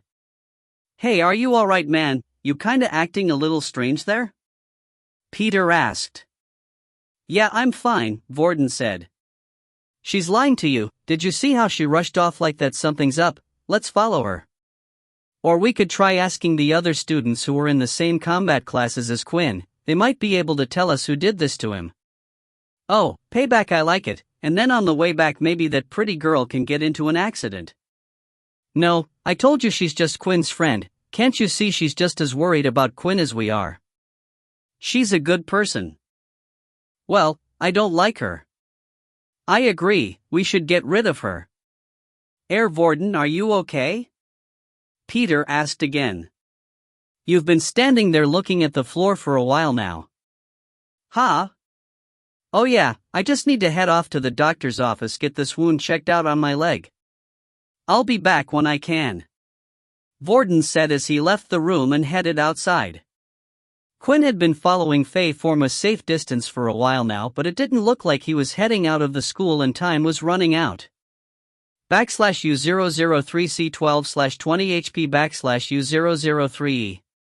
If he lost any more health, he would have to go search for Layla and find his target another time. However, Quinn felt like he would never have an opportunity as good as this one again. Very rarely was there a time when people would be on their own, and especially one that Quinn had a grudge against. That's when Faye started to head up the stairs and eventually went up to the school roof door. After reaching the closed door, Quinn quickly moved and opened the door ever so slightly and started to peek through. Quinn glances around the rooftop feeling happy for his luck. Faye was the only person he could see up there. Lady Luck is on my side today. Quinn then took the mask out from his bag and put it on his face. Before he moved onto the rooftop, he used a rag of ripped cloth from his old uniform and wrapped it around his watch to hide his power level. There weren't many other level 1 users who used gauntlets in the whole school. If Faye was to see his power level on his wrist watch, it would be a dead giveaway. As soon as Quinn would open the door, he knew the metal creaking sound would notify Faye that someone else was here. He needed to do everything as quick as possible. Ready and go. Quinn then pushed open the door and ran over to where Faye was in an instant. And as soon as Faye turned around, he could see was red bloodlines in the shape of a claw coming out from a mysterious masked man. What the? Faye was too slow to react and all he could do was lift his hand, but the blow was extremely powerful. when the red lines touched his skin it immediately caused blood to be drawn. It felt like 5 sharp knives were cutting him at the same time. Not only that, but the force was so strong it managed to throw Faye into the air.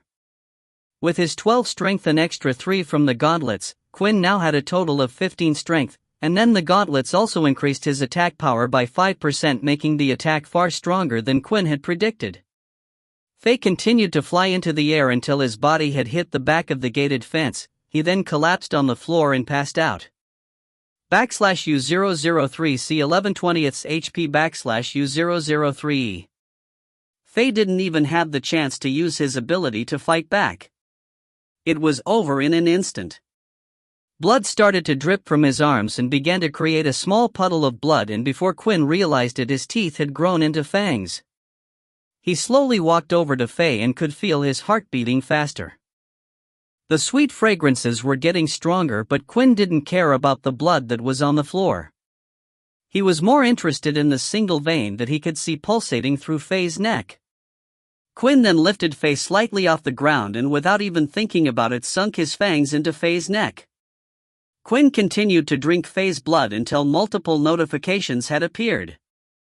/U003C 20/20 HP /U003E.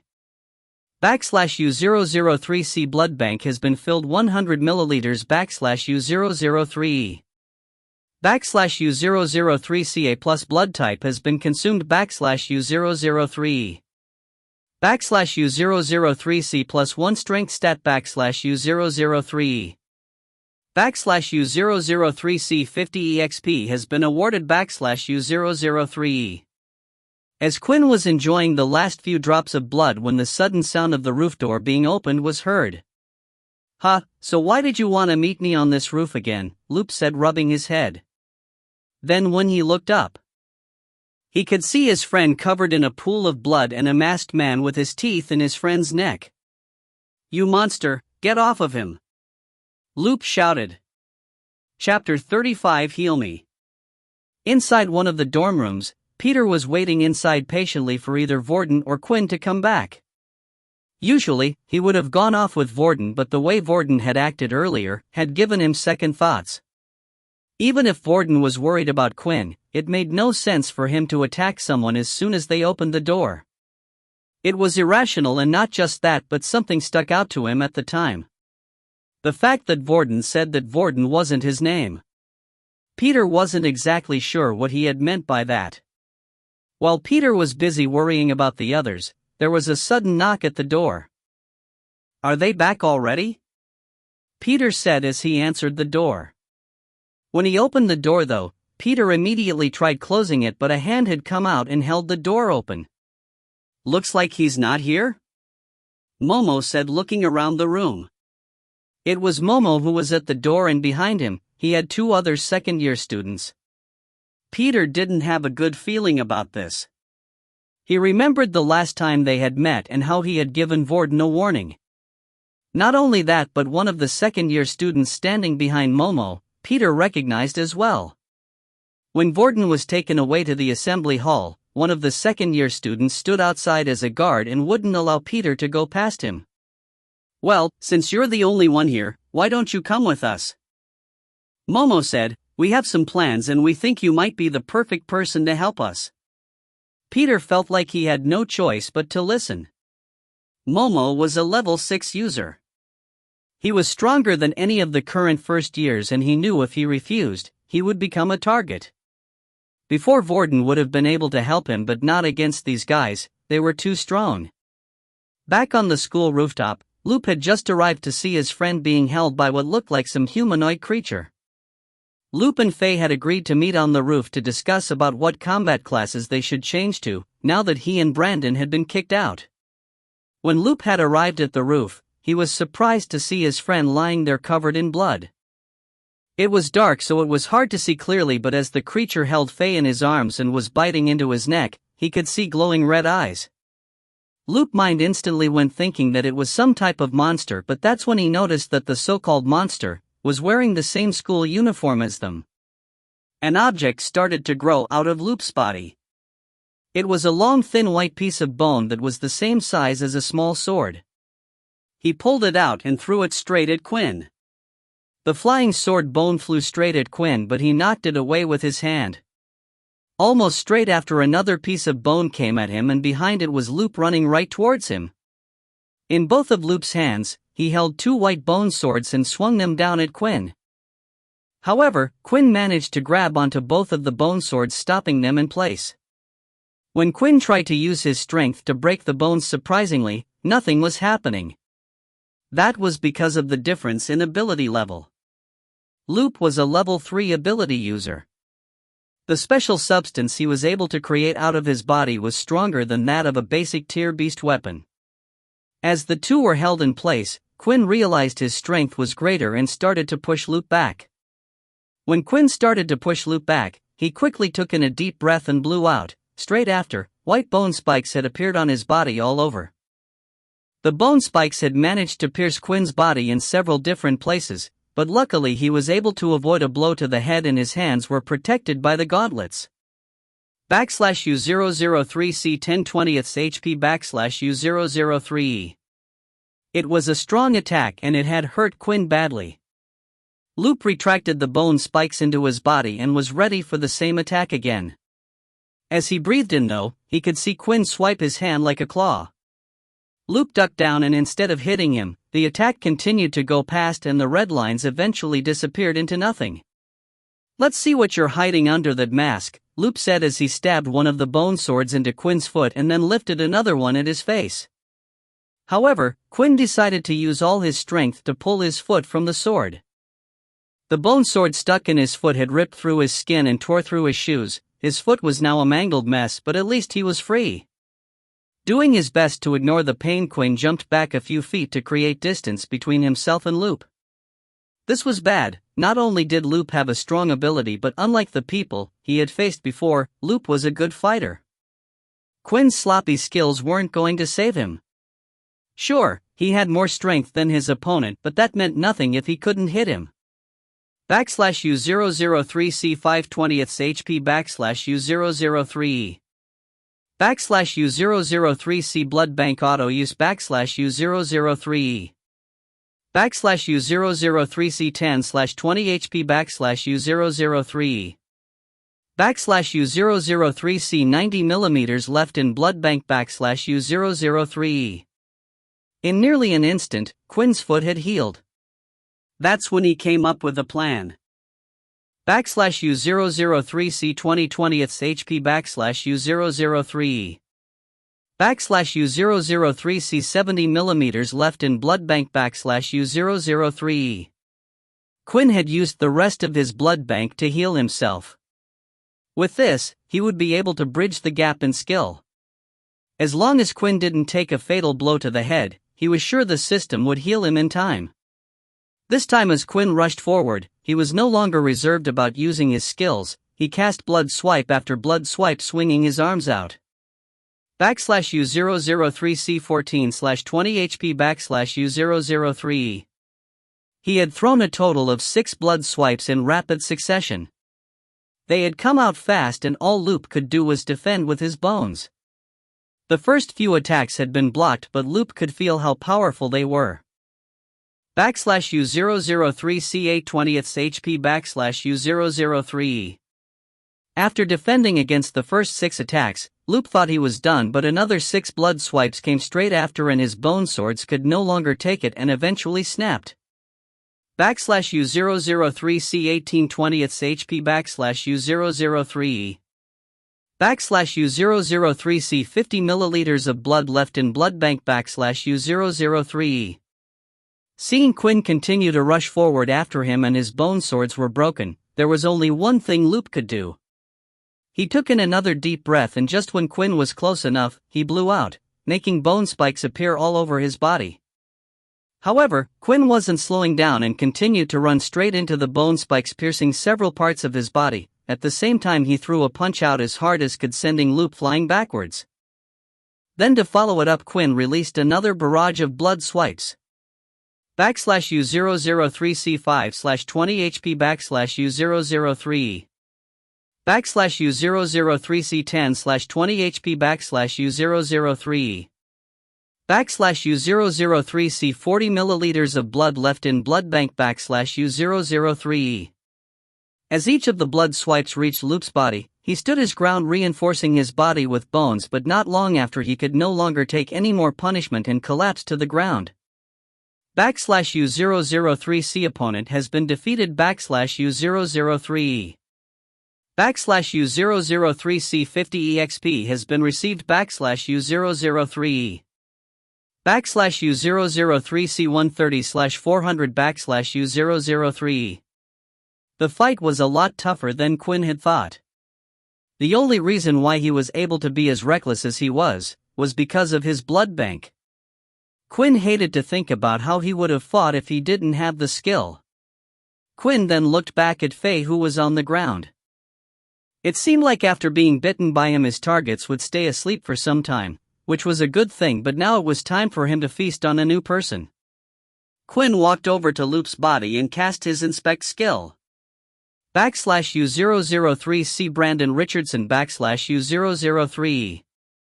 U003C ability, bone manipulation U003E. U003C HP 125th U003E. U003C blood type, or U003E. Finally, Quinn was going to find out what U's blood type O had for him. Chapter 36 Escape. As Quinn looked at Loop's body on the ground, he noticed something strange. His current health was at 10 HP and his body was naturally drawn to the blood. Whenever his health was low, he would get hungrier. That bit was a given, but something that also happened was his two canine teeth would start to grow longer. When they grow longer, it made it easier to pierce his victim's neck. Although Loop was bleeding and Quinn was able to just drink from the open wound. This would only give him the extra stat point.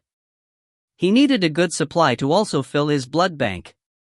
When inserting his teeth into his victim, it felt as though he instinctively knew the best location that would allow him to take as much blood as possible. Quinn lifted Loop's body from the ground. Only a few inches were separating their faces. I don't know whether it's a good thing or a bad thing that I'm finding it easier every time I do this. Quinn opened his mouth wildly, showing his teeth. He brought his mouth near Loop's neck and finally bit into his neck. A rush of blood entered into his mouth. The blood tasted sweet. U003C 20/20th HP restored U003E. U003CO blood type has been consumed U003E. U003C1 free stat point has been added U003E. U003C blood bank has been filled U003E. Quinn had a few guesses at what the O type would do, but this was better than he had imagined. Quinn quickly opened up his status screen and wanted to decide what to put the stat into straight away. U003C strength 13, 3, U003E. U003C stamina 12 U003E. U003C agility 13 U003E. Quinn debated internally for a few minutes whether he should put his stat point into stamina or not. If he did, his stats would become well-rounded. But he thought about all the people who were strong in the world right now. They were usually a specialist in a certain area. A jack of all trades was something too weak in this day and age. Not only that, but Quinn felt like his growth would be quicker if he specialized in strength or agility. It would allow him to carry on beating weak opponents. Then when he needed to, he could increase his stamina points at another time. It wasn't like Quinn was going to be facing an army of opponents anytime soon. U003C agility 14 U003E. In the end, Quinn decided to stick to his original plan and add his stat points into agility. Quinn stood in place looking at the duo's bodies, wondering what he should do. He was fairly certain that he had acted fast enough during his fight with Faye. He hoped that he hadn't seen anything that could give him away, but he couldn't say the same for Loop. When Quinn started to inspect Faye's body, he noticed that the bite marks on Faye's neck from Quinn had already disappeared. The doctor said the same thing happened with Layla, perhaps some type of effect from my ability? Quinn thought, well, that solves that problem, now what to do with you? Quinn pondered, looking at Loop's body. Although Quinn wore his mask, there was still the chance of someone figuring out it was him. After all, how many students used gauntlets as a weapon and also would have a grudge to attack these two? However, Quinn wasn't that afraid of them finding out his real identity. After all, the school didn't really care if Quinn beat them half to death. Actions like this were commonplace at the academy. Quinn wasn't afraid that Loop might tell everyone what he had seen. Even if he did, no one would believe what he had said. Throughout all of the history of abilities, there had never been any reports of an ability where someone had to consume something to gain power. The power had always come from within. And with no markings on their neck to prove it, they would be treated as madmen without any type of proof. While Quinn was in the middle of his thoughts, he was startled when he heard the door start to open again. Quinn moved instantly at a lightning speed to try and flee the scene, but quickly stopped when he saw it was someone familiar opening the door. "There you are," Layla said. She then looked down and noticed the two bodies on the floor. "Quick, we have to get out of here, the guards will be here any second now." Quinn had taken too much time. He wasn't planning to take out two people. When a student was knocked out in the school or badly beaten, the wristwatch was able to ping their location to the school and inform them they were hurt. Then once this message was pinged to them, the guards would pick the students up and take them to the hospital. No one knew how it quite worked, as it was amazing. The watch was able to tell how much health someone had. Rumors were spread that it was an ability of an original that created the watches. Quinn and Layla hastily ran down the stairs but stopped as they could hear the sound of footsteps coming in their direction. "Oh no! We can't go this way." Layla then started to look around the roof. "I have a plan, grab me and let's jump." "Are you crazy?" Quinn said, "Even with my strength from this height, I would at least break my legs, and even if I can heal, I still feel pain. Just trust me, come on, I can use my ability." Quinn quickly lifted Layla with both arms despite his protest. With his strength, Layla was lighter than ever. He jumped onto the fence and looked down. The school was incredibly high, it was at least 4 stories. "I'm counting on you," Quinn muttered as he leapt off the building. As the duo was falling from the rooftop at an incredible speed, Layla closed her eyes and started to concentrate. Sweat started to form on her brows when suddenly, the two of them started to decrease in speed. They eventually reached the ground. "Hey, that was pretty cool, you can fly?" Quinn asked, stunned. "No, my ability isn't that strong yet," Layla replied. "At most I can only slow us down. Come on, let's head back to our rooms." As the two of them headed to their rooms, Quinn explained everything that had happened on the rooftop. "Wait, what? Then aren't you worried that Loop might tell someone what happened?" "Not really, he has nothing to gain from it. Without any proof, no one would believe him anyway, but there is one problem. There is the chance that if he does find out it's me, then he would come back with the others and attack me. I could take them out one-on-one, but as a group, I don't feel like I could stand a chance." "It's true," Layla replied. "A lot of the students have already formed their own groups and gangs to protect each other. All that's left are the ones that are too weak to be a part of anything." "I know, why don't you create your own group? I could be like a sub-leader." "Of course, we would keep your thing a secret." "That's not a bad idea, especially if in the future we get targeted even more. Maybe I should ask Vorden if he knows anyone." The look on Layla's face suddenly dropped as she heard those words. "That crazy guy, I told you he was bad news, Quinn." "What, did something happen?" "It's best if you hear it from your friend Peter, maybe then you will realize how bad it was. After all, he saw the whole thing." In the doctor's office, the 2 students who had been beaten on the roof were currently lying on hospital beds. The single Dr. Haley was busy as usual, and especially at night when the guards gathered the beaten students. How can the school just let these sorts of things happen? Surely there is a better way, Haley thought. As she went to check up on Faye, she noticed he was now sleeping calmly. after healing the claw marks on him, and there wasn't anything unusual. However, when she looked at Loop, something had caught her eye that concerned her. In a certain spot on the boy's neck were two small puncture wounds similar to that of a snake bite. She had seen these signs before on another student, and just like before, the wound was already starting to heal itself. Haley then tapped her watch and waited a few moments for it to connect. "Hey General, I believe there might be a stray beast roaming around the school." "What? That's impossible, we have seen no signs indicating the presence of one," the voice on the watch replied. "But there have been some strange signs on two students, I'm a little bit worried." Haley said, "Please, for me, would just investigate it." Fine, whatever you want, how can I say no to my daughter?" Just then, though, as Haley got off her call, two military men came rushing in with another student on their backs soaked in blood. "Hurry, this student is in critical condition," the guard shouted. They quickly placed the student on the bed, and Haley quickly got to work. She tried to use her abilities, but it was useless. The student was already too far gone. He had died. Haley then tapped her wristwatch once again to open up a digital report log. Report, confirming the time of death 9:30 p.m., a first-year student named Brandon Richardson. Chapter 37. I'm sorry. When Quinn had arrived back in his dorm room, he was surprised to see that neither Vorden or Peter seemed to be there. "It's nearly curfew time, I wonder what they're doing out so late." It was a shame, because Quinn was hoping to either ask Peter or Vorden what exactly happened between them and Layla, but with it getting late and Quinn low on energy, he decided to get some sleep ahead of the others. And as soon as his body had hit the bed, he was out in an instant. He didn't even change his clothes, and he just laid there on top of it like an old drunk man. A few moments later, and Peter was the first to arrive back in the dorm room.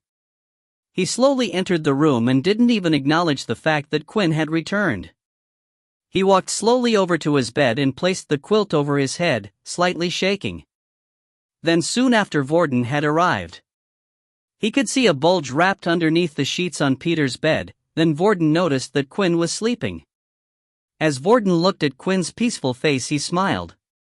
"Looks like you were fine," Vorden whispered to himself. "I'm sorry." Each one of them was dealing with their own problems, yet not one of them knew of the others. With a lot on their mind and no one to share it with, they had to sleep with their demons that night. As Quinn woke up, he was greeted with his usual morning message. /U003C Daily Quest complete, avoid direct sunlight for 8 hours. /U003E. /U003C135/400EXP /U003E.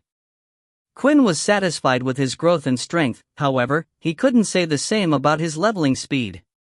He was currently only level 3 and had 2 skills he could use. Unlike other abilities where they gave you the control of something, Quinn's skills were a one-action type thing. If Quinn wanted to be on an even playing field with the higher level ability users, then Quinn would need more skills. After fighting with Loop yesterday, Quinn realized he needed a few things. The first was he needed to get better at fighting.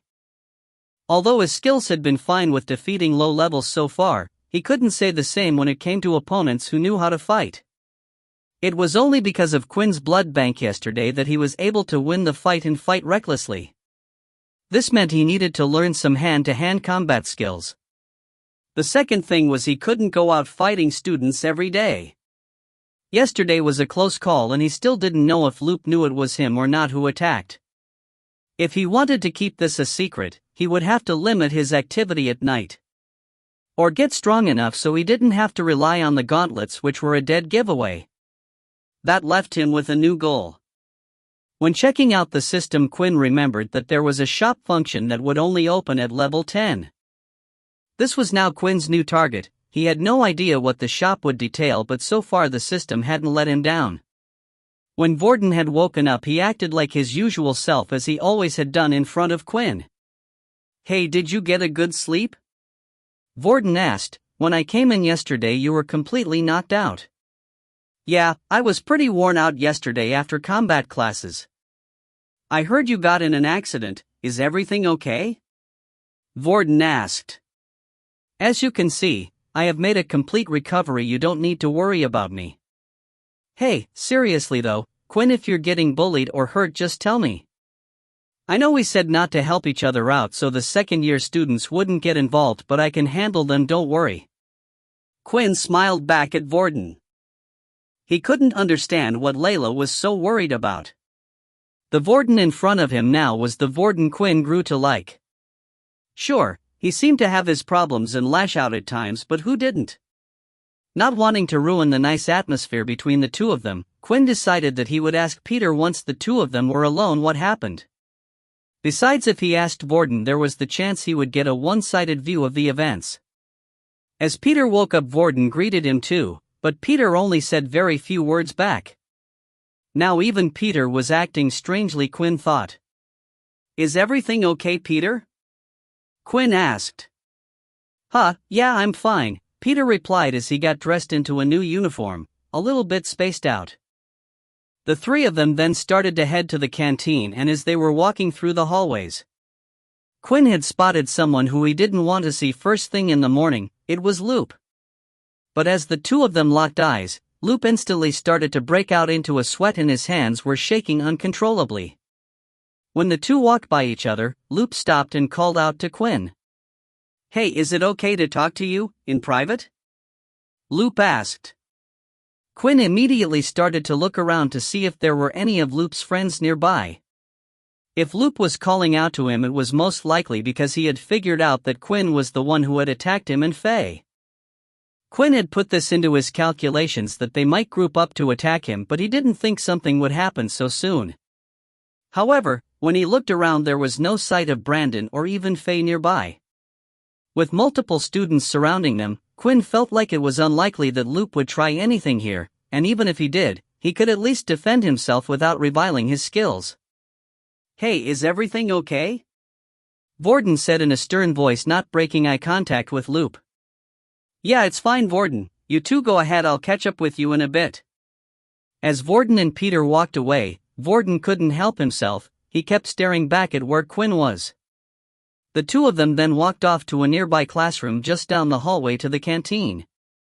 It was breakfast time, so classes hadn't started yet and the classrooms were empty.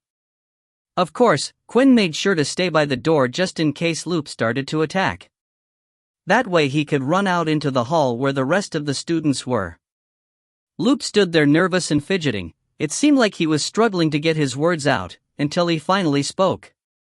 I'm sorry about yesterday, Loop said as he bowed. I know we hurt you in training and you probably coming back at us for revenge, but please forgive me. Quinn was speechless. This was unexpected and he didn't have a clue what was going on. I promise I won't tell anyone about your secret, please whatever you do just let me live. I won't bother you again and no one will ever know anything happened. Although Quinn had his suspicions that this was all an act. It seemed like Loop was genuine, either that or he was the best actor in the world. But what Quinn didn't understand was what on earth had happened to get Loop to act like this. Thanks for keeping my secret, besides I don't really have a grudge against you. Although your friends were the one to act on me, you didn't do anything. You were just trying to help your friends. Quinn said. Thank you for sparing me, Loop said. I promise if you need anything, I will help you, I just don't want what happened to Brandon happening to me. Brandon? Quinn said confused, what happened to Brandon? Chapter 38 Crazy Boy. At first, Loop was confused by the words that had come out of Quinn's mouth. There were two possible reasons he could be acting like this. Either Quinn was just pretending not to know, or when Brandon entered the hospital, he was still alive at the time. Meaning Quinn thought Brandon was still alive after attacking him. Look, I promise I'll keep your secret. I know you attacked Faye because of what happened at the weapons hall, it had to be you. Who else would attack him and have gauntlets like you? So you decided to go after Brandon next after taking down me. Faye explained. Look, I just want to continue living in school as normal, I don't want any drama. I don't know why you're hiding behind that fake power level of yours, but please, I just don't want to get involved and I'll stay out of your way. Quinn was trying his best to process the information he had just been told. Right now a student had died. To be honest, he wasn't really sure what the process or punishment was for a student's death, and at the same time, he didn't want to find out. If the other students were to learn about the attacks on Faye and Brandon, they would naturally assume it might have been Quinn wanting payback. However, the one thing that would make them doubt that was the fact that he was only a level 1 student. Right now, only Loop knew his secret, so it was no wonder Loop was afraid of him. With all this information, for now, Quinn felt it was best to play along. "You don't have to worry," said Quinn. "Like you said, you were only protecting your friend and you didn't actually do anything to hurt me during the combat class. As long as you stay out of my way, I will stay out of yours." "Thank you," Loop said as he bowed down and left the room. After Loop had left, there was a thought lingering on Quinn's mind. Just who did kill Brandon? Was there anyone in the school that had a grudge against him? They had only been at the school a few days, and the school purposely made sure no one knew each other before sending them here. It was hard for Quinn to come up with a suspect. All he knew about Brandon was what had happened at the combat classes. If a petty person like him was able to plan an attack like that, then perhaps he had made many enemies already. After finishing his talk, Quinn headed to the canteen to catch up with his other 2 roommates, but when he entered the canteen, instead of seeing Vorden and Peter sitting together like usual, Vorden was sitting on his own and there was no sign of Peter. Quinn quickly grabbed his food and decided to sit next to Vorden. "Hey, aren't you worried about the second years coming to attack you?" Vorden said. "From the looks of it, people will continue to bother us anyway, so we might as well live how we want." Quinn replied, "Hey, so where's Peter? Didn't you two come here together?" "You're looking in the wrong places," Vorden said as he pointed in a different section of the canteen. The 2 of them were sat in the low-level section where the level 1 and 2s would usually sit. This was where Peter would usually come to join them as well. But the direction Vorden had pointed in was the higher-level tables, the level 4 and 5 tables, and sitting next to them was Peter. "What is he doing over there? Are they targeting him?" Quinn asked. "Who knows?" When Peter entered the canteen, he looked at me and said, "I'm going to hang out with some new friends I made the other day." I asked him if he needed help and he said not to worry. As the 2 watched Peter hang out with the others though, it seemed like he was getting on with them well. He wasn't being asked to grab food or carry their things like the other lower power levels in other groups. "Well, maybe we should just keep an eye on them for now. It doesn't look like he's in trouble and we can always ask him about it later." Just then though, as Quinn and Vorden were busy eating their food at their table, another tray of food was slammed down. "I hope you two don't mind, but I have come to join you," Layla said as she sat down. As soon as Layla sat at her seat, she couldn't stop staring at Vorden, and the same was true for him. In the middle of the 2 was Quinn. He could feel the heat and tension in the air with both of them and he didn't have a clue what happened. "So I see that hole in your leg healed up nicely," Layla said. Vorden's face started to twitch slightly. "Ah, what are you talking about? Sorry, my name's Vorden. I don't believe we have met," Vorden said, pulling out his hand for a shake. "You are crazy if you think I'm going to shake your hand and you're just going to pretend nothing happened, are you?" Layla then turned to Quinn. "Quinn, can you not see this guy is crazy yet?" "Don't call me crazy," Vorden said, slowly saying each word. Hey, I think you both need to calm down," said Quinn, feeling like any second now the 2 were going to clash in the canteen. "I don't even know what happened between the 2 of you, please explain." "This crazy boy attacked me when I went to your room last night. Look," Layla said as she pulled down her uniform slightly to reveal the red marks on her neck. "I keep telling you, Quinn, he's dangerous, leave him." Vorden was visibly shaking at this point, but it was hard to tell if it was with anger or something else. "I said don't call me crazy, and again just like last time." Vorden slowly said each word, one by one. Chapter 39 Tutorial. Judging by the tone of Vorden's voice, it felt like he was going to snap at any second, and Layla was prepared for it. She kept her senses on high alert, ready to use her ability any second now. Even Quinn was unsure about what Vorden was about to do. "Vorden, is what Layla said true? Did you attack her? Quinn asked in a soft voice, hoping to defuse the situation. After hearing Quinn, Vorden stopped shaking and lifted his head up. I'm sorry about attacking you. When I saw Quinn's blood, I thought that maybe the attacker had come back to get revenge. I thought you might have come in to attack me and Peter as well. Vorden explained, I don't know if you know this, but Peter is only a level 1, and even though my indicator says I'm a level 5, I have to touch people to use my abilities. When you came through the door, I had no choice but to act first. How can we even believe you? Layla said, still annoyed by the whole thing. It was clear to her that Vorden was unstable. It was as if his mood and mind were changing all the time. Just seconds ago she felt like Vorden was going to attack her again, and all of a sudden he's calm. Layla wasn't buying it. However, even Quinn felt like Vorden was acting strange. It seemed like Vorden was always trying to hide something. When Vorden was asked about what happened between him and the second years, and even now with what had happened between him and Layla. I'll just leave you to be for now, Vorden said. I'm sorry about what happened. Quinn, if you need anything, just let me know. He then got out from his seat and left the two of them alone. Do you see what I mean? Layla said, the man is unstable. I understand he might have protected you a few times and he hasn't hurt you yet, but someone like him can hurt you at any time. Quinn knew what Layla was saying was right. This wasn't the first time Quinn had seen Vorden lash out, and it didn't seem like it would be the last either. But for some reason, Quinn was unafraid of Vorden like the others. All the acts of aggression that Quinn felt, it never felt like it was aimed towards him. In the hallway, while Vorden was heading to his elemental combat class, he decided to quickly step into an empty classroom on the way. He leaned up against the wall and took a deep breath. As he looked at his hand, blood could be seen. Vorden had clenched his fist so hard that his own fingernails had pierced his palm. Why did you get in my way? We could have taught that girl a lesson. What did I tell you? It's because of you we're in this mess in the first place. You attacked her. It's our fault to begin with. Fine, but you understand that if you keep suppressing us, the little one's anger will only build up. The more he thinks Quinn is trying to get away, the angrier he will be, and then when he takes over, there is nothing me and you can do.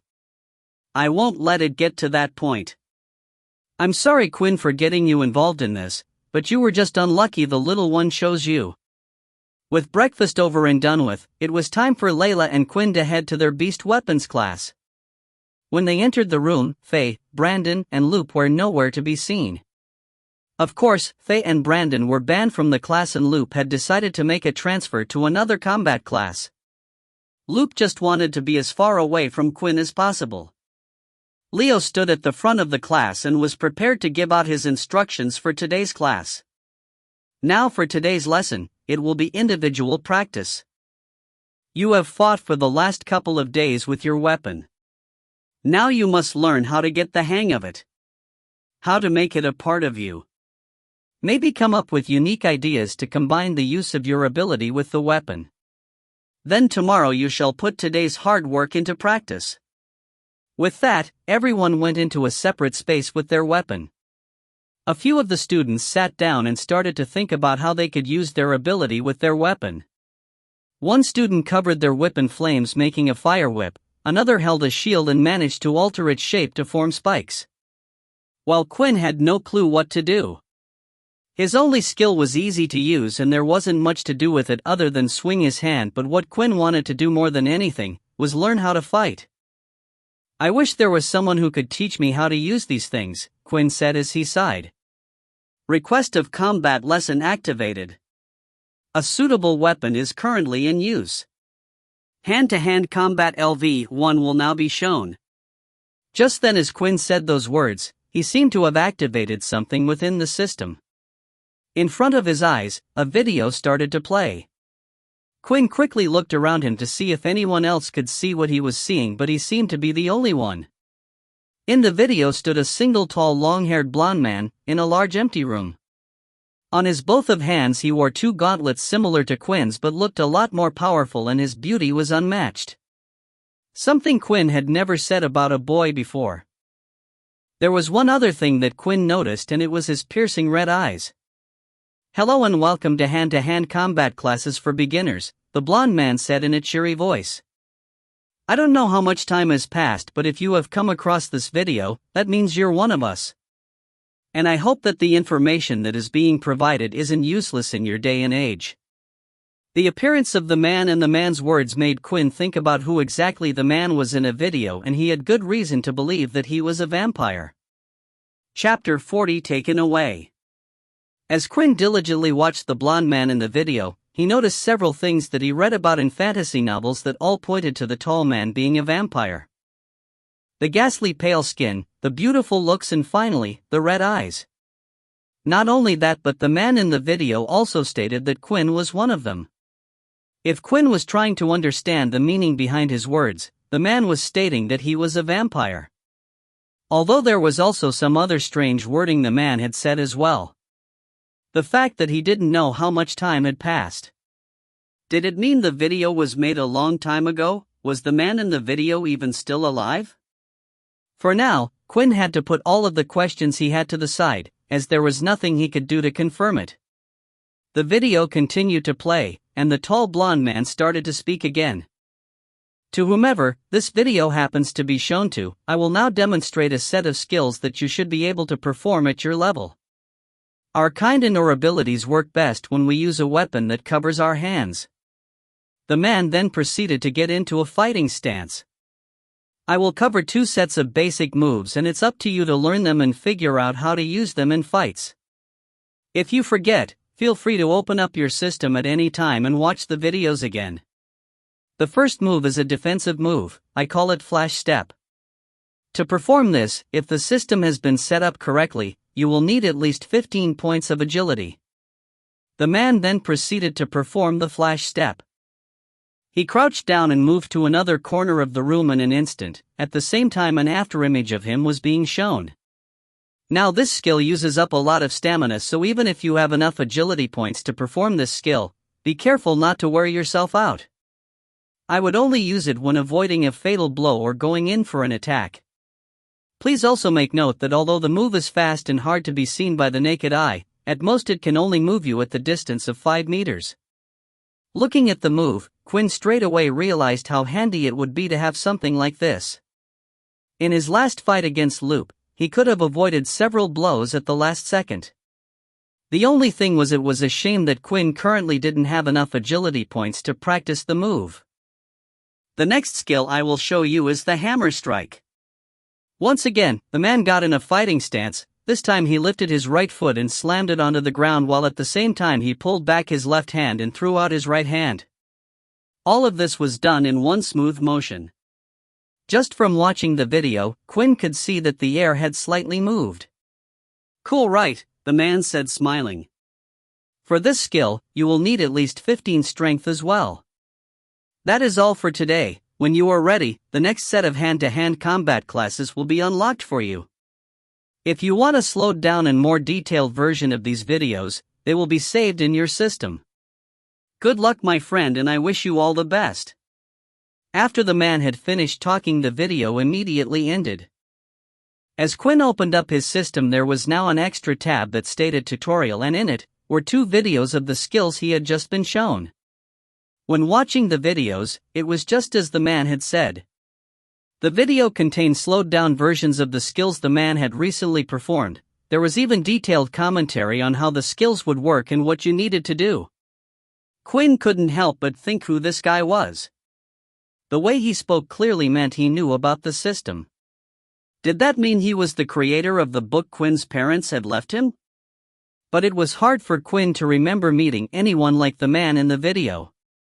He didn't even know what his parents' faces looked like that well. Whatever it was, he was happy that the system was starting to help him out more. He felt like the system at first had given him a hard time, giving him quests to drink blood and drawbacks such as having his stats while in the sun. But now Quinn was starting to feel happy that he had discovered the system more than ever. Quinn immediately started to watch the hammer strike video. As long as he wore the gauntlets, he technically had more than 15 strength.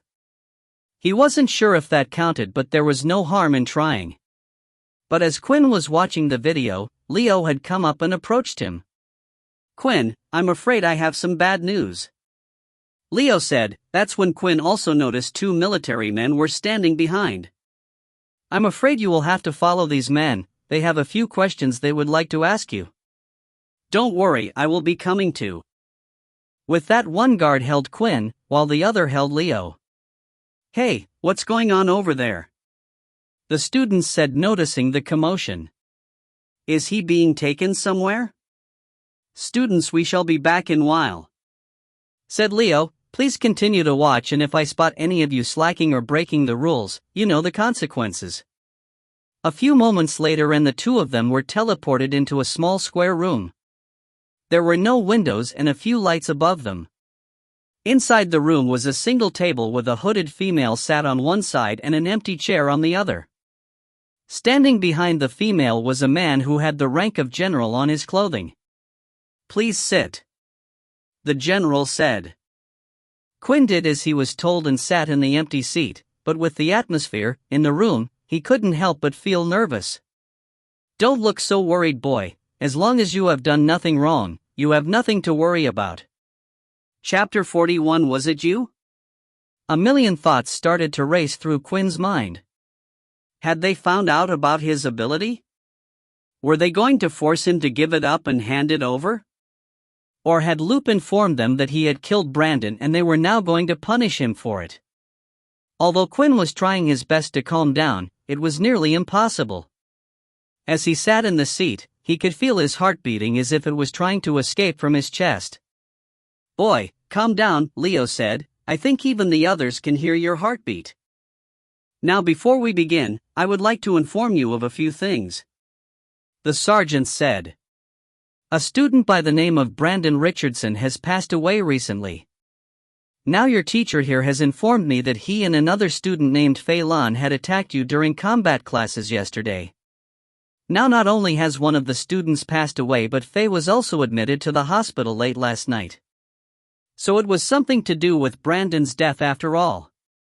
We currently have no leads to what happened to Brandon, so that eventually led us to you. Although it's hard to believe someone with no ability like you could do something like this, there is always a way. The woman sitting opposite you here has the ability to detect whether someone is telling the truth or not. Now please proceed with her demands." "It's okay," the lady said. "I just need you to place your hand over mine." As Quinn placed his hand over hers, he suddenly felt a calming feeling enter his body. An ability has been detected. Unable to block the user's ability. "Now tell me, did you kill Brandon Richardson last night?" she asked. The calming feeling allowed Quinn to answer naturally. He felt like he was suddenly floating on top of clouds. "No, I did not." The woman carried on holding Quinn's hand and eventually let go. "He's telling the truth. As I said, I couldn't believe he would do something like this." Leo said, "I mean, how would it even be possible? He's only a level 1. It looks like we no longer have any leads." "It's a shame, but an accident like this happens from time to time." "It is expected," the sergeant said. "I'm sorry for wasting your time. Feel free to head back to class." With the questioning over, the two guards grabbed Leo and Quinn by the arm once again, and a few moments later were teleported back to the weapons hall. "Boy, your heartbeat was starting to give me doubts that you were hiding something," said Leo, "but I'm glad you were not the culprit, otherwise I would have lost a promising student." With that said, Leo started to walk around the room and give advice out to the other students. That's when Layla had come over to where Quinn was. "What happened? Is everything okay?" "Yeah, it seems like it will be for now at least," Quinn replied. Quinn explained to Layla what had happened at the integration. At first, she was even shocked to hear that Brandon had died, but was happy to find out that Quinn was now completely cleared of suspicion. But as she thought about it more, she started to think who in their right mind would be crazy enough to kill a student, and for what reason. "Hey Quinn, you might not like what I'm about to say, but do you think maybe Vorden did it?" "What makes you say that? Did something happen between Vorden and Brandon /" No, I mean, is it not strange that Vorden approached you in the first place? He's a level 5 user while you're just a level 1, and when he attacked me the other day he kept shouting about you. And trust me, the guy seems crazy enough to do something like that? Really, but why? It's not like me and Vorden have known each other for long. Do you really think anyone would go to the extreme just for something like this? Yeah, even if I do think he's crazy, I don't think he's that crazy. With that, the two continued to practice their combat classes. Although Quinn was trying his best to learn the hammer strike move, he couldn't concentrate. He kept thinking about the words that Layla had said. Right now there were no suspects to Brandon's death, and Vorden had acted oddly a few times. And the last thing was the fact that Vorden wasn't in his room when Quinn arrived back last night. Just what was he doing so late? As the combat classes had ended, Layla and Quinn decided to hang out with each other for a while. There were a few tests both of them wanted to do with Quinn's ability. Quinn wanted to find a way to stop the sun from affecting him and learn about it more, while Layla wanted to see if there was any way she could be turned into a vampire. But as they walked out of the weapons hall and out onto the ground floor, them and several other first-year students had been stopped. The people stopping them were second-year students, and they had asked all the first-year students to gather at the assembly hall. Just what is going on? Layla said. I have no idea, Quinn replied. Of course, the second-year students were powerful and the first-year students had no choice but to agree. Even the higher power levels had agreed to come, afraid something might happen. Around 100 of the first-year students had gathered in the assembly hall. Around them was not a single teacher but just several of the second-year students. Up on the stage, the curtains were drawn and in front of it stood Momo. Welcome every single one of you. Momo said, today we have a special event, a special message to all you first years. You see, there has been someone going around trying to go against us, thinking he can break the precious system that has been around for years in this school. I am here to tell you that this is what happens to those who do not obey. Momo pulled down on a piece of string and the curtains on the stage started to be opened up. As the curtains moved away slowly, it started to reveal a student who had been tied up and placed on a large piece of wood. The student was bloody and had markings of being beaten everywhere. Vorden? Quinn said. Chapter 42 Target Practice. Finally, the first-year students had gathered in the assembly hall as asked. There was chatter amongst themselves as there seemed to be no sign of any teachers and only the second-year students. It was easy to tell the difference between years with students, as there was a rank embed on their shirt that told the difference. Is everyone here? Momo asked. Yes, everyone from Dell's class and the weapons combat class should be here. Let's start the show then. At that moment Momo pulled a piece of string, pulling back the curtains, revealing what was behind them. As the curtains were drawn, a badly beaten up Vorden was on display, tied to a large wooden plank. Just then several of the second-year students pulled out carts that seemed to be filled with large black circular stones. Momo picked up one of the round balls and held it in his hand. This here is a metal ball that had been embedded with the power of a beast crystal, said Momo. When the Earth had found a way to mix the beast crystal with our own weapons, it was a turning point in the war. But what they don't teach you as first years is that beast weapons need to be activated with your ability. Once activated, they can give out extra power. The higher the beast crystal used to make the weapon, the higher the power. Quinn, watching the whole thing, couldn't help but look at the badly beaten up Vorden. He was wondering how on earth Momo could stand there and talk so casually as if he was giving a presentation to the whole class. So us second years have decided to give you from the beast weapons class and some of you other first year students a shortcut. Today we will show you how to activate a beast weapon using these balls. That's when a first year student raised his hand to ask a question. Excuse me, but does any of the teachers know about this? For a moment there was silence. Even the first years couldn't believe why someone would ask that in this situation. It was obvious that this was being done behind the teachers' backs. Then a second-year student had come from the side of the assembly hall and immediately punched the student who asked the question in the face.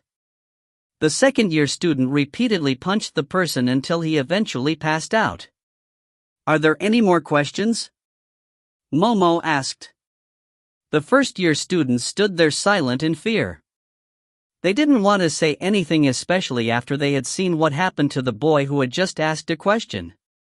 Good, Momo said before continuing. Now to explain, these beast stones here were made with the purpose to help you activate your equipment, so, to be honest, they're quite useless, but they are handy for demonstrating. Just like when you activate your ability in your body, you need to concentrate on the ball in front of you. Think of it as a part of your body and focus your ability on it. The stone ball being held in Momo's hand suddenly went from a black to a green color. Now usually your weapons wouldn't change color when activated, but as I said earlier, these balls are used just for the sake of helping you learn how to activate your weapons. Once the color has changed, that means it has been activated and its strength has increased. Now today we will be practicing target hitting. The second-year students then moved Vorden down from the stage and onto the floor with the other first-year students. The board here is special, you see, even a bullet wouldn't be able to penetrate through it, only the power of a beast weapon can, so today's lesson is to throw the ball and hit the target. Simple, right? What, is this really allowed? Won't we get into trouble for doing something like this? What do you mean? The teachers don't care when we got beat before, why would they care about something like this now? The second years are doing this only because they know they can get away with it. They have been here longer than us. Momo started to look at the crowd, when his eyes finally had met with Quinn's. Oh, I almost forgot, the crazy boy here has been targeting us second years one by one, thinking we wouldn't notice. Not only did he not heed our warning, but he completely ignored it and came after us. We dealt with him in this very hall back then, but he still didn't listen. Now, this is a warning to you all. This is what happens to those who try to disrupt the flow in school. The second years then poured out the crates of black beast stones and they all fell out and rolled onto the ground floor. There were more than enough stones there for each student to throw at least one ball at Vorden. Now who wants to go first? One of the second students said. Hurry now, if no one wants to volunteer then I will just have to pick one of you. As expected, not a single person had volunteered. The students were cruel to those who were weaker to them, but not like this. Usually, it would be a case of just better treatment, but it seemed like the second years were targeting Vorden. Whatever Vorden had done, he really had annoyed them. Alright then, you the girl with the brown hair, you go first. The second year student said as he put one of the balls in her hand. I can't, she said. Really? Well, if you can't, then why don't we place you on the board instead?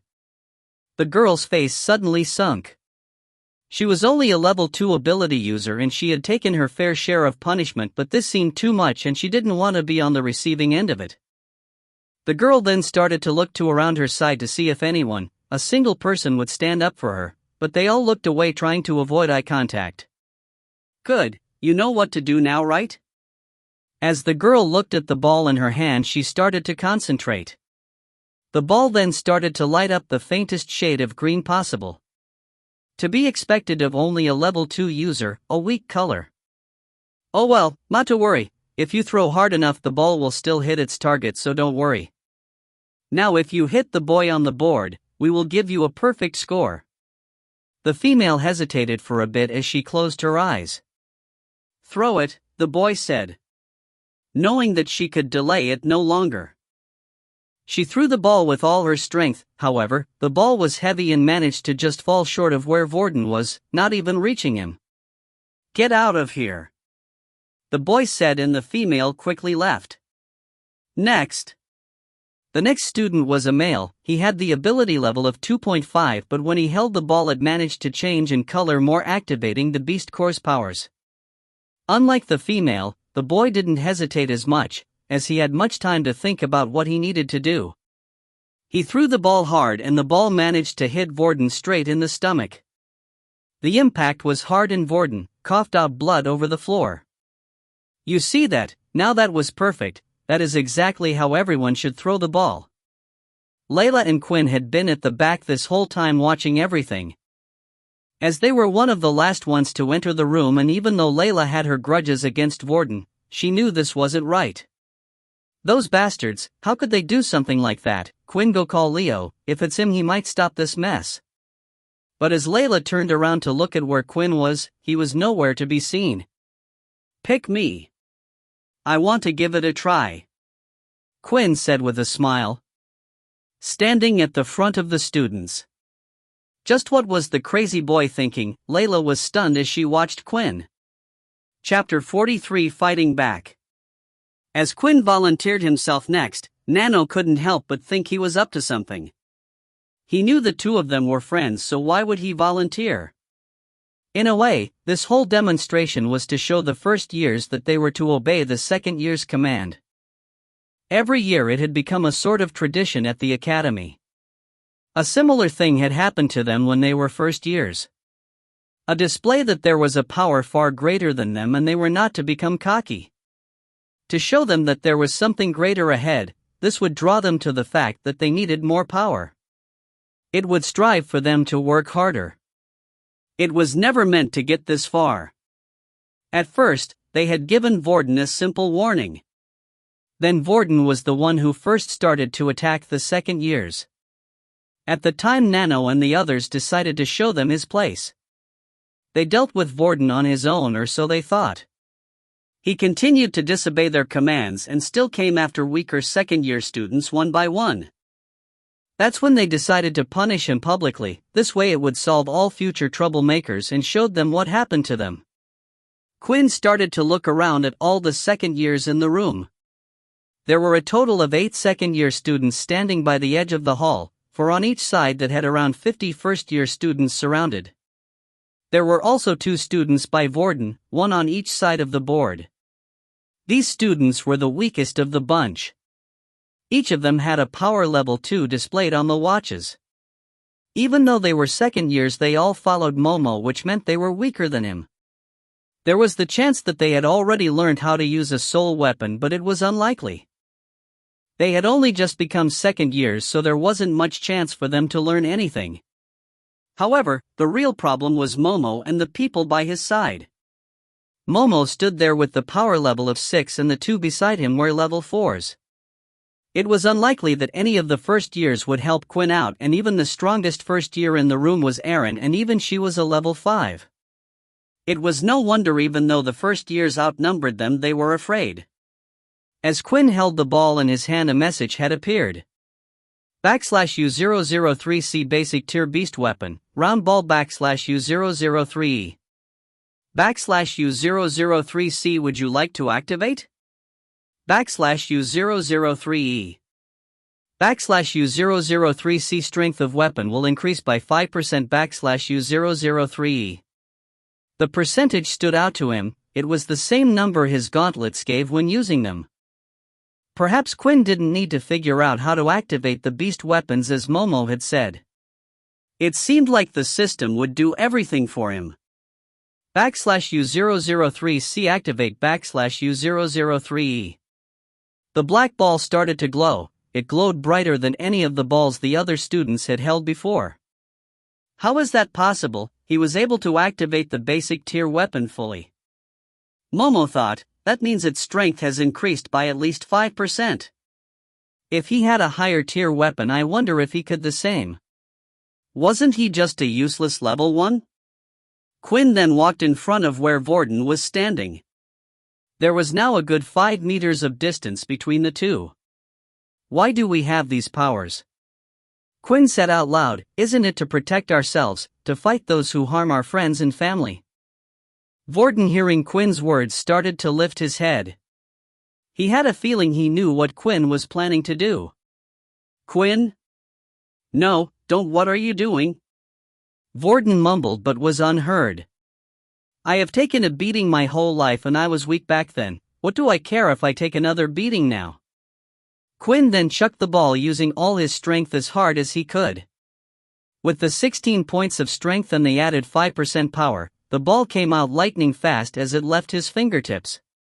Instead of the ball hitting Vorden though like everyone suspected, it landed straight in the student's stomach standing by the side of the board.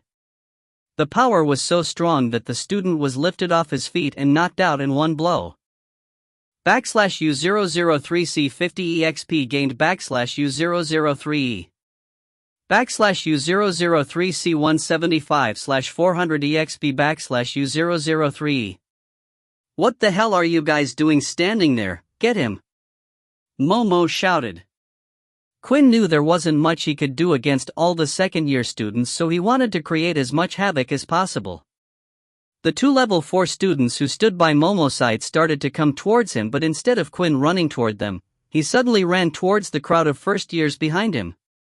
He bent down and picked up 2 more of the black balls on the floor and started to head for the weaker students around the side while weaving in between the first-year students. Then when he was within distance, he had found his targets. The weak level 2s who were standing by the side. Once again he threw out another 2 black balls aiming for them at full strength. One of the students managed to avoid the black ball, but the other wasn't so lucky, getting hit and knocked out. U003C50EXP gained U003E. U003C225/400EXP U003E.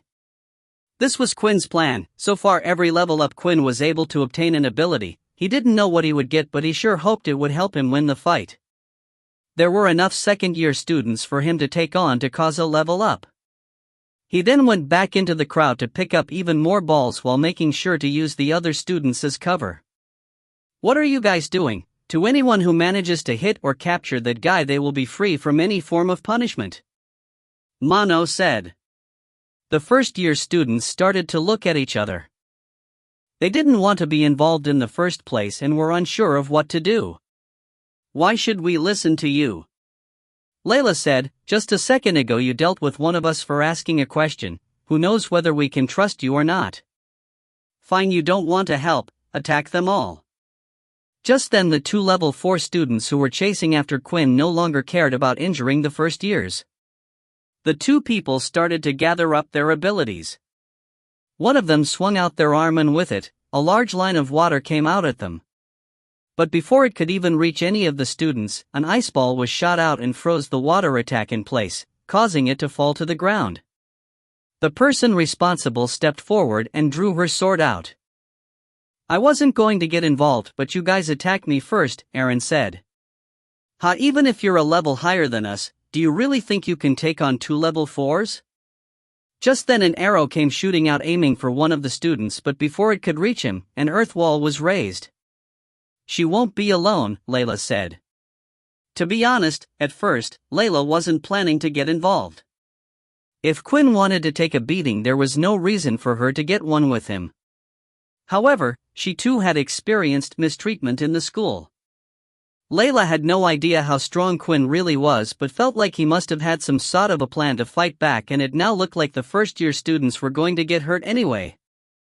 With Layla and Aaron distracting the other high levels in the room, Quinn felt like this was his chance to deal with the rest of the level 2s. However, it wasn't going to be as easy as he thought. Out from the side, a long thin object came lashing out at him. It was too fast for Quinn to react, causing him to be hit across his body. Not only did the attack pierce his chest, but it also sent him tumbling to the ground. U003C1320 HP U003E. 7 points of HP with 1 attack. Just what was that? Quinn thought, looking at what had just hit him. Coming towards him was Momo. In his hand, he held a beast weapon whip by his side. You have caused so much trouble. Momo said, I don't know how you can activate the beast weapon so well, and your surprise attacks seem to work, but you will always be a weak level 1. Before Quinn could even get up, he was already surrounded by the other 6 second-year students. Vorden, watching the whole thing from the board, felt useless. I have to help him. He's only getting hurt because of me. This is all my fault, Vorden said. If you want to help him, then let me take over. A voice said in Vorden's head. Chapter 44 Finally Free. Inside the assembly hall, there was one boy who was unsure of what to do, and that was Peter. He had been there the whole time from the very beginning but chose to hide in the crowd so he wouldn't get picked. When he saw Quinn come to the stage to try help Vorden, he felt even more guilty. Why? Because the whole reason Vorden was tied up on the slab in the first place was because of him. The other day when the second years came to see Peter, they had come with a proposal. Help them get Vorden to come to the assembly hall and he would be protected by the second years. Of course, Peter felt like he had no choice. If he refused the second years there and then, they would have tortured him until he agreed anyway. So what was the use of fighting back if the end result was the same? After their combat classes had finished, Peter had asked Vorden to go with him to the assembly hall to help him further practice. When they entered the room, the second-year students included Momo were hiding waiting for him. When the time was right, they all came out at once and jumped him. But what had surprised Peter was in that instant, Vorden had turned and pushed Peter out of the way.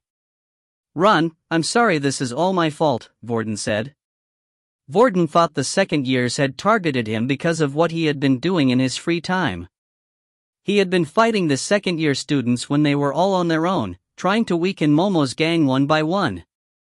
Not knowing what to do, Peter ran out of the room, only later to return with everyone else.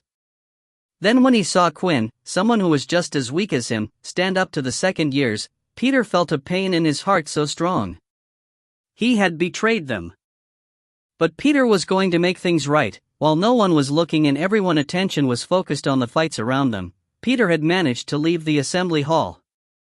Meanwhile, at the center of the assembly hall, Aaron and Layla were busy confronting the two level 4 students. The first years had spread out making sure not to get hurt in the crossfire but at the same time doing nothing to help. It was unclear who the winner would be and they felt like if they joined the wrong side it would only make things worse for them. "Hey, do you mind if we switch?" One of the second-year students said. "My water abilities are weak against her?" "I see, so you want the level 2 user, huh?" The other student replied. "Oh well, just finish her off quickly." With that, the 2 second years charged in for the attack.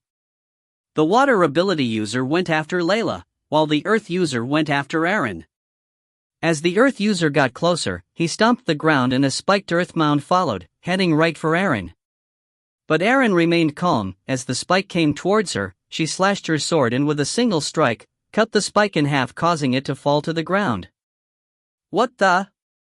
That beast weapon, if it cut through my earth ability, is it an advanced tier beast weapon?" the earth user thought. However, he didn't have much time to think. With her other hand, Aaron had formed an ice spear and threw it towards her opponent. The earth user lifted his arms, causing a wall of earth blocking the attack. He then moved his hands apart and at the same time the wall he had created split in two, but when the view in front of him was clear, Aaron was nowhere to be seen. Suddenly, he felt his legs start to feel cold. When he looked down, he noticed they were starting to freeze. For a second-year level 4 Earth user, you are incredibly weak. Before the boy could react, Aaron had whacked him in the back of the head with the hilt of her sword. Then as he fell to the ground, she froze his arms and limbs in place, making sure he would stay on the ground. "How does she win so easy?" the first-year students watching said. "Yeah, shouldn't a match between a level 4 and 5 user be closer than that?" And he was a second-year student. "Maybe they aren't as strong as we thought?" Usually, a fight with the level 4 and 5 users would be a lot closer, especially considering the other student was a second year. But there was a major difference between the two fighters, and that was something called fighting IQ. No matter how strong someone's ability was or how powerful a punch they packed, you needed to know how to use your abilities and when. This could be improved with experience, or some people were just naturally gifted. For Aaron, she had always fallen into the gifted category. Although Aaron had finished her match quickly, the same couldn't be said for Layla. Her attacks were basically useless. As an archer, her skills were best used when surprising her opponent and when there was a distance between the two. Here she had neither of them. Every attack of hers was met with a wall of water that would stop her arrows in their tracks, and finally when she was tired, The second-year student threw out his fist and a ball of water came out towards her. It hit her dead in the stomach and sent her flying back towards the front of the hall near Vorden. The water user started running after her, planning to finish her. Layla, seeing this, struggled but was too hurt to get up. "Hey you, free me, I can deal with him." "What?" Layla said as she looked up, noticing that it was Vorden who was speaking to her. "Come on, hurry, we don't have much time, touch my leg." Layla hesitated for a moment. She still had remembered what had happened when the two of them were in the room. She still had an odd feeling in her gut telling her Vorden was a bad person, but right now it was the only person she could rely on. She crawled over to Vorden's side and touched his leg as he had asked. Then the shackles tied around Vorden's arms and legs started shaking. "Come on, help me you bitch!" Vorden shouted at her.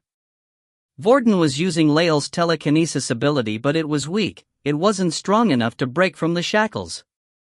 Layla then lifted her hand, and with the two of them working together, the shackles were finally removed and Vorden was free. He started to rotate his wrist as if he was getting used to his body. He shook his limbs out and started to jump up and down. "Finally, I get to come out, it's been a long time." As the water user continued to run forward now that Vorden was free, he was more cautious. The last time they had fought with him in the assembly hall, they remembered Vorden having earth powers. At the time, the last person he had touched was Peter. Vorden then started to laugh hysterically and charged towards the water user. It was an unexpected move. The water user panicked and threw out 2 lines of water blades. These were just as sharp as an attack from a regular blade but could be thrown out. As the blades came towards him, at the last second Vorden managed to twist his body in an odd way, avoiding both of the blades. He then lifted one of the black balls from the ground using his telekinesis and threw it out. However, the attack was easy for the water user to block, forming a water wall stopping the ball, but then crack. Something was felt on the back of his leg, and at the same time a crunching sound was heard. The boy immediately fell to one knee. As he looked at Vorden in front of him, he could only see Vorden with his hands held out. Then another striking pain was felt through his body, this time on his other ankle. Without realizing it, Vorden had attacked him from behind, pulling the other black balls towards him. The water user was too focused on the attack in front, he never thought about an attack from behind. Also, it had come as a surprise to him that Vorden was not an earth user as he thought. Vorden then lifted up 2 more black balls and swung his hands down. At the same time, the balls came rushing down at a crazy speed, hitting the student in the forearms, breaking them at the same time. The student screamed in pain, and with his arms mangled, he could no longer use his water ability as he could before. Finally, Rattan have returned. Chapter 45, Seeing the Future. The second-year students had Quinn completely surrounded. As he took a step forward to try to break out of the encirclement, a wind strike came towards him. He managed to lift his hand to block the attack, but at the same, another slash was felt against his back. /U003C 12/20 HP /U003E. The attacks continued with a mixture of abilities, but most of them were weak elemental abilities such as level 2 wind users and earth users. However, when he was being attacked from all sides, the attacks quickly added up. Quinn continued to block strikes coming from the front of him, but still was hit from all sides. /U003C 11/20 HP /U003E. /U003C 10/20 HP /U003E. /U003C 9/20 HP /U003E. There was a constant cycle. Once he was injured to a certain degree, Quinn's blood bank would auto-activate and heal him, but even with the blood bank, there was no getting out of this one. But he knew this would happen to some degree. He never expected to win in the first place. Ignoring the pain of the strikes and instead of trying to avoid all the attacks, he rushed forward towards one of the students. This time 2 hits had hit him from each side, casing 2 big slashes on his body. /U003C 8/20 HP /U003E. Backslash U003C 7/20 HP backslash U003E. But he didn't care, his speed was quick and using the strength in his legs he was able to move himself forward and grabbed one of the second-year students. He quickly went behind the student grabbing his arm and at the same time kept one of his claws towards the student's neck using him as a meat shield. The second-years were hesitant to attack afraid they might hit their fellow classmate. Quinn continued to walk backwards with the student until his back was up against the wall. "Me and you both know you're not going to hurt him, Quinn," Momo said. "If you attack too deep and kill him, you'll be in trouble. Attack too shallow and we will pounce on you and make you wish you were dead." Quinn hated to admit it, but Momo was right. He couldn't kill the student, and at the same time the second he turned his back to them they would take him out, so Quinn was left with only one thing. He no longer had his claw hand out but then started to choke the student from behind, wrapping his arm around his neck. He used his strength and carried on until he eventually passed out. Backslash U003C 50 EXP gained backslash U003E. Backslash U003C 275/400 EXP backslash U003E. "No point wasting good EXP," Quinn said. As soon as the student fell to the ground the attacks came out fast and furious from the others. Quinn was able to block most of them. Now his back was up against the wall, he started dodging a lot of the strikes, which made him think back to the test center. The situation he was in was similar to the agility test where holographic spikes came at him. However, these attacks were more powerful and were greater in number. Eventually, Quinn let a strike get in. Backslash U003C 6/20 HP backslash U003E. Suddenly the attacks had stopped and Momo had stood forward with his whip in his hand. Seeing the whip, Quinn remembered that a single attack last time had brought his HP down by 7 points. If he was to receive another attack from it right now, he would be brought down to below 0. Quinn still didn't know what happened when his HP would reach 0, but at the same time, this wasn't the time to find out. He had no choice, he would have to use the blood bank to heal himself. Even if the others did see him use this, it wouldn't reveal he was a vampire, but they would just think it was some type of self-healing ability. The problem was Quinn had already displayed abnormal strength.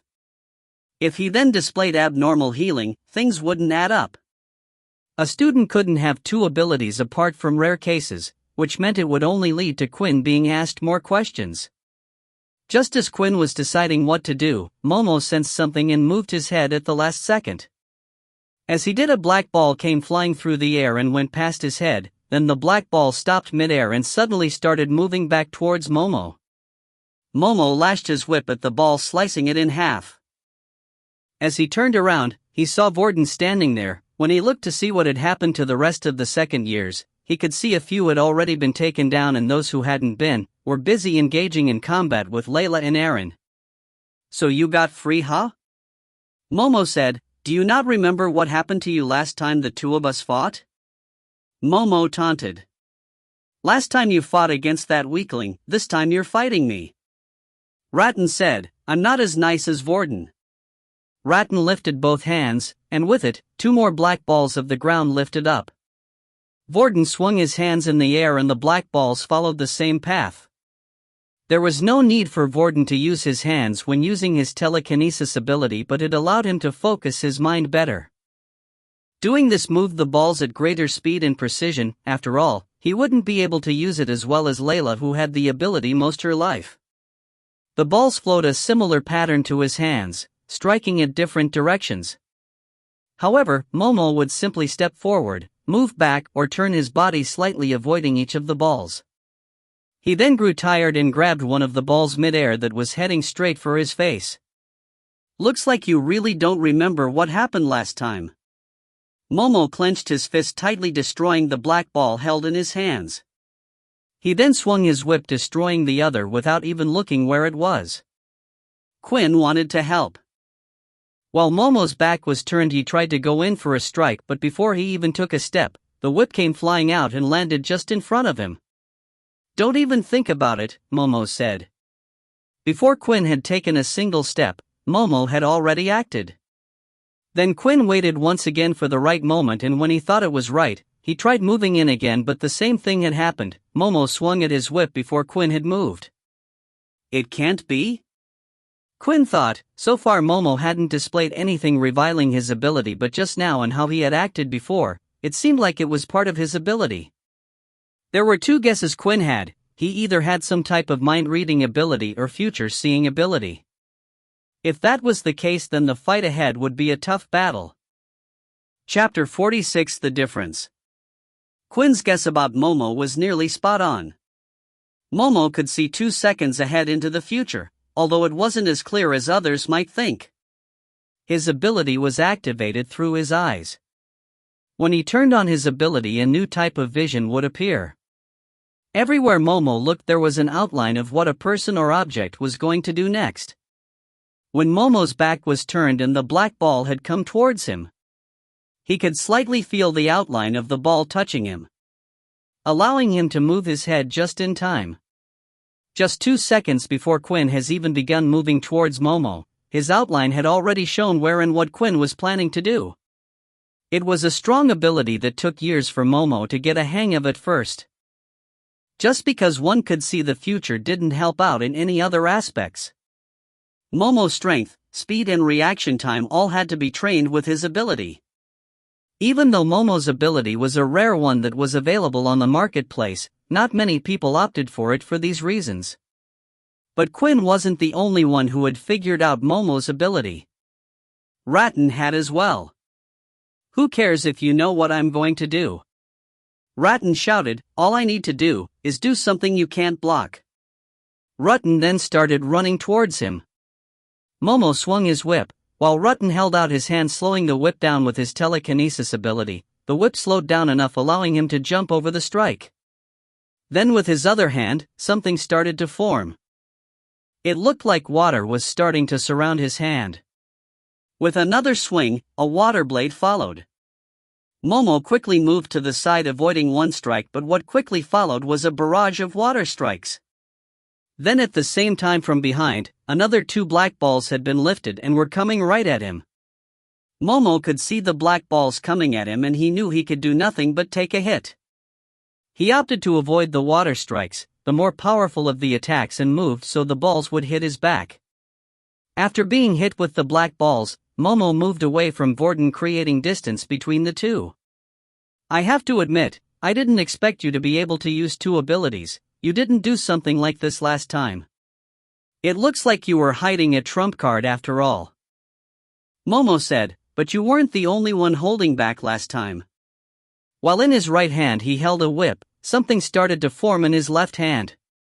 At first, it looked just like a bunch of light particles forming something, but then eventually another whip appeared.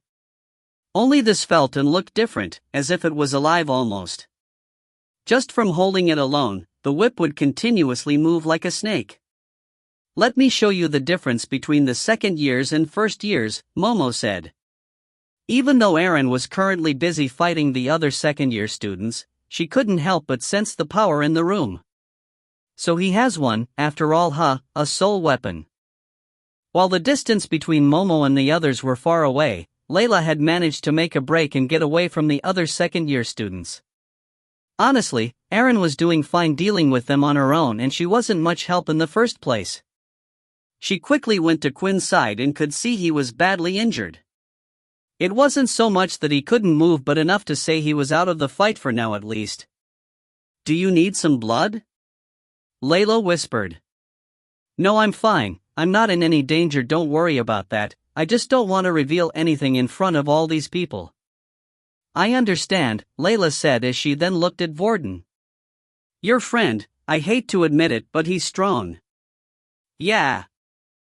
After looking at Vorden now and seeing how he fought so skillfully, as if he had done it 100 times before, and he was even using 2 abilities effortlessly, Quinn quickly realized there wasn't much he knew about Vorden, and that he probably had his very own secrets that he was hiding from everyone, similar to himself. But again, instead of escaping when he was freed and running away, he had decided to come help.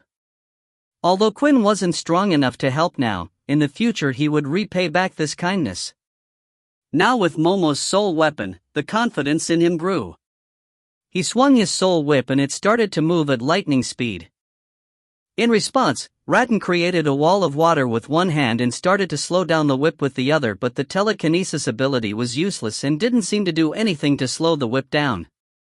Then when the whip had reached the wall of water, it suddenly grew in length and had wrapped around Rattan's arm. Momo pulled forward, dragging Rattan to the ground, and then swung out his other whip, lashing against his back. Rattan tried rolling to avoid the lashes, but it seemed like the whip was following him, predicting where he would roll to next.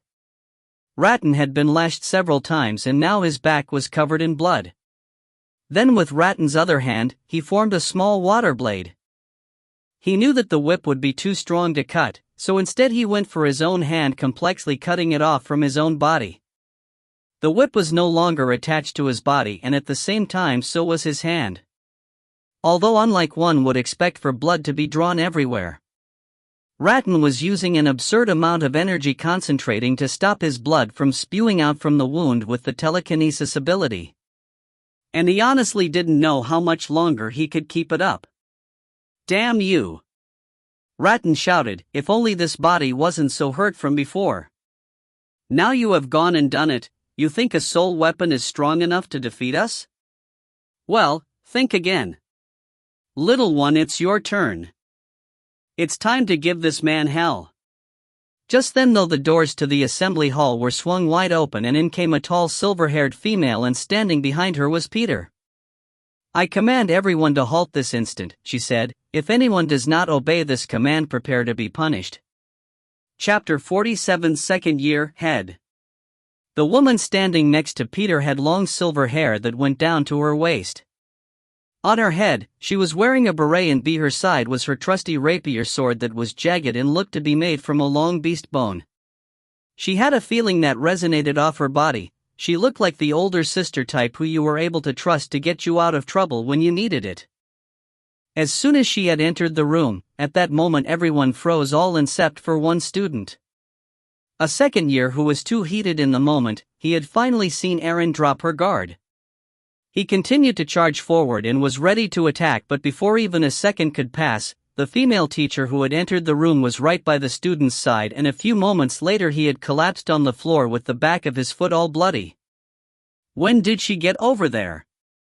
Hey, look at his ankles, do you think she did that? As Momo looked at who had entered the room, he immediately put his soul weapon away. Momo knew a lot of the teachers and high-position people in the academy. After all, he had already been here a year, and the person who had entered the room was not to be messed with. When she said whoever didn't listen to her would be punished, she meant it. The female's name was Faye Dallum. She was a sergeant at the academy and was mostly in charge of squad training. Anyone else but her, Momo said. Not only that, but her ability was super speed, the worst matchup for Momo. No matter how far ahead he could see in the future, her speed was just too fast to react. Not that he had planned to go against her anyway, he had already made that mistake last year when Faye was still only a private at the academy.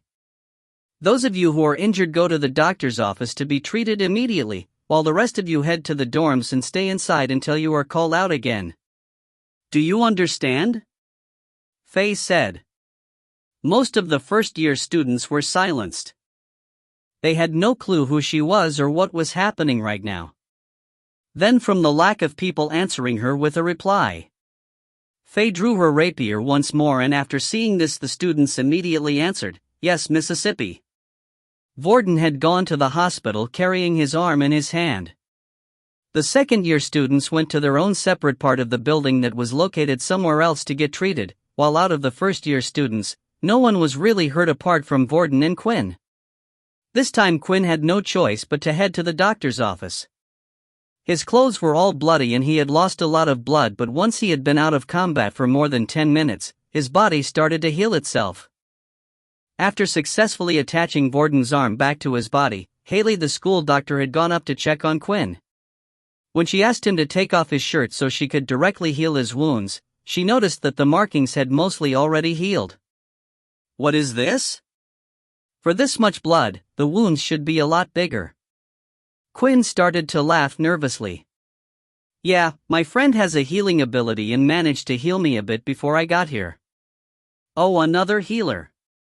Haley said, surprised. Well, if you get the chance, send them down here. Their ability is quite good and it looks like they have done a splendid job. I could do with help and I would love to have a student of my own. Sure, Quinn replied. Haley then proceeded to complete healing the rest of Quinn's wounds on his body. After she was done, there was not a mark on him. During Quinn's own healing process, his body had used up quite a bit of energy and once again the message had appeared stating he was hungry. /U003C Blood Bank 90/100 /U003E. After consuming some blood from his blood bank, he no longer felt hungry and didn't have to worry about going on a frenzy for at least another 2 days. Once Quinn and Vorden had arrived back in their rooms, they were told not to leave until they were notified. Once in a while, a private would call out a student's name and they would be taken somewhere for questioning. Inside their own rooms was Vorden, Peter, and Quinn. Thanks for calling the sergeant when you did, otherwise me and Quinn would have been goners by now. No problem, Peter replied, still feeling bad by the whole thing. Although he had done the right thing by getting Faye, he still felt bad for having tricked Vorden into going to the hall in the first place. What do you think will happen to the second years? Quinn asked. I'm not too sure. Vorden replied, if this was a one-on-one incident then I'm pretty sure they would have ignored it, but this time there were several students involved, most likely they will look for one person to pin the blame on. Meanwhile, inside one of the integration rooms, a large muscular man with forearms the size of thighs was sitting opposite the second-year student Momo, and on his shoulder, the man had the rank of general. His name was Duke King and he was head of the second-year students. Of all the people it had to be Faye to stop us, Momo complained. I did as you asked, and now I might pay for it. Will you relax? Nothing will come of this, I promise you that. Duke replied, you're only students and these types of things happen and I will vouch for you. Really, so this won't all fall back on me then? Momo asked. Then Duke stood up and went up behind Momo and whispered in his ear. Of course, as long as no one finds out about our little secret, Duke said with a smile. Hey guys, just a reminder, mass release of 6 chapters tomorrow and remember to vote with your stones so we can have another mass release next weekend. Chapter 48 Academy Leaders. All the students involved in the incident had been interviewed and that of course, included Quinn and Vorden. However, they weren't asked many questions like the two of them thought they would be.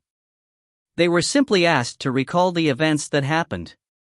Judging by the fact that the person integrating them didn't seem surprised by what they had said, it seemed like they had already gathered everything they needed from the other students and was just doing this as a formality. The next day had arrived and it was a weekend for students. Just like any other school, students did not have to attend classes and were free to do as they wished around the city. Although the curfew still exited, so they had to be back in their dorm rooms before 10 in the evening and they were not allowed to leave the city. However, for the leaders at the school, their day was not as relaxing as the students, for a meeting had been called. Inside the academy on the top floor, the leaders of the academy had gathered in a fairly large meeting hall. A large table was centered in the middle of the room. The table was split into 2 different sections. At the head of the table there were 4 seats in total. One of the seats was a little bigger than the others and this was where the captain of the academy would sit. Currently, this seat remained empty for the meeting. In the other seats, usually by the captain's side, were the 3 generals of the school. There was the head of the second-year students, Duke, with his large arms and muscular build. Then the head of the first-year students, Nathan, who looked the complete opposite of Duke. He was small in size and wore glasses. He was always casually dressed for important occasion, which annoyed Duke. The two of them did not get along. Lastly, there was the third general who was head of staff and the rest of the privates and teachers in the academy. Currently, his seat was also empty. The 2 generals sat in their seats waiting for the others to arrive, and as usual, there was silence between the 2 of them. Then finally the doors opened and 8 people had arrived, all wearing the military uniform, and each one of them had the rank of sergeant displayed. Out of these 8 sergeants, it included Leo the beast weapons teacher, Faye the head of squads, and Haley the school doctor. The 8 sergeants sat in their seats opposite to the generals, and finally it was time for the meeting to start. Faye was the first to stand and speak. We are here today to conduct the meeting on what to do with the second-year students, who were involved in the case involving primarily the first-year student known as Vorden Blade and the students who are part of Dell's class and Leo's Beast Weapons class. Faye then pressed a little button on a controller she held in her hand. In front of the generals and the other sergeants, a holographic report was being displayed to them. I believe you have all read the reports, but this is here just for your reference. I would like to ask your opinion on how these students should be punished, General Duke. Punished? Duke said, I see no reason for these students to be punished. If you look at the report, it seems like Vorden was the first to attack the others. They were simply retaliating. These types of things happen all the time. But then why gather the rest of the first-year students? Nathan casually added. It seems like to me other students had gotten involved. I agree the students fight all time and we purposely do nothing to stop this, but this seemed a little too much, no? Fine, further restrictions will be put on the second years and first year students. They shall only meet when necessary. I will be in charge of issuing out the punishments to the second year students. Is that okay with you, Nathan? Nathan simply shrugged as if he didn't really care about the matter in the first place. He had only made his argument to annoy Duke. I urge the rest of the sergeant to take extra precaution, said Faye. It was only recently we had the death of a student in our school. Unlike with Brandon, Vorden is an original. If his family was to get involved in it, would not be good for the academy. TCH, filthy scum, Duke said under his breath. The military didn't have a good impression of originals. When the war started, they were the ones who risked their lives to save the people of the planet. It wasn't until it truly looked like the humans would lose the war did the originals come forward and share their power with everybody, and not even all of them did that. Then Haley stood up. I would like to talk about the matter involving the 2 students with strange wounds on their bodies. Were there any reports about a beast escaping from one of the portals? Your father, who is not present at the moment, reported that there was no such thing. Even using the radar, we were unable to trace anything. Duke replied. If it wasn't the beasts, then just what caused those wounds? Haley thought as she sat back down in her seat. How is the preparation for the portal outing coming along for the first-year students? Leo asked. Yes, everything has been all set up. Nathan said, a green portal has been selected for the students to go through and the base has made preparations for their arrival. It should all go smoothly next week. Do you know what planet the expedition will take place on? Leo asked. Then I will be able to better prepare my students. It's best to ask your students to pack some sun cream and their sunglasses as they will be arriving on the planet Kaladi, Nathan replied. Planet Kaladi, a planet that was mostly covered in desert and contained low-tier beasts. Its day cycles were also vastly different compared to that of Earth. Instead of the 24-hour day and night cycle that Earth had, Kaladi contained a 72-hour cycle. It was brilliant for those that loved the sunlight and heat. Chapter 49 Never Betray. After the incident with second years, Quinn realized that although he had gained a lot of strength compared to what he was before, there were still others that he wasn't strong enough to fight against. Although Momo was strong in the group of second years, he was nowhere near the top of the food chain. There were many higher levels and even originals whose powers couldn't be measured. And even out of the first-year students there were those that were powerful, that included his good friend Vorden and Aaron. If Quinn wished to get on their level, he would have to get stronger. The easiest way for him to get stronger was by consuming as many different types of blood as he could possible, but there was a major problem. After the death of Brandon and the second-year incident, security around the academy had been tighter than ever. More soldiers were put on patrol and it seemed like they were keeping an eye on everyone. For now, while tensions were high in the academy, it was best that he laid low. So that left him with another option, to improve his fighting skills. Quinn still hadn't learnt the two skills yet, but just learning them wasn't going to be enough. After watching Vorden, he realized he needed to also learn how to use them, so he needed experience. "Hey, I'm going to head into town to grab some supplies, do you want to come with?"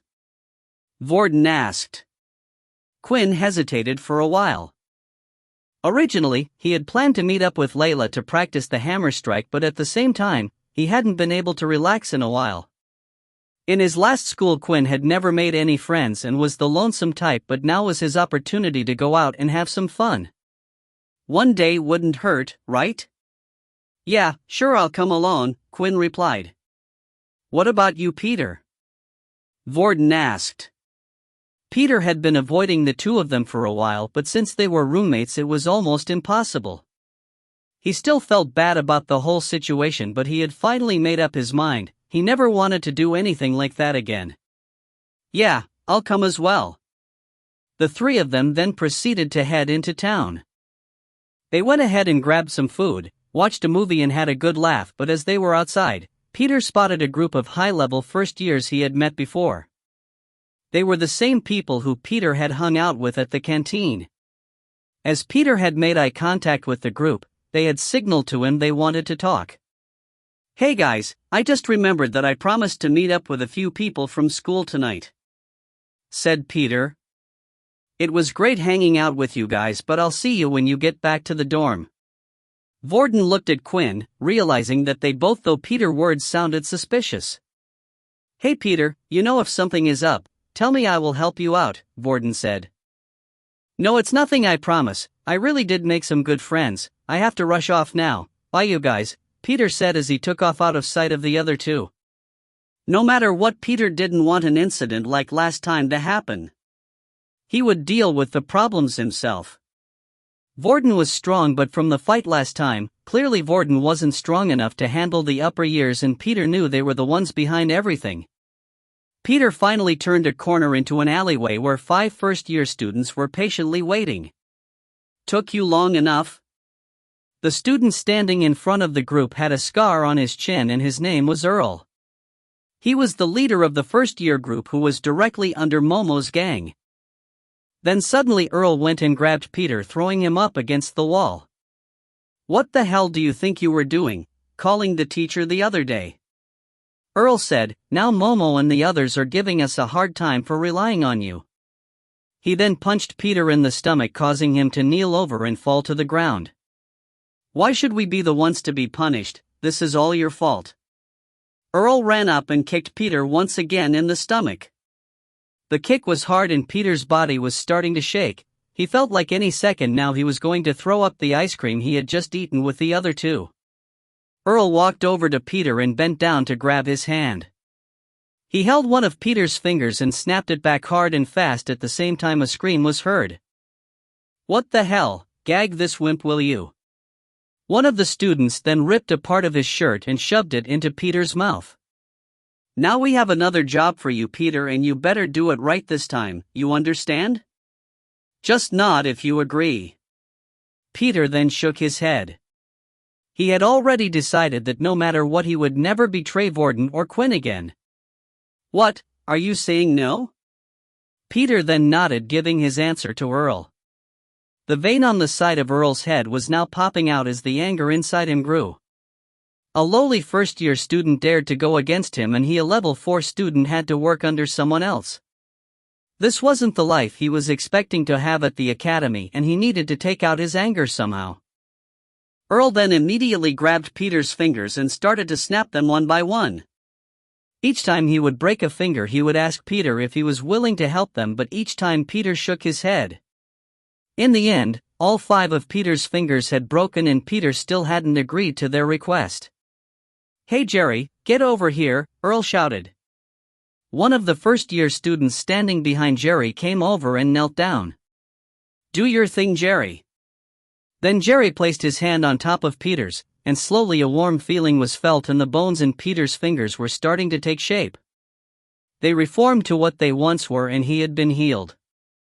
Then a big smile on Earl's face could be seen.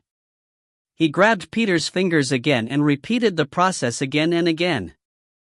Eventually, after an hour had passed of breaking, hurting, and re-healing Peter.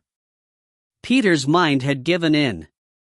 Without him realizing it, he no longer wanted to feel the pain and nodded, agreeing to their request. Good, see, now if you had done that in the first place, we wouldn't have had to go through all that. Earl said. Now this time, you better do it right and be sure not to involve anyone. Chapter 50 VR Game. With Peter gone, that left Quinn and Vorden on their own. They were currently walking down the high street, which was full of clothes shops and restaurants.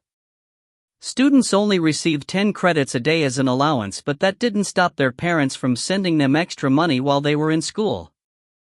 The richer students were free to spend and buy whatever they liked, and sadly the richer students were usually the stronger ones as well. Although the city didn't open up to any regular civilians, it was still open up to all the workers. The city was full of military personnel, but not all of them were soldiers. There was still cooks that were needed, admin staff, engineers, building workers, and even general people who would run the shop. They had all been granted special access from the military and in return were given nice living accommodations and didn't have to worry about life on the outside world. So although they worked for the military, they weren't required to be relied on for fighting unless absolutely necessary. While the two were walking, Quinn couldn't help but think back to the fight between Vorden and Momo. Hey Vorden, I know you said your ability resets every day, but you never said you could wield two abilities at once? Quinn asked. Didn't I? Vorden said with an awkward smile. Well, there are some in my family that can even hold 3. Really? So how does it exactly work? Well, if I told you our family secrets, Quinn, you would have to become a part of our family. Either that or I'd have to kill you. For a second there was an awkward silence between the two, as Quinn wasn't sure if Vorden was joking or not. Relax, will you? Vorden said, but yeah, I honestly can't tell you anything, originals rules and all. Vorden belonged to one of the original families that had decided to keep their ability within their family. Meaning the only people that knew how to copy other abilities were the Blades. Of course, Vorden wasn't allowed to talk to anyone about their ability. Yeah, sorry about that, but if you don't mind me asking. If you copy an ability you've never received before, how are you able to fight with them so well? Let me show you something, Vorden said. The two of them continued to walk down the high street, which was filled with shops, until Vorden eventually stopped just outside a game store. The two of them headed inside and there were all types of games filled on the shelves. At the very back of the shop was a VR pod for people to test out before they bought anything. Just like everything else, even the gaming technology had improved significantly after the war. Then Vorden pointed at the VR capsule. You see that thing? I grew up playing on that. What? Quinn thought, but then Quinn remembered Leo mentioning something about a VR game that was popular between students. He said if he wanted to get fighting experience, it would be good if he played a certain game. Is this what he was talking about?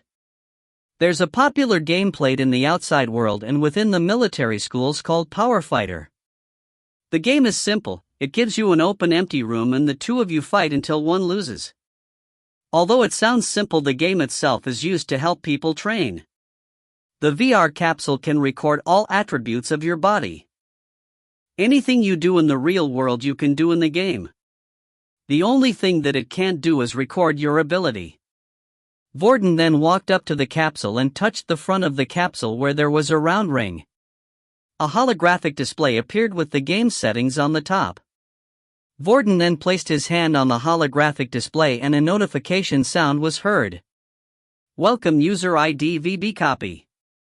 The machine said. As Vorden logged into the game, his user ID's information could be seen along with a dummy model of his fighter which looked nothing like Vorden. It displayed the total amount of fights Vorden had, and how many wins and losses. Although Vorden quickly went of that screen on to another, too quick for Quinn to see anything. Then Vorden was suddenly on an ability tab. The list seemed almost endless. Wait, I thought you said the game couldn't record your ability? Quinn asked. It can't, but so the game was even more realistic and so it could be used a training tool, it uploads into its database every ability that is shared out there in the world that we know today. Of course, only the ones that are made public. So original abilities and abilities that have yet to be discovered aren't on this list, including my own. However, I can select any ability I want. Even if I can't perform it in the real world, I can practice with it in the game. Quinn finally understood how Vorden was able to become well-adverse with multiple different abilities.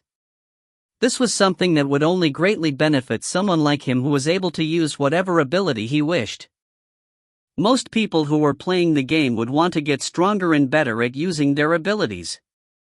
That meant they would usually only select their own ability. What was the point of selecting something that you could never use in the real world, unless you just wanted to have the experience?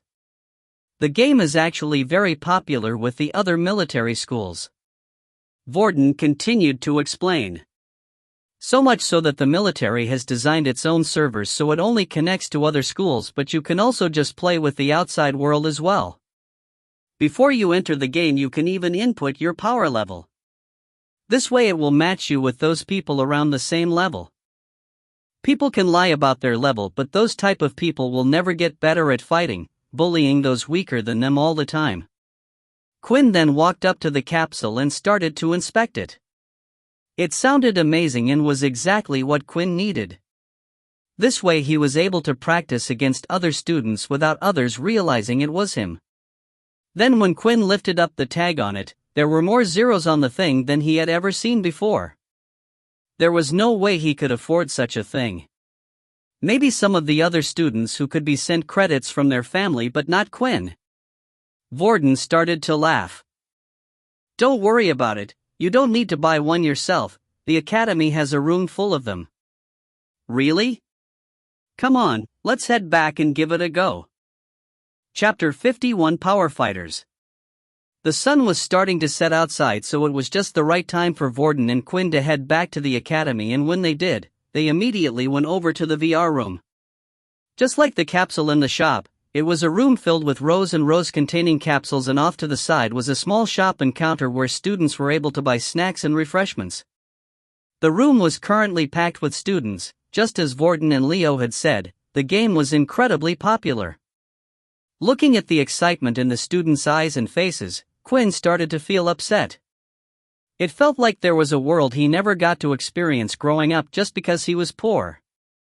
The two of them went up to the front counter that was stationed next to the small cafe. Hi, we would like to rent out 2 capsules, please? Vorden asked. A single capsule will cost you 10 credits per hour. The female replied. Hearing that number made Quinn gulp. For some reason, he had expected the capsules to be free, but of course, they would have to pay to rent them. With Quinn's 10 credits he received a day at most he could play the game for was an hour a day. He didn't need the money for anything else, after all, the school provided the accommodation and 3 meals a day for them. Alright, are you ready? Vorden asked. Huh, what did you pay? Yeah, don't worry about it, come on, let's go. The woman behind the counter had handed Vorden 2 tags numbered 23 and 24. The two of them walked around the room until they had found 2 capsules next to each other. They both had large numbers displayed on the front of the capsule in big bold ink. Here we are, Vorden said. With these capsules they're only able to link to the military servers. You can fight with others from other schools, but you won't be able to connect it to the normal servers. You will need to buy your own capsule for that. When you log into the game you can play as a guest for now and just search for the IDVB copy and join my room when you can. With that, the two of them slowly climbed into the VR capsule. When the machine sensed they were both comfortably inside, the capsule lid slowly started close in on the both of them. Then before they realized it, their minds were completely transported to another space. Quinn was now in a large empty white room. There were no walls in sight and it looked like the room was endless. Suddenly a screen appeared in front of him. Welcome to Power Fighter, would you like to? /U003 login /U003e /U003c register /U003e /U003c play as guest /U003e. As Vorden had suggested, for now Quinn decided to play as a guest. Then he went on through the system and started to search for Vorden's gamer ID. Once he had selected to join the person's room, he patiently waited for Vorden to accept. Room invite accepted, transporting in 3, 2, 1. Then in an instant, Quinn had been transported to another empty white space room, only this time Vorden was there as well, but Vorden didn't look like himself. He looked like a completely different person. Both his hands had been wrapped in bandages and on his face, he wore a scarf. He looked like an ancient ninja. Vorden, is that you? Oh sorry, Vorden said, and the next second he looked like the ordinary Vorden at school. What was that? Quinn asked. The game allows you to customize your character so you can make it look like whatever you want. The clothes I was wearing was skin, although they cost credits, so I wouldn't worry about that. The sound of the game was just getting even better for Quinn. Allowing the users to create a character to be used in the game meant that no one would know it was him, unless they knew his username. Do you want to watch me play a few games so you know how the game works? Vorden asked. Sure. Vorden then created a party, where Quinn was able to spectate. Suddenly in the white space, 4 stands appeared forming an arena-like shape, and Quinn was teleported to the seating area in one of the stands. The game tried its best even for spectators to make it feel like the real thing. Once Quinn was comfortably seated, Vorden went to search for a match. Vorden selected the power level of 2. This way he would only be matched up with level 2s. There was also a quick match option, where it would match you with anyone who had selected the same option regardless of power level. The ability he currently had his character set to was Earth. He chose this because Vorden himself had been trying to learn the Earth ability better, so that way when Peter got stronger with it, Vorden would be able to help him use it. When an opponent was found, he too was teleported into space where Vorden stood. The two of them started out on the opposite side of the room. Then Quinn could see a big countdown appear over the arena. When the countdown reached 0, the match immediately began. Vorden was going up against another Earth user. Earth users were the most common ability to be found. The match didn't last long though, as it was clear that Vorden had the greater experience when it came to fighting. The match had only lasted a total of 5 minutes, but while watching the game Quinn started to figure out how it worked. Above each player's head was a health bar. But there was no way to show how much health each player had. Judging by what Vorden had said, this was most likely because everyone had a different set of health depending on what the VR headset was able to read from the body. Quinn himself knew this because of his inspect skill. Every time he would look at the stats of a different person, some of them had different amount, and that included him. The next thing he noticed was the fact that there wasn't actually any damage done to the player. When Vorden would strike or stab the person, the system would cause the player to react to these, either starting the player, but it wouldn't permanently damage the person like it would have done in real life. Similar to a game, it would treat hits on vital parts as a critical hit, but the player could continue to fight like normal as long as their HP didn't hit 0. After that, Quinn continued to watch Vorden play a few more games, and before they knew it, their time was up. Although Quinn didn't have the time to play today, he couldn't wait to try out the machine tomorrow. Chapter 52 Blood Evolver. It was getting late and it was almost time for their curfew, so Quinn and Vorden decided it would be best to head back to the dorm rooms. When they arrived, they noticed that the lights were out and Peter was already in the room fast asleep. "Does he look okay?" Quinn asked, as he noticed Vorden was looking around to see if he could see any markings on his face or body. "Yeah, he seems fine, but even if he was getting bullied, he could have gone to the doctor's office before coming here," Vorden replied.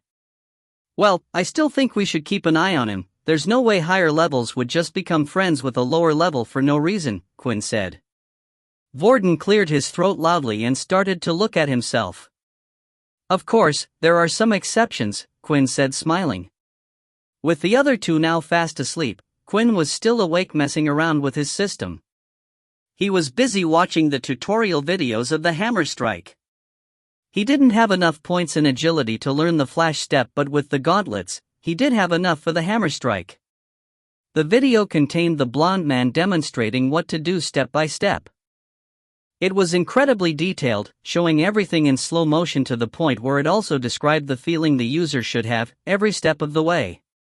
Quinn repeatedly watched the video, as he wanted to learn and test it out in the game tomorrow. After finally remembering all the steps and believing he had a confident grasp on the skill, he shut his eyes and went to sleep. The next day Quinn had woken up earlier than the other two. He immediately wanted to go to the game to create his character and test out the skill he had been learning all night. Just in case the others wondered where Quinn was, he left a note before leaving. When he finally arrived, the VR room was emptier than it was yesterday, most likely because it was early in the morning and not a lot of students had woken up yet. Quinn then went on to do the same as Vorden had done yesterday. He went up to the pretty lady who stood behind the counter and asked to rent a capsule, only this time for 2 hours. There wasn't much use for his credits other than buying late-night snacks, and at the moment, not even that satisfied him. Ever since he had his first taste of blood, food was starting to taste bland. He still got hungry like everyone else, but the taste of ice cream and sweets just didn't have the same rush effect it once had. To get that feeling again, he could only get it from blood. But Quinn made sure to only consume blood when he needed to or to get himself stronger. He was afraid that he might become addicted to the feeling, and if he did, it would only cause more problems for him. Before entering his capsule, Quinn looked around the room and noticed some students carrying their beast weapons with them. Not all students used one like Vorden. But after watching the games Vorden had played yesterday, he did see a few of his opponents have one. Which meant most likely that the students bringing their weapons with them meant that the game was also able to recognize the power of beast weapons. Just on the side of the capsule, there was a large rectangular box, and underneath were the words written, "Beast's Weapons." So it looked like Quinn was right after all. After taking off his gauntlets and placing it into the box, the capsule started to scan the weapons. /U003C scan complete /U003E. /U003C the beast weapon may now be used with the capsule /U003E. He then hopped in and logged into the game. Only this time, instead of logging in as a guest, he decided to register an account. /U003C please create a user ID /U003E. Quinn thought long and hard. He didn't want anything that could give away his real identity away, but at the same time, he wanted a name that would express his newfound self. Something like Vampire God just wouldn't work and gave too much information. Plus, the idea of putting vampire in his name just sent cringe tingles running down his spine.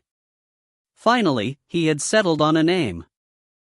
/U003C user ID created Blood Evolver /U003E. The name was chosen for a few reasons.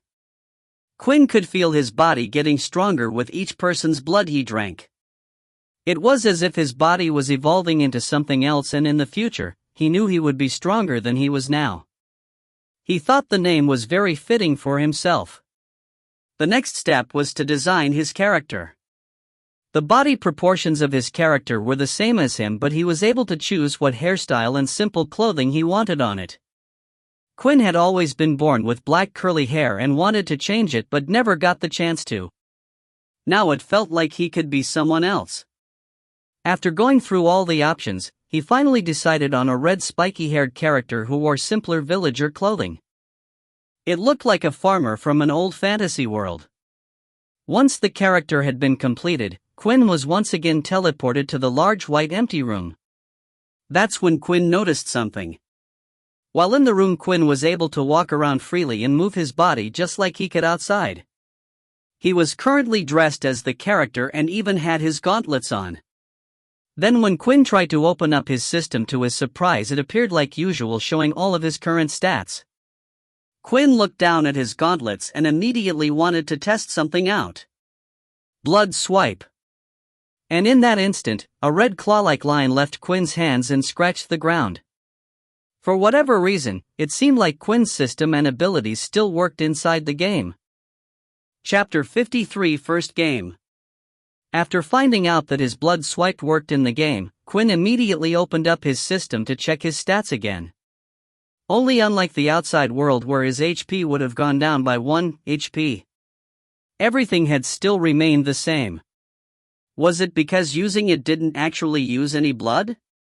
When Quinn would use blood swipe outside, the red claw-like shape would leave his hand, and at the same time, he felt like a piece of energy inside him had left with it. The minus in his HP would indicate that it took part of his life force or his blood. But inside the game world, the attack did no such thing. It was just replicating what his mind told it to do, while scanning the body inside the capsule to see if it was possible. To test this, Quinn swiped his hands non-stop, swipe after swipe. Red lines left his fingertips in a flurry, but at the same time, no HP was lost. Just in case, Quinn opened up the game system and checked, and right next to his name, where there was a section to fill in your ability, there were the words written none in the box. However, another thought came to Quinn's mind. If he didn't lose any HP when using the skill, this also meant that his skill blood bank would have no effect in the game. When he would get attacked, it would do no physical harm to his real body on the outside. He wasn't actually losing health, so inside the game, he wouldn't be able to rely on his blood bank to save him out of tough situations. But the fact that Quinn was able to use these abilities in the game made him think. Was his system really an ability? At first, he assumed so. After all, he had received the power from what had looked like an ability book. Of course, he had never heard of an ability before like this, but there were many abilities in the world that originals had hidden and kept for themselves. Then he thought back to his status change. Next to race, it stated he was no longer human. Perhaps his abilities were more a side effect of changing race, rather than an ability itself. That's why the skills that he unlocked through the system didn't really follow a pattern. What the blood bank could do differed greatly due what his blood swipe did. If Quinn's theory was right, did this mean he could also learn an ability? He hadn't tried so far because he thought it simply wouldn't have worked, but now if he was to test this, he needed to think long and hard about what ability to learn. Before going into his first game, Quinn wanted to test out the hammer strike. He had been watching the video all last night and felt like he was ready. Place your foot forward like this and at the same time rotate your body. The energy should flow through your toes upwards, then as you pull back your hand, stomp on the ground and at the same time release the energy through your fist. Quinn mumbled as he went through the steps.